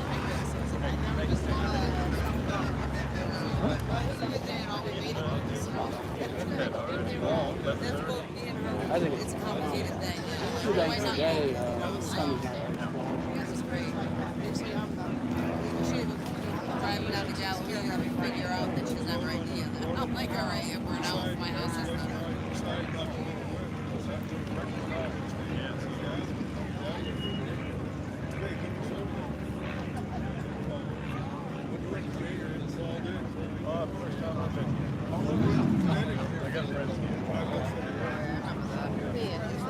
Roger Brody.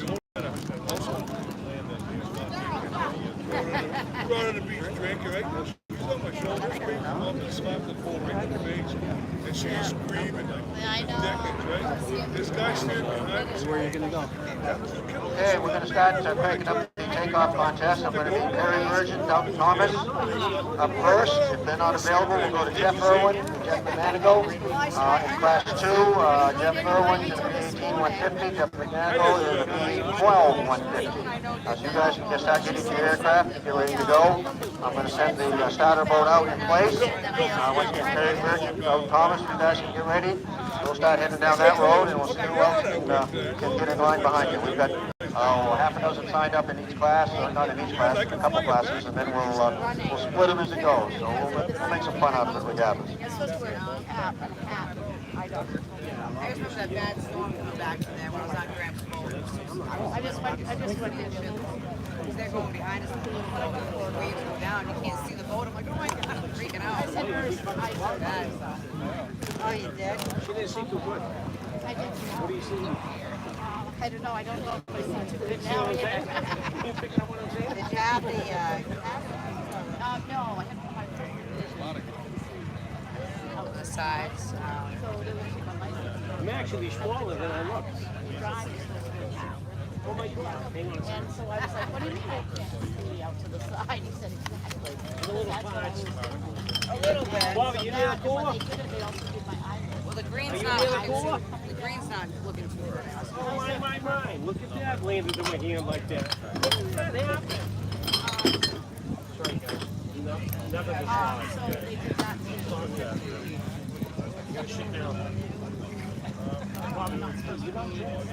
Bob had the length. A couple, good. Okay, good. This one here is now, it just takes time to heal. And they just told me that, You want I a don't little bit? want them to die. I'm gonna find something. I don't want red marks. I think they want to make green ones left. They dig though. No more green ones? I don't know. They're all like dig though. They might be at the bottom. Too many empty ones on top. Yeah, but I have the cataracts. Okay, I did, he just told me that not to put it in because cataracts are next.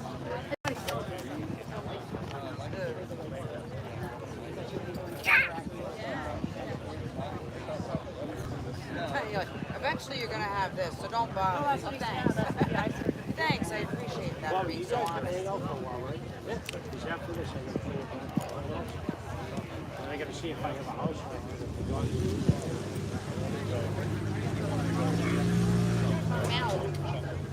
What do you call it? Oh, perfect.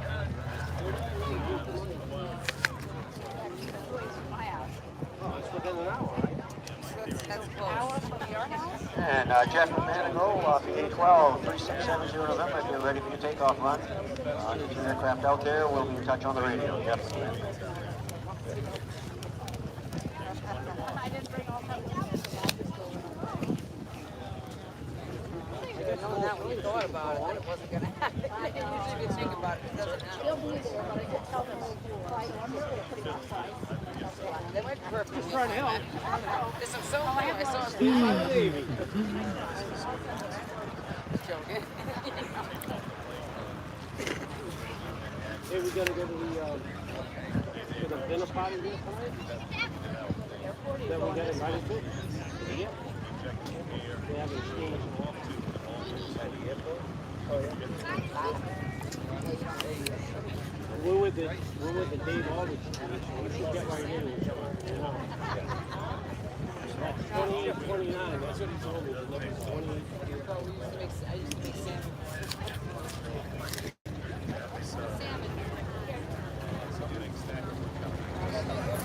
Going directly over our heads will be a Robinson R-44 Raven. Airplane from XM service. Just a little northwest to go.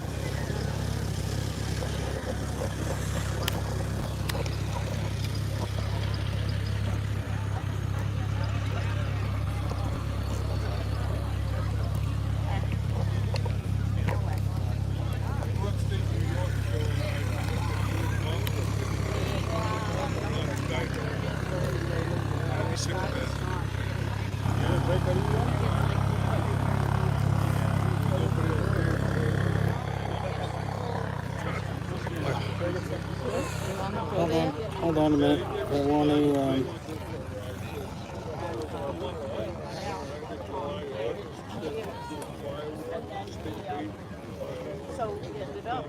Can you know how to tighten that? You push this against here, right? That leg down there, the bottom one. No, not this leg. But wait a minute. Wait until I tell you. Wait a minute. Push it. No, I didn't say it yet. Hold on. Unlock it. I'll tell you. Okay, now. Yep. And now this one. Okay. No, it should be locked good. That's it. Huh? No. No, hold on. Now.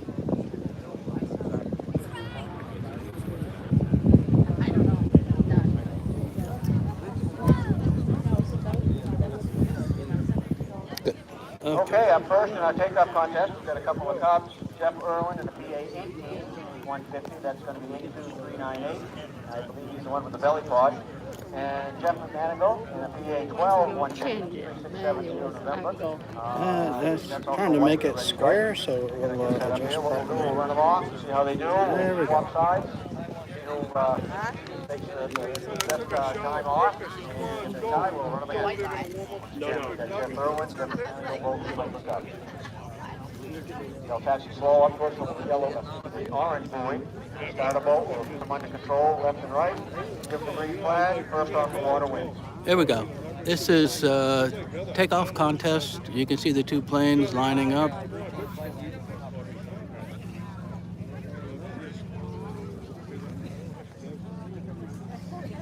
Sounds like what you...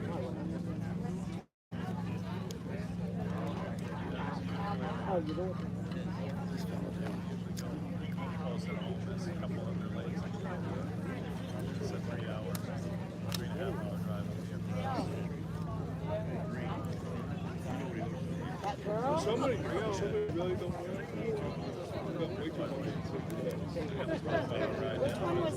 I just like whatever. Like I said to him. The girl that we got.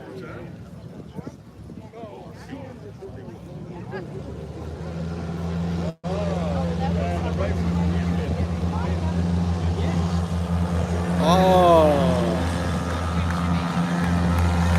398 got off the water right away.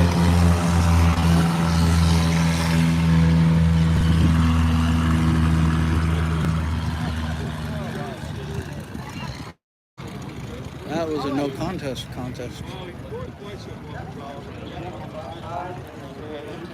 Off first, and we'll swap sides, and we'll run again there. Both of these are their first time in the takeoff contest. They still get it in through the flag, positioning, and so on.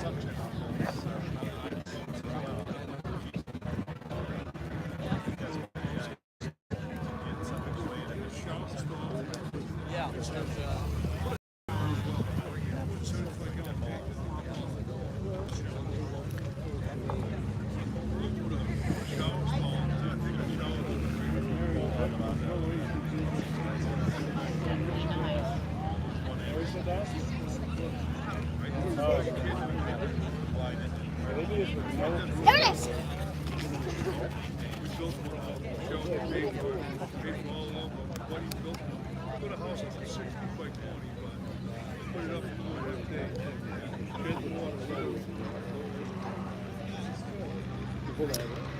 All right, it looks like two more planes are taxiing out wind, and they're going to swing around, and then we'll be ready for another takeoff competition.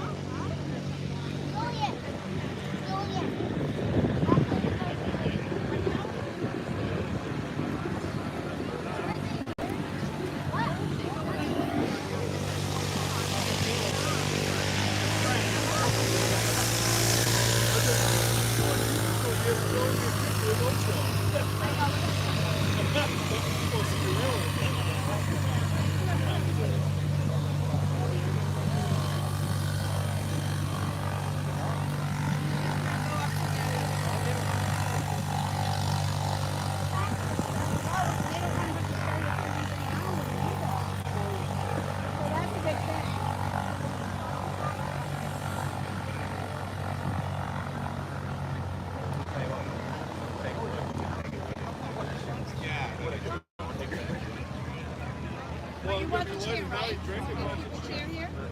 The chair. It's bigger than a 185, a little bit bigger. It's like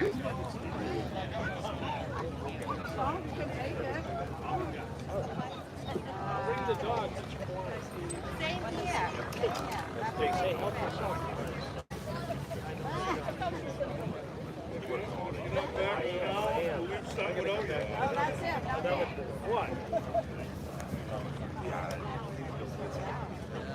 Don't start without me. Be patient. We are live from Moosehead Lake, Greenville, Maine, 48th Annual International Seaplane Fly-In. People fly in from around the country and around the world, I presume, since it's international. And there's about 70 to 80 aircraft here.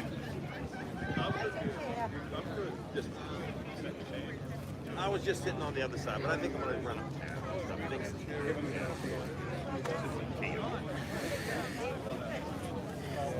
But international, of course, includes Canada, which is probably an hour flight time from here. So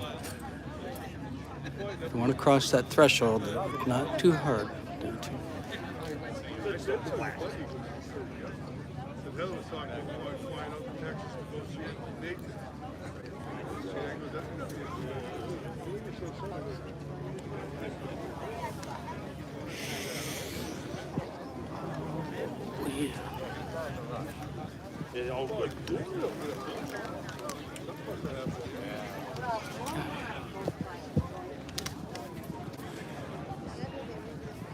And we're going to run the two cups again. Jeff Irwin in the 150, P18, and Jeff Mechanical in the P812. They have swapped sides. Now they got one takeoff under the belt. They're a little closer this time.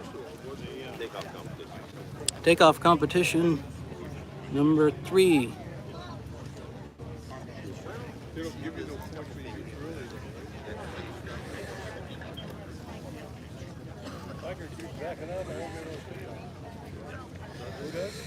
Liger, oh yeah.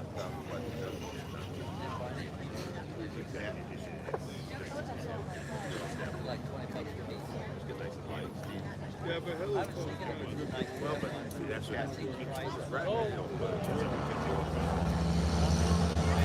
it doesn't matter what you have to pull from that.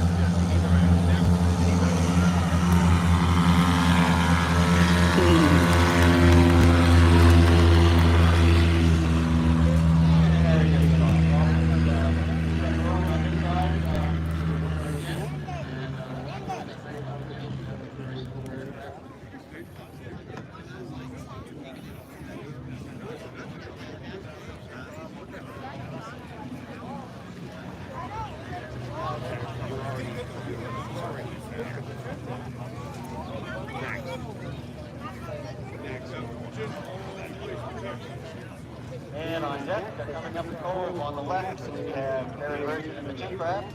And on the right, on this side, the close side, Dalton Thomas in the PA-11. Dalton Thomas.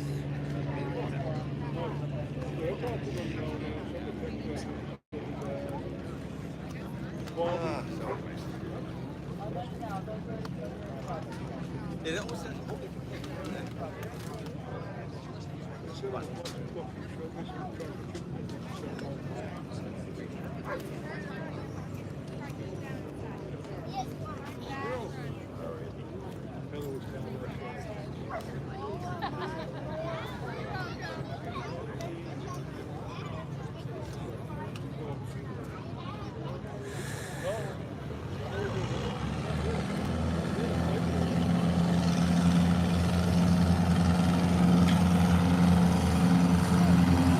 Right, there we go. Really close. Take off.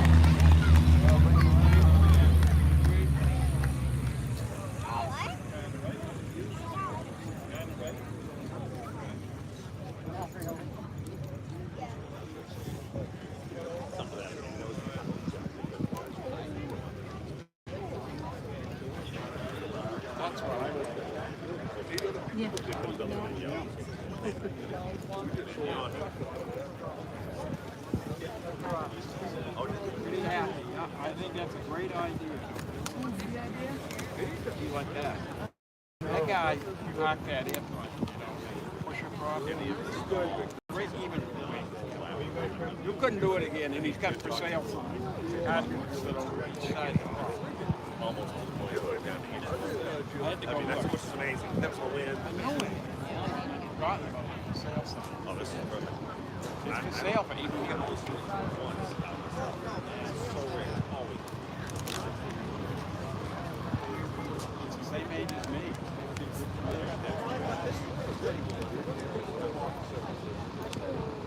And then they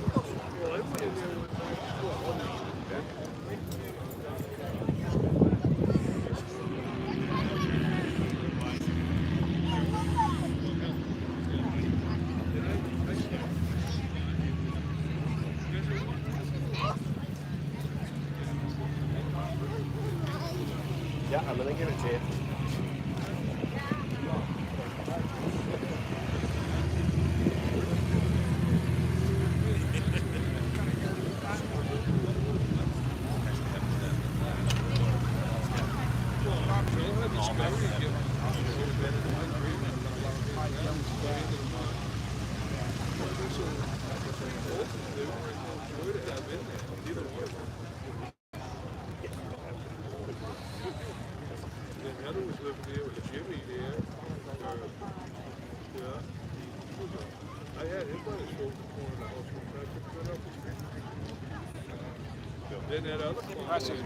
Jimmy Dunn and Billy Dunn, you're on deck. Jimmy Dunn, Billy Dunn, Jimmy in the 150, 150, and Bill in the 170. I had him pretty much up against the wall. 170. Looks like a 180. I just tried to try. It was And we have Third Virgin, Down Thomas getting lined up again out there.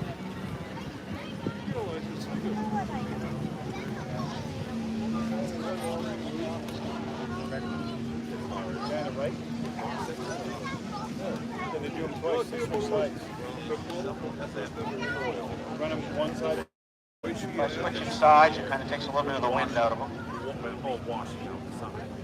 Well, you know how much it was. You never know, we know that. How does it hit by a car? You know, no matter how much hate he showed, when your kids get hurt, suck it up and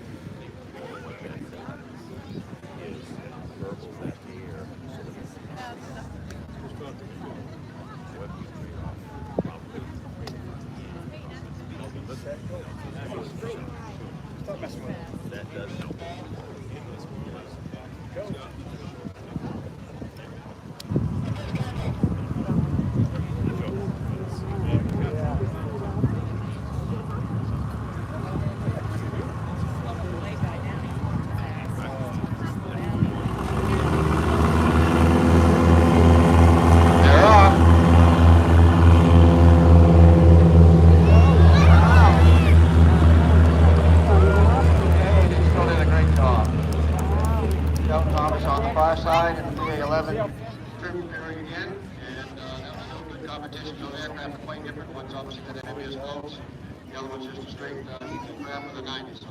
Great competition for those guys.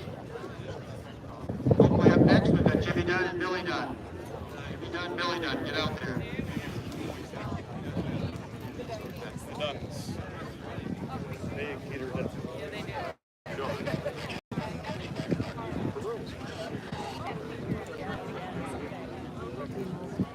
Yeah, this is a wreck in the making for Dunns. Dun wrecks. No one's crashed yet.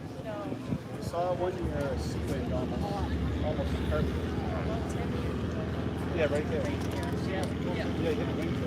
But that was the only thing we've ever seen.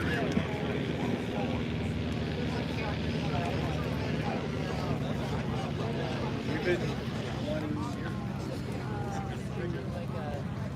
1 year.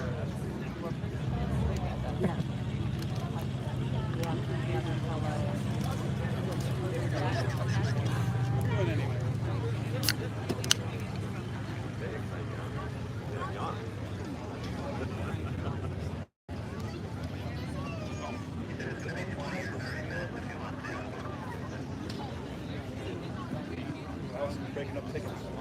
She's gonna drop mine. I am 7801.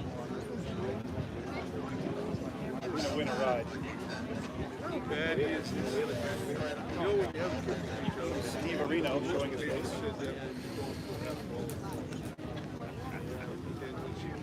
She wrecked it. She was 15 years old, wrecked it. The guy wanted me, the people wanted me to pay for a new car. Okay. That way I can bring it over here.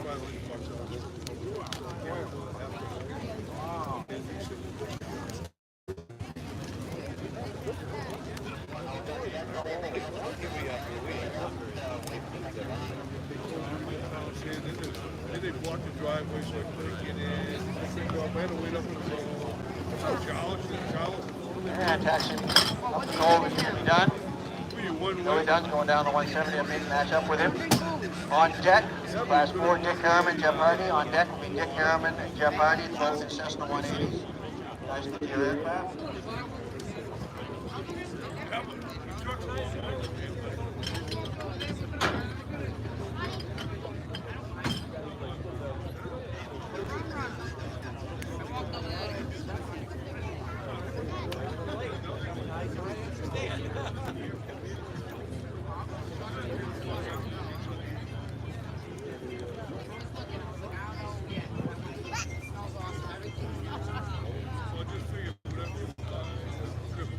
Yeah, of course. The flagger lady is the one that was doing the timing program. Yeah, I saw somebody. Which said done. It was something they had The lady on the boat doing the flag is the one that was doing the timing.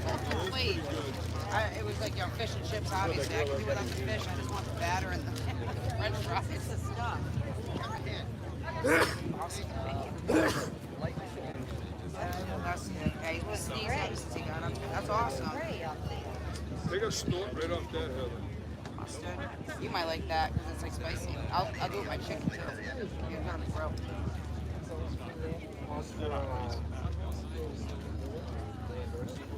Yeah, anything. Throw anything in. That's awesome. I was out to get free advertising out there though. Sweet. No, I'll try it. I got that.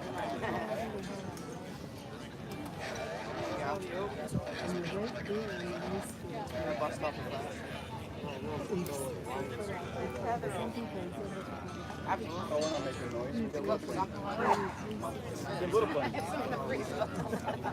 Yeah, Jeff Hardy, get your airplane. Jeff, get your airplane. That's like a one. I had a whole rack. Well, I had a whole rack. I cut it. Okay, it looks like Jimmy Dunn on the west side, the far side, and Billy Dunn on the east side, close to us.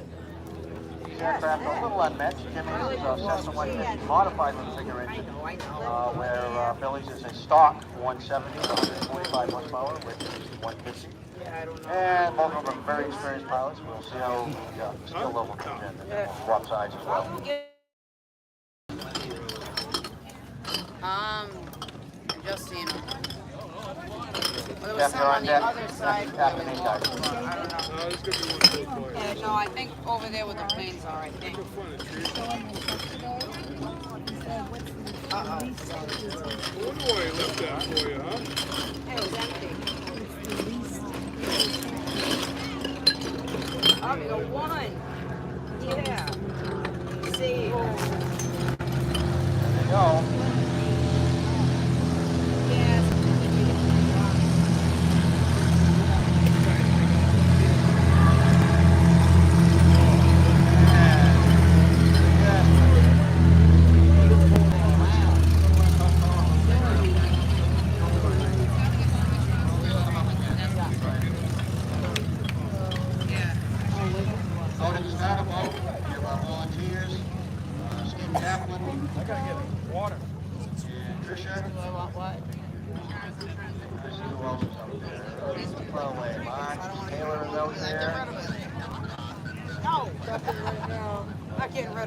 This whole organization is run by our volunteers. They do a great job for us. They ask for nothing in return. They come every year and help. It's a big volunteer effort to make this whole event take place.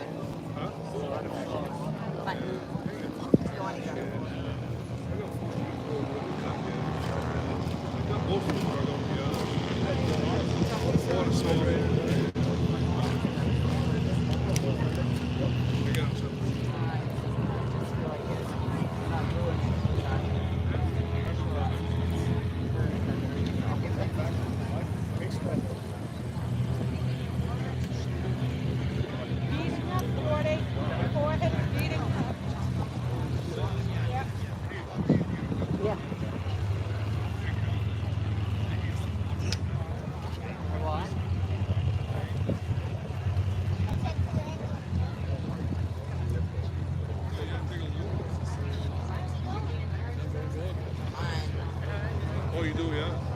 What you got? Don't you have heat pumps? Go up the ramp.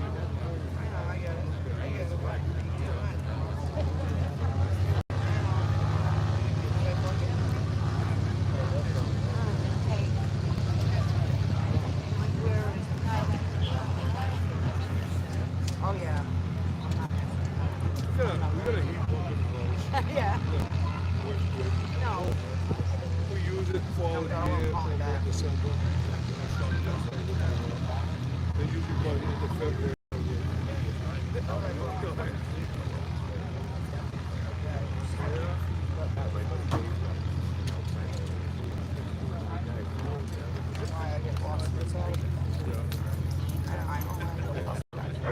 I burned junk.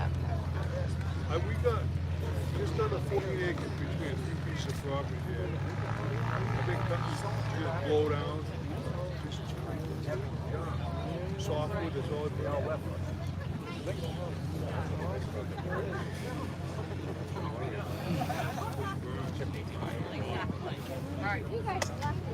I know, yeah. Thank you.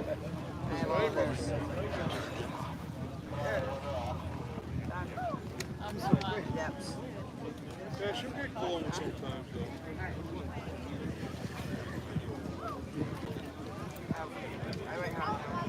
I got cleared every couple of weeks.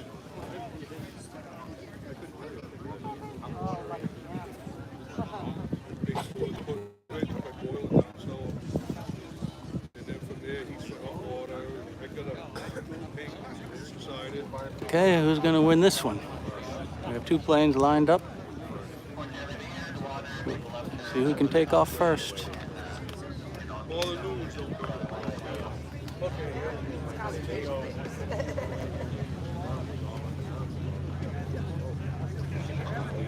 Here we go again, Jimmy on the right. And Billy on the left. There you go. Crank him up.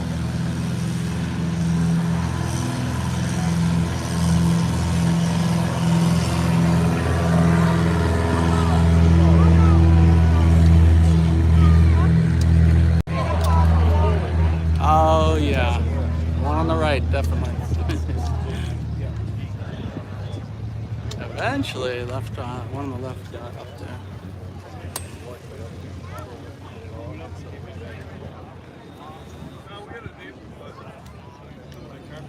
It's nice that they have that option.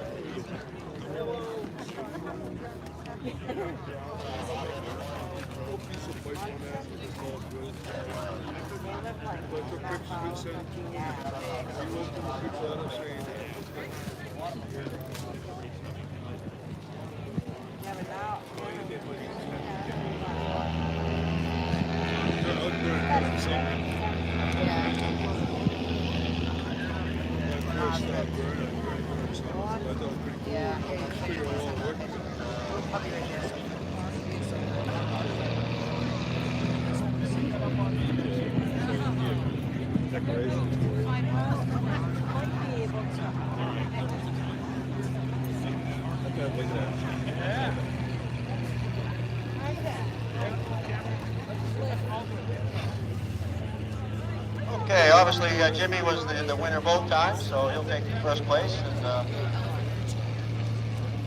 Billy will take second place.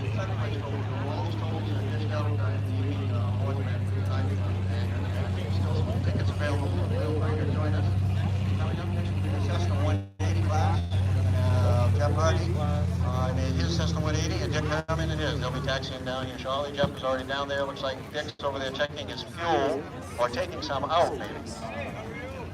Gonna have enough to go around. They don't have enough Chinese men. If I knew I was coming, well, I knew I was coming out. For those of you that are complaining a little bit about the heat, trust me, sunburn is better than frostbite that we used to get in the old days.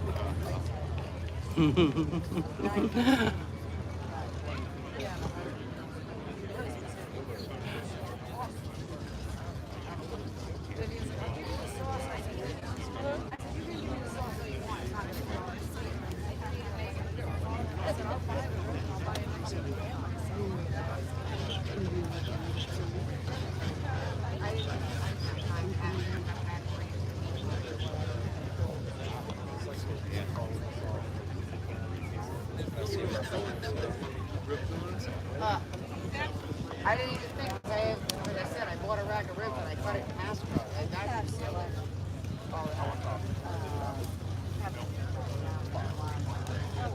Yeah. You just got like his phone, you can turn it, it's kind of cool.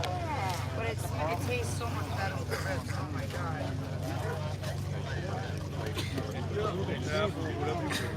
That's awesome. Delicious. I bought that Trigger grill. If I would have known that, I would have bought the pit boss. It was half the price.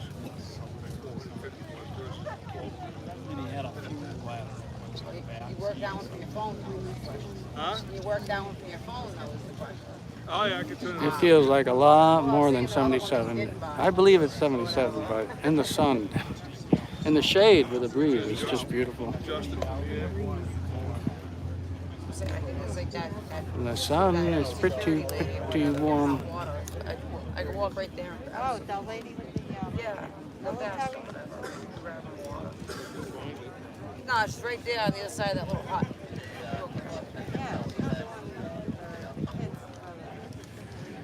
Yeah, I forgot about that. I moved right there.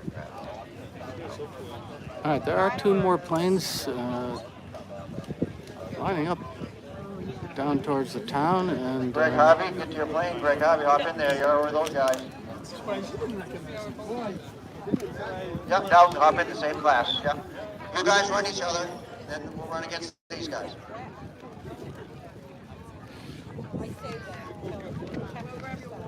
drinking lots of water. Yeah, water, tonic, Diet Pepsi.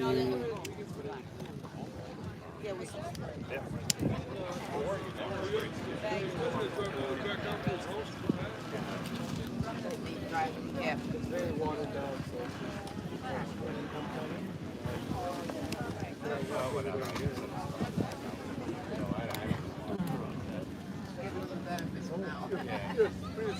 Up next is what we call a special class. These are modified aircraft. Some are experimental, some are light sport aircraft. You'll find that the performance of these two next is quite impressive. And then we've got a couple here waiting in the dock, also in the same class. So it'll be a couple of runs, double elimination. On the far side, we have Dan Dufall. On the close side, we have Jim Crane. Both experienced pilots, both on amphibious floats. I think they're both on PK amphibious floats, if I remember right.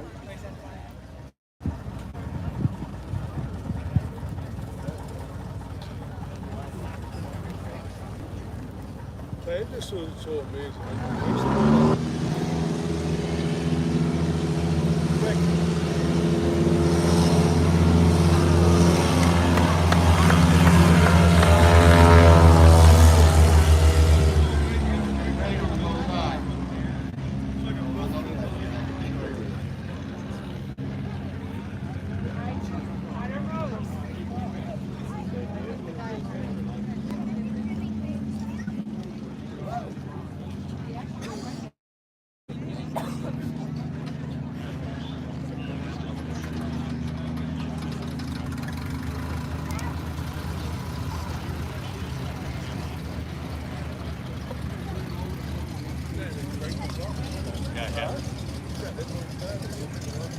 Yeah. Yeah, we get up there Wednesday night. He had to do that during the canoe thing. Thursday and Friday. Can't probably leave too much. Yeah, just took it easy, went around and, Today's a big day. There will be, like last year when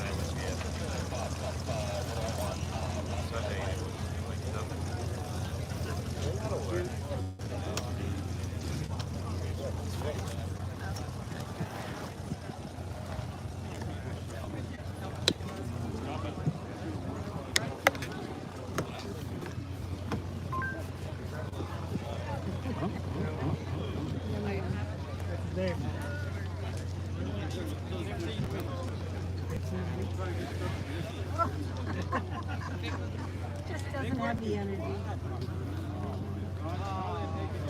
Yeah, that's I know. Stand by a moment, viewers. I have a task to do on the iPhone, which will stop the stream for about 20 seconds. I'll be right back. Right back. I'll tell you, there we are.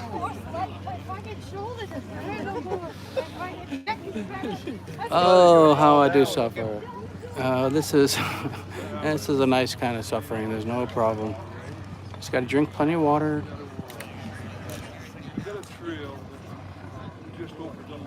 You know, maybe later, get home, I'm gonna have a beer. Maybe I'll have a beer.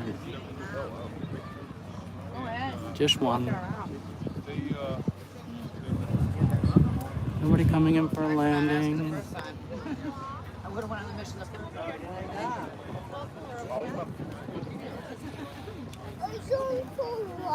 We're gonna go in the shade. I like that one. That's perfect. I love it.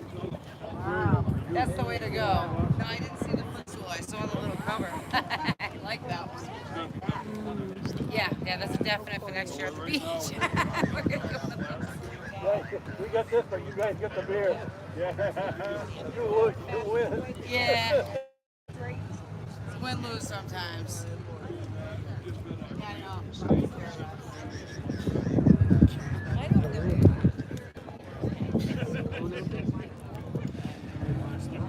Maybe after this. Maybe a Moosehead beer, but Moosehead beer is Canadian, I think. Be a problem. Yeah, let's see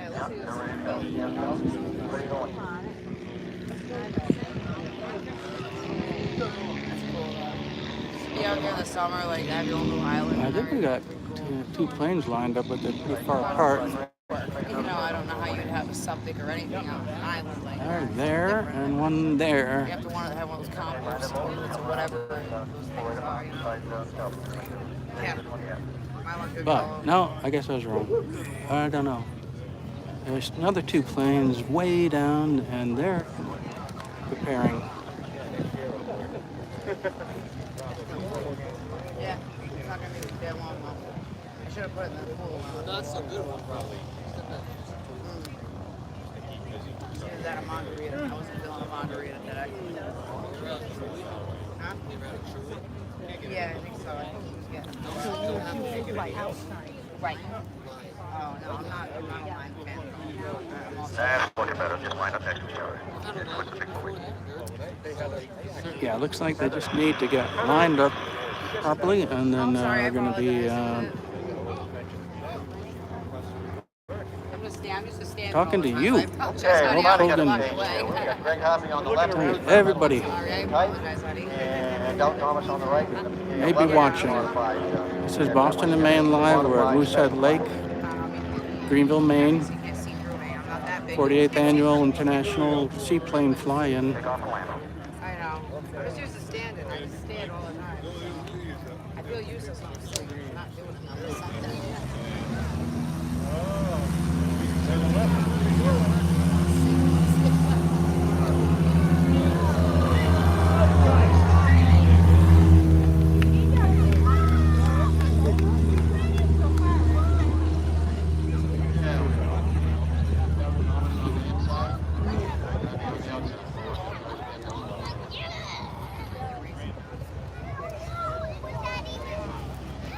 Thanks for stopping by, Hulk. Dad said he had to look for the border bodies.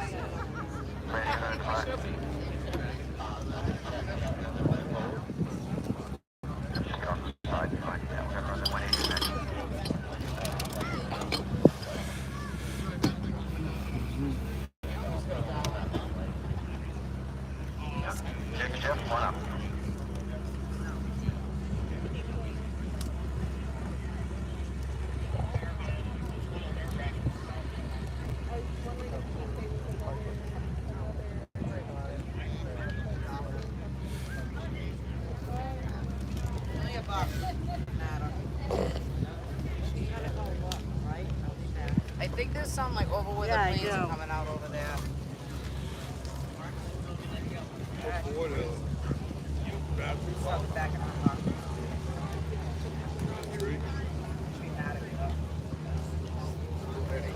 Attention. Yeah. Alright. Okay, we got two more. We got two more right here. Okay, here comes the 180 class. And let's see, that's class 4.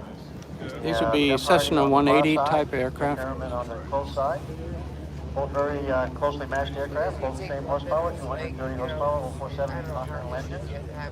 One is on EDO floats and one's on PK floats. Let the pilots decide.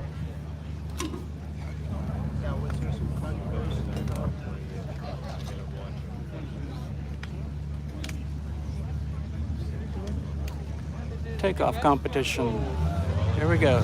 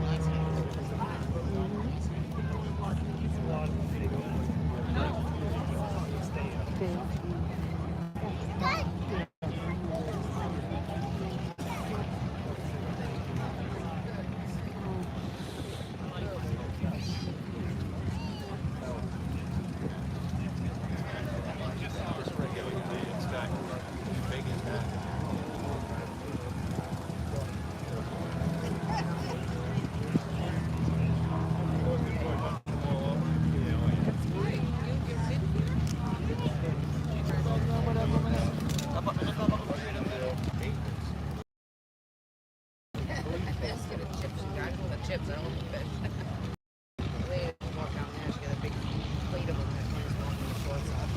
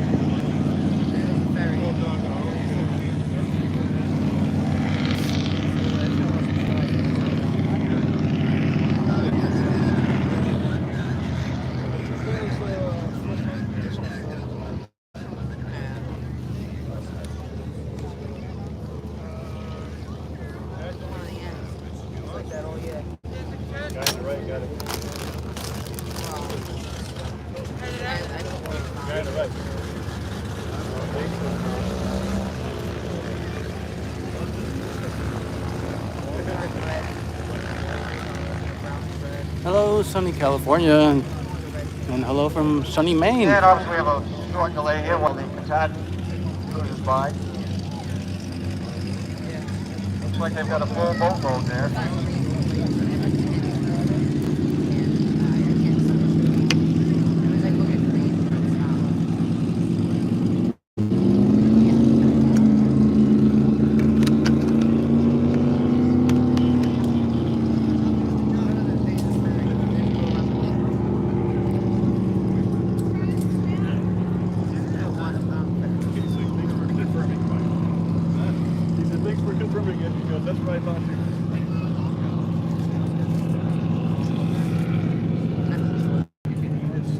As I'm sure some of you can see, the competition can be fairly close, and fortunately, there is a number of people taking videos. However, if you read the contest rules, this is not the NFL. We do not do replays. I make the final decision, and I'm the only judge. Holy crap, that is packed. That was like Block Island Ferry that day. There's so many people on.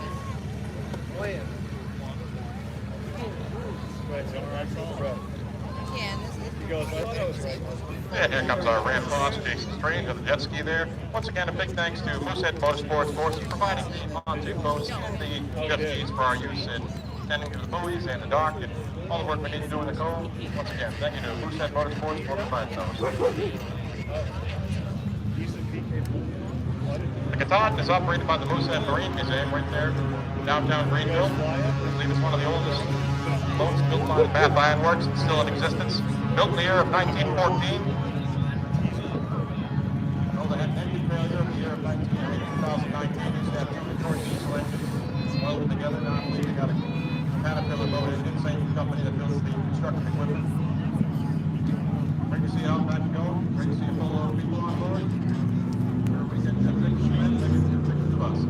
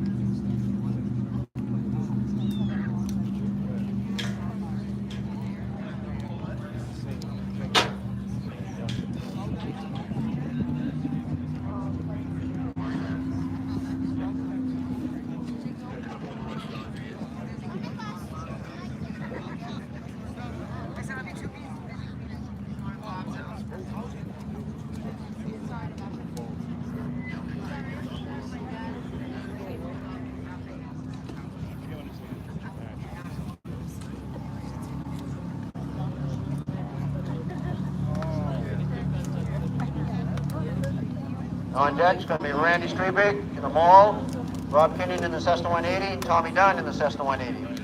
Randy Streebig, Rob Kenyon, Tommy Dunn on deck. Your plane's ready.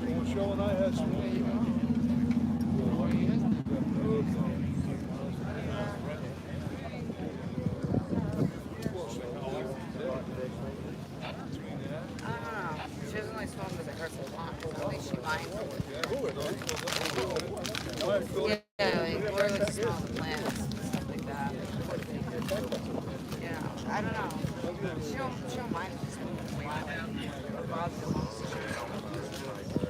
Found it? Yeah. Yeah. You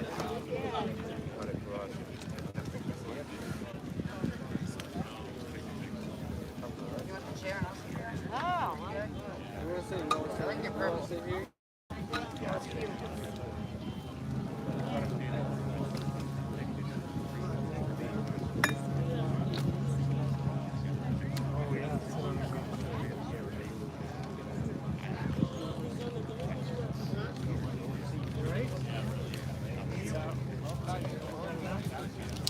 Stand up too, but I just don't want to block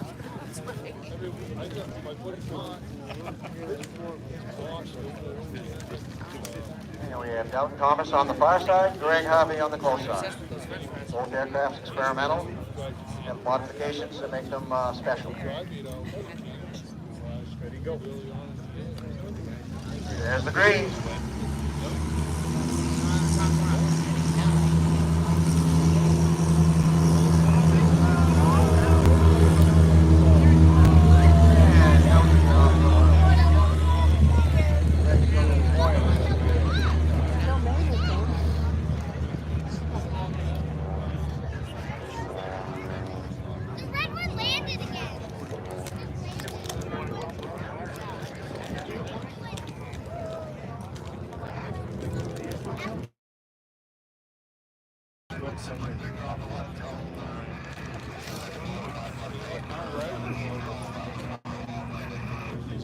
Just a note about one of our pilots who will be taking off momentarily in the contest, Mr. Dick Harriman.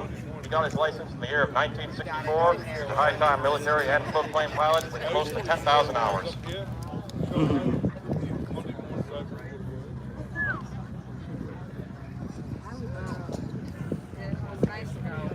And here comes the 180 class again. Jeff Hardy on the close side, Dick Harriman on the far side. Very closely matched, had a real close run the first time through. Let's see what happens here. Slight differences in the wind from left to right. See if it makes a difference.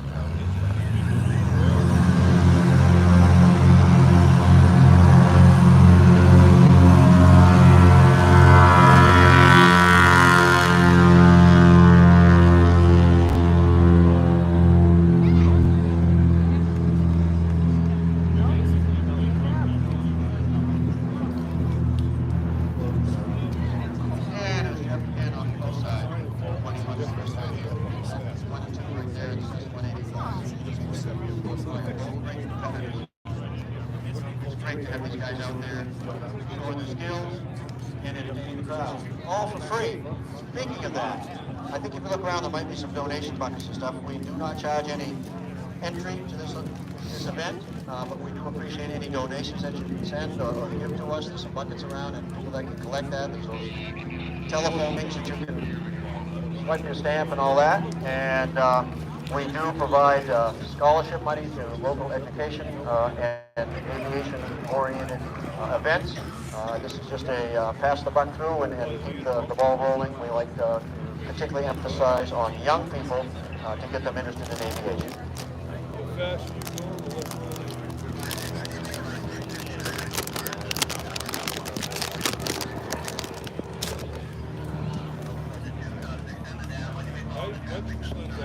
And here we go again for one final run.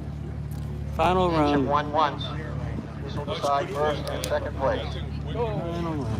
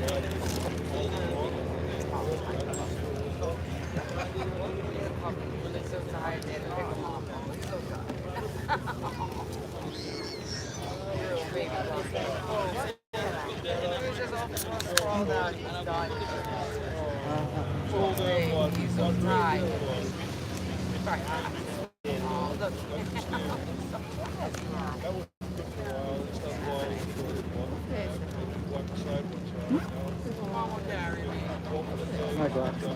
Classification. No, your glass. You want the apple? Oh, I'll give you an apple. I just opened this. Yeah, the apple. Oh, we have a landing. You're right all the way up the hill. In fact, we were...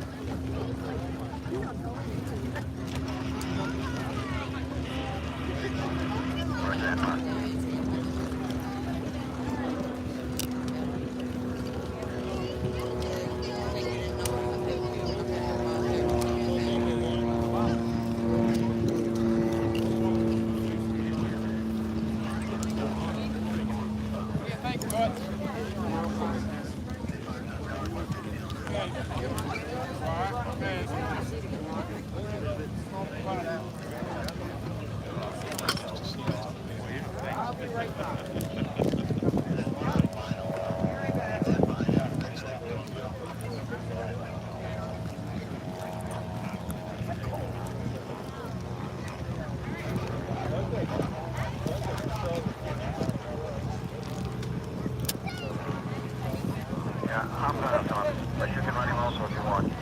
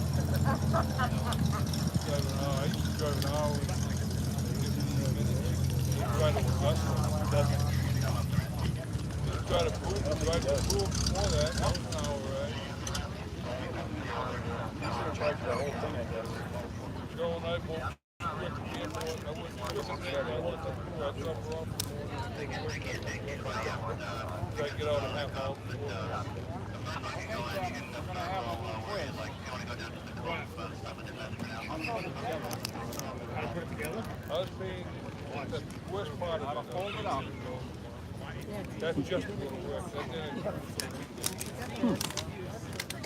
Probably I told my boss I'd never seen that before. Yeah, It's nice. Sports. For sports teams. Oh. They're traveling. Yeah. Haha. Look at that. Oh, yeah. Oh, so quick.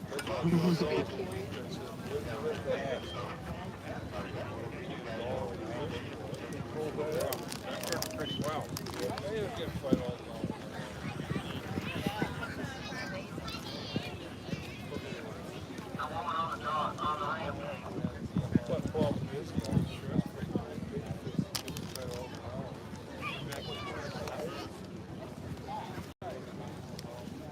There's some shop out there $30 an hour.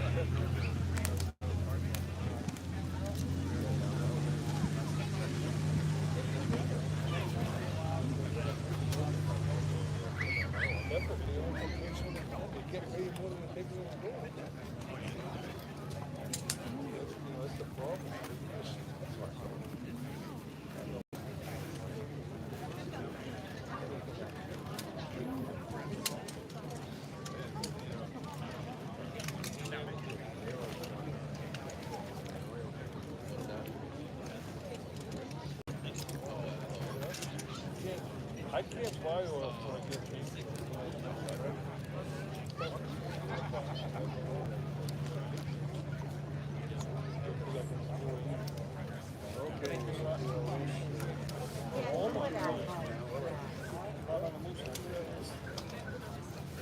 It'll be interesting to see how this competition goes here because Tommy and Randy have been longtime competitors in the canoe race, both have won it the university and as well as the takeoff competition. Tommy's got a little more power, but Randy's airplane is lighter, so let's see how this goes.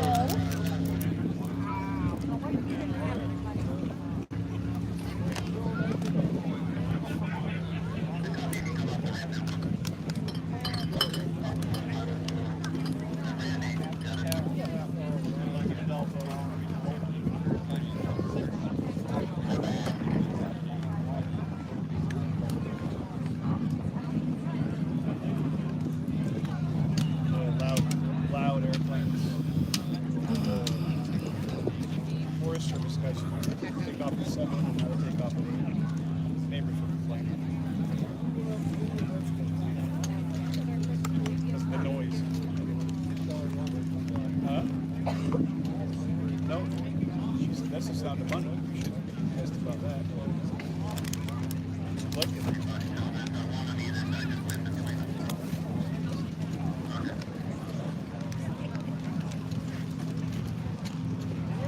when I had my boat used to go up to London Bay up there, we had a camp up there. We used to take we didn't have a gas grill and stuff.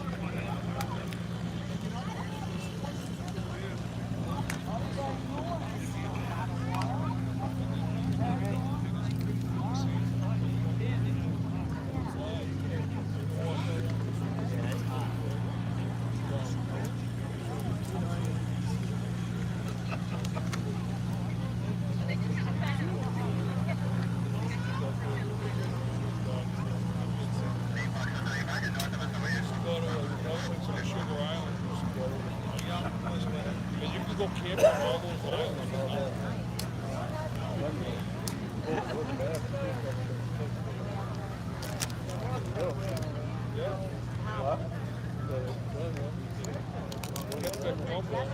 Dennis Carrier that on Sugar Island. Oh, really? It's little? His feet. I don't know if it's still on. Big barge, went back and forth.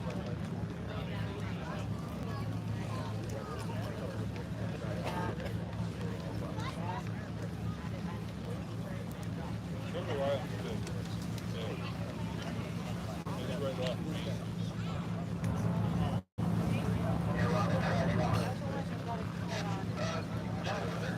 Yeah, but yeah, we have a house on camp out there.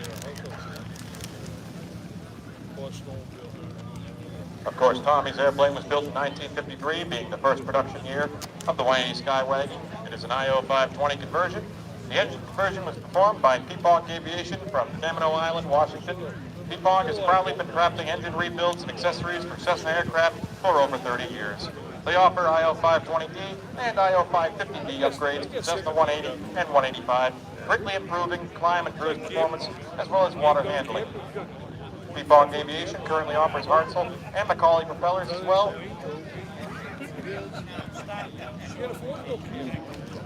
$75 a night, go see somebody's backyard. $75 see somebody's backyard, have a campfire, scream with kids. You know, don't get me wrong, kids are having fun. That's not what I want. And then Cheryl and I will go up to the Thai and we'll go camp up here on the log boat. Last time we went,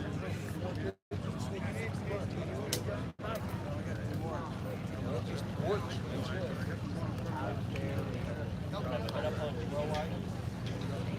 Row? Yeah, row. Yes. I've been on Lake Circle with my father years ago. As a kid. Matter of fact, it used to be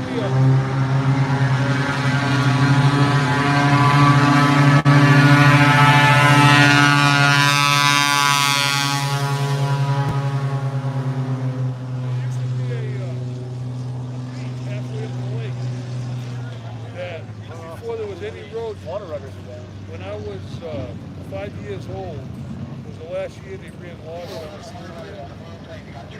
And there was a beach halfway up the lake we camped on for a week, and they had a tugboat hauling logs down. I got videos at home for kids. 8mm. Okay, obviously Tommy Dunn was the winner of that one. I couldn't remember. But nowadays, you can drive right around that lake, right?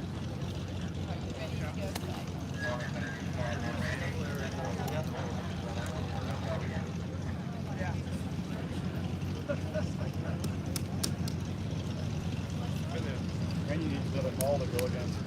It's not very I've never been to Patrick before.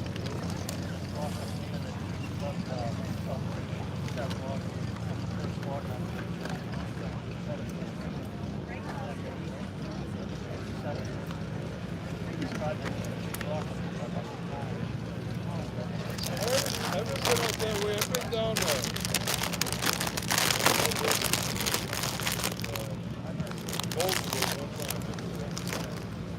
That's when we went to the Pelletiers opened the restaurant in town there. Went up there, had breakfast one time, and we took a ride down to Golden Road from one end almost to the other. That was there. I never been up that way.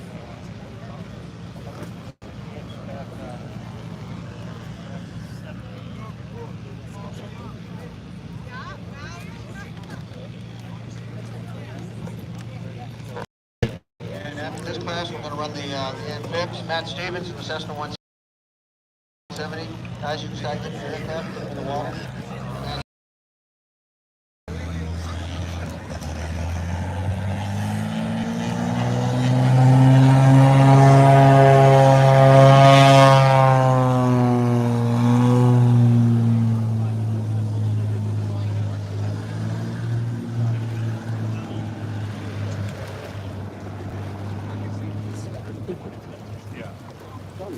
You should put your feet in the water, yeah.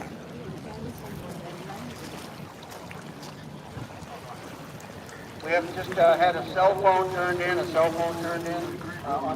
screen. Share that, right? And a cell phone turned into the tower. Oh, good, 80%, good. You're the one. Not you're the one who shared. Don't. That's them. Yeah.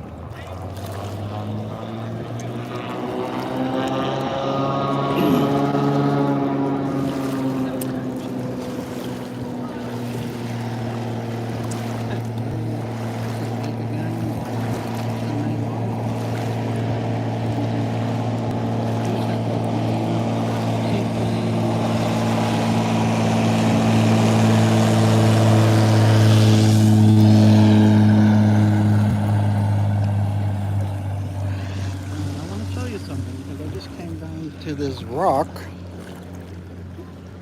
So this rock points out from the event. It's kind of a good spot to mount your camera, but what I noticed is, I don't know if you can see it, but there's kind of like grooves here, stretching this way. That is the glacial scarring from the last ice age.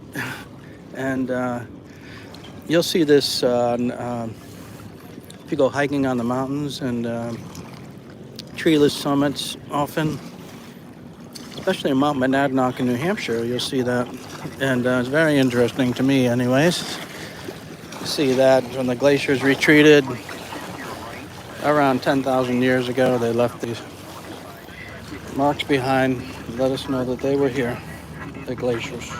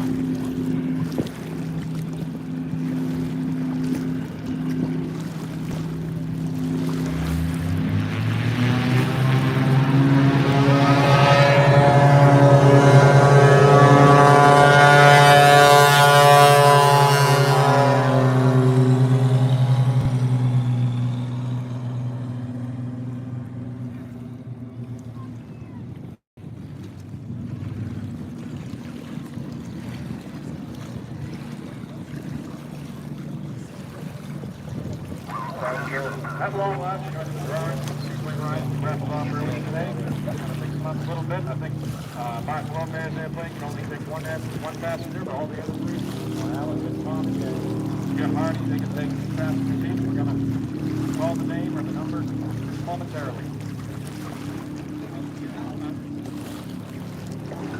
291 Delta Charlie, you kept this coupon. Your number is 277-924. If you bought a ticket, you check your pocket. If it's 277-924, make your way up to the announcement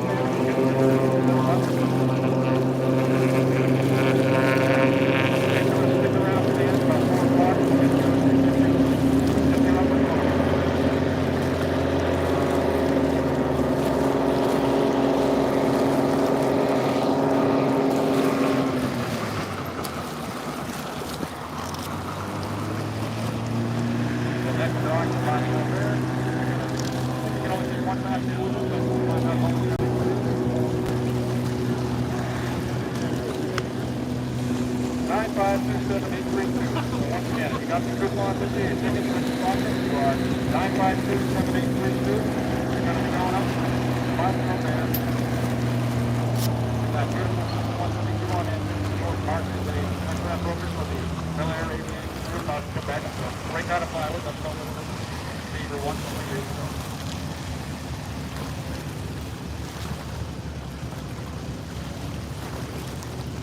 And now flying with this Jeff Hardy, that will be in that triple 180.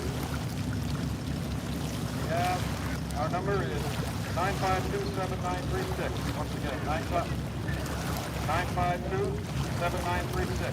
That's your number. You'll be going up to Jeff Hardy this afternoon about 4 o'clock. That's triple 180.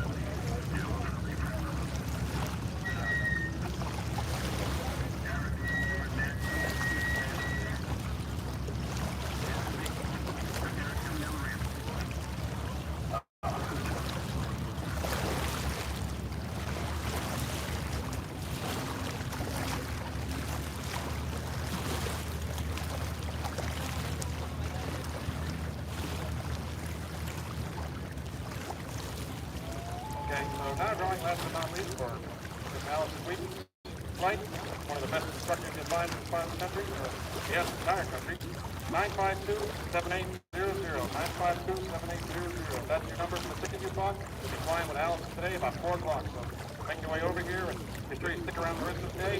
Your ticket is 952-7800.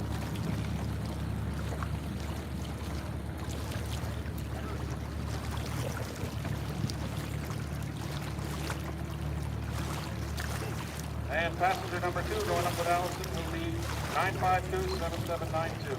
952-7792. Around 4 o'clock this afternoon, you'll get your ride.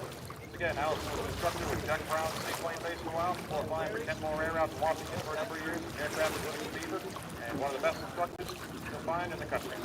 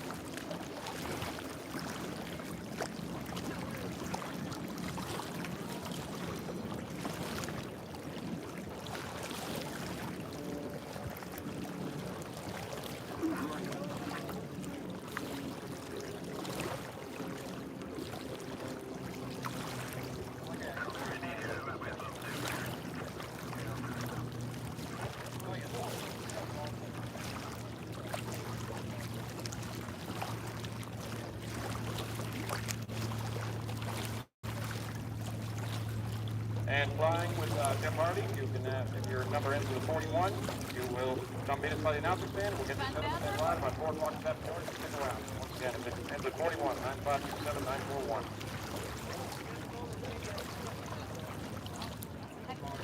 Heck of a deal.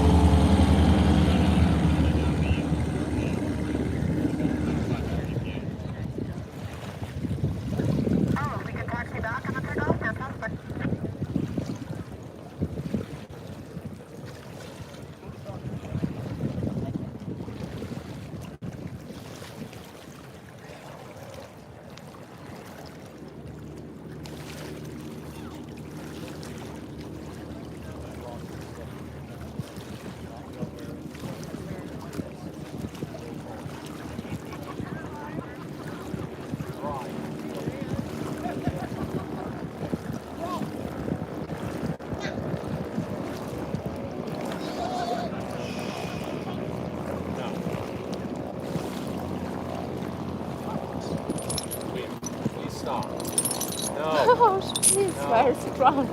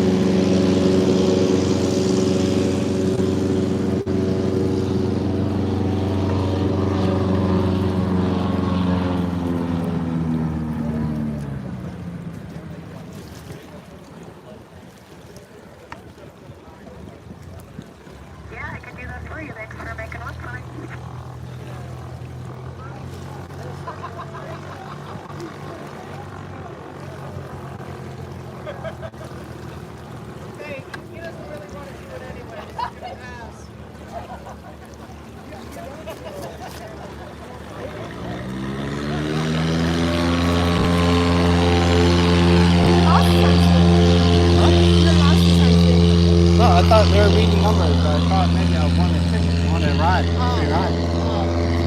didn't.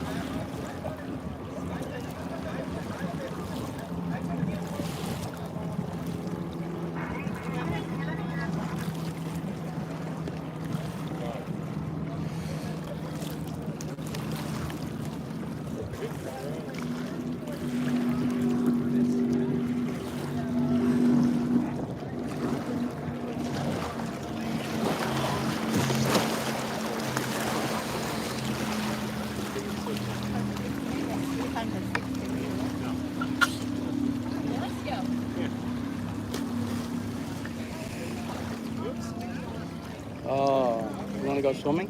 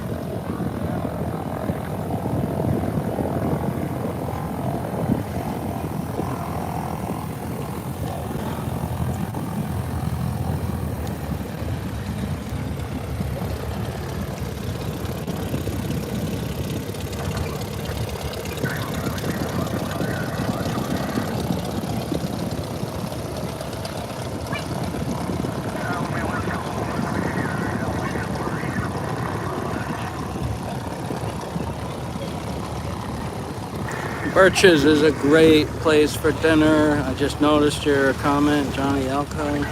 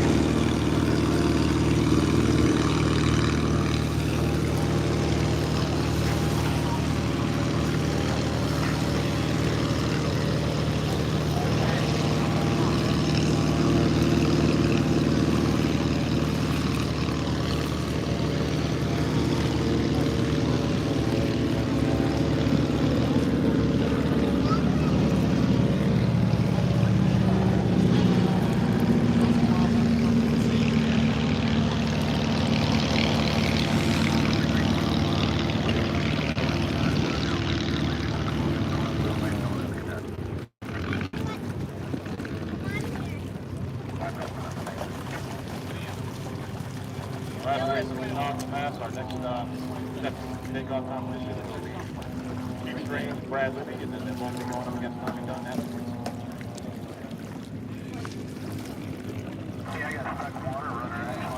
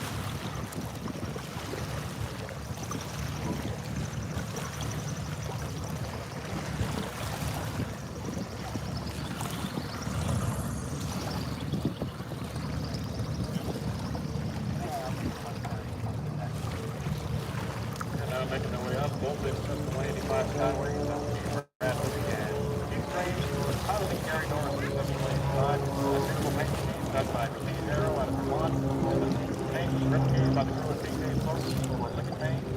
The long process of preparation of the aircraft is from January to October. Now be quick when they go off. Equal horsepower, walking down the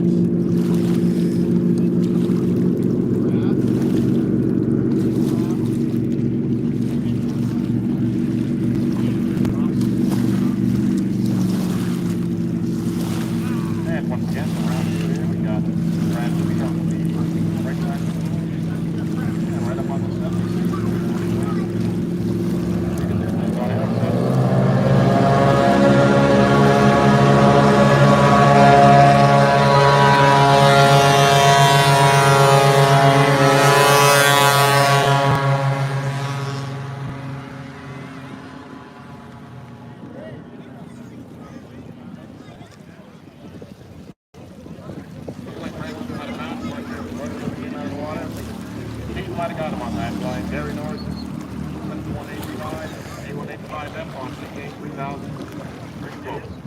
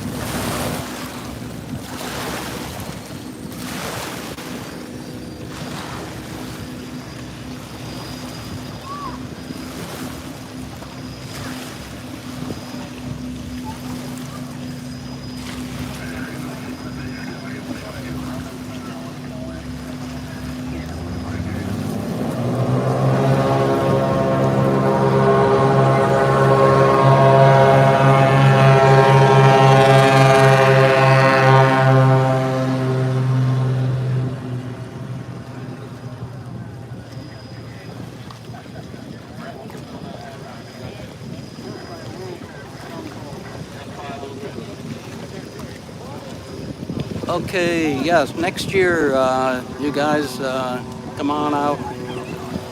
We'll have a good time here at Moosehead Lake.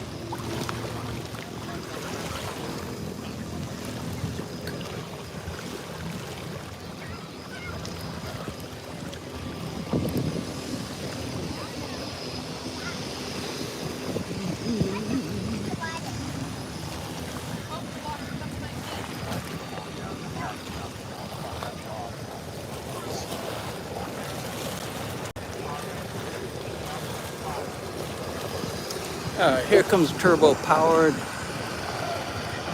Cessna Caravan. That's my best guess.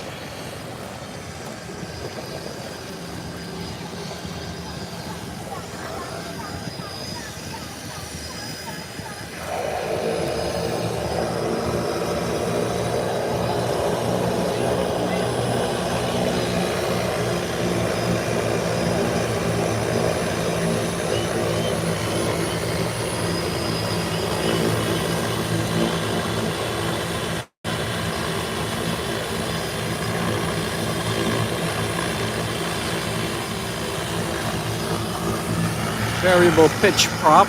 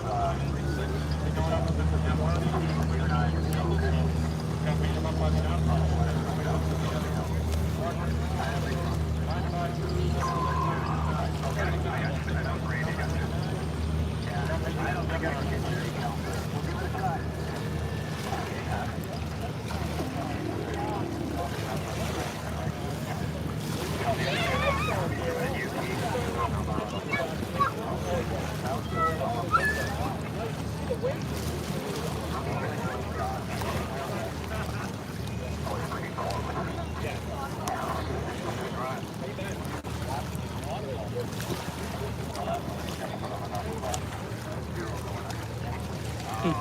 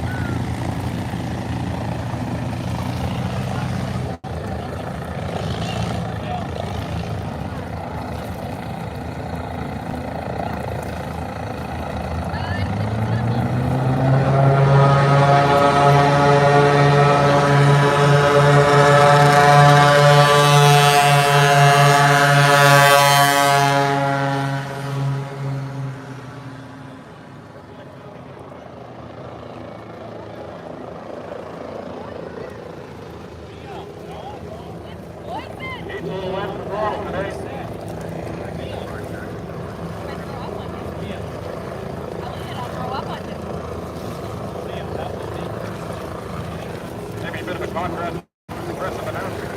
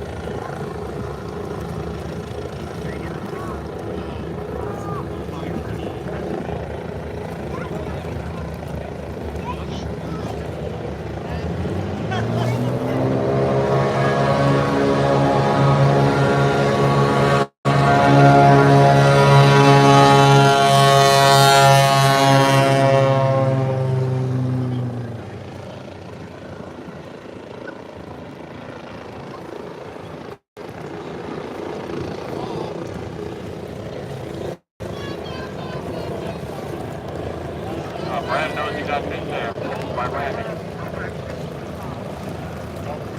Try to get the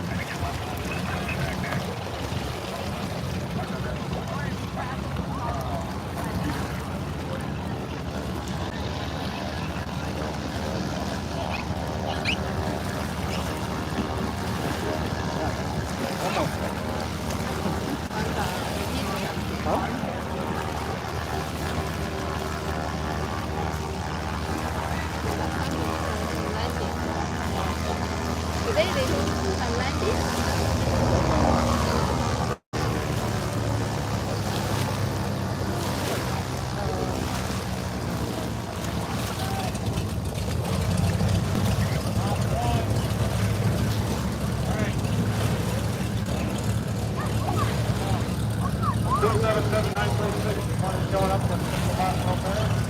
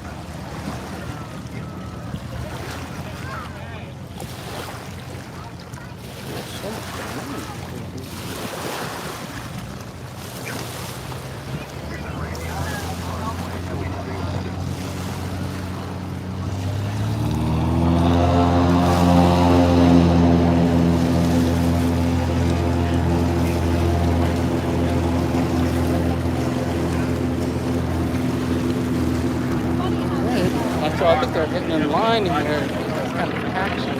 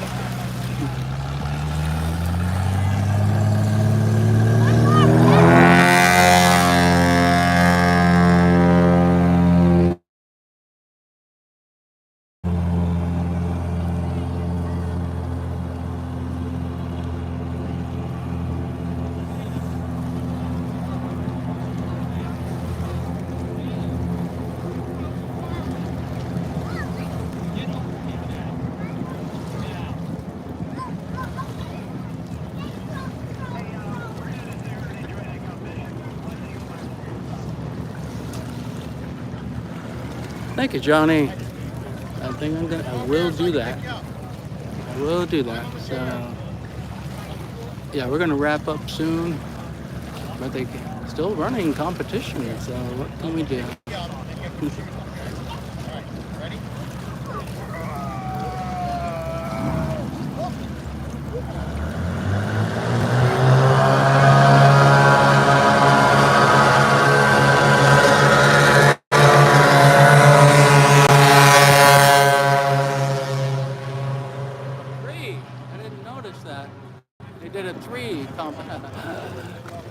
Three-way takeoff.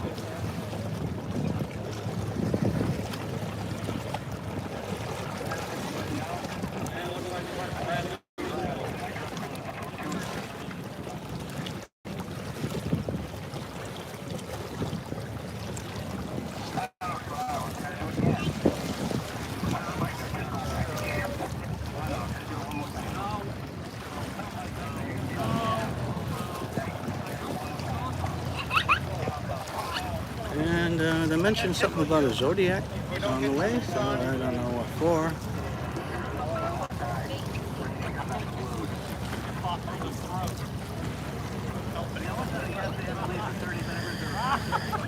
I think it's just a ferry boat, so to speak.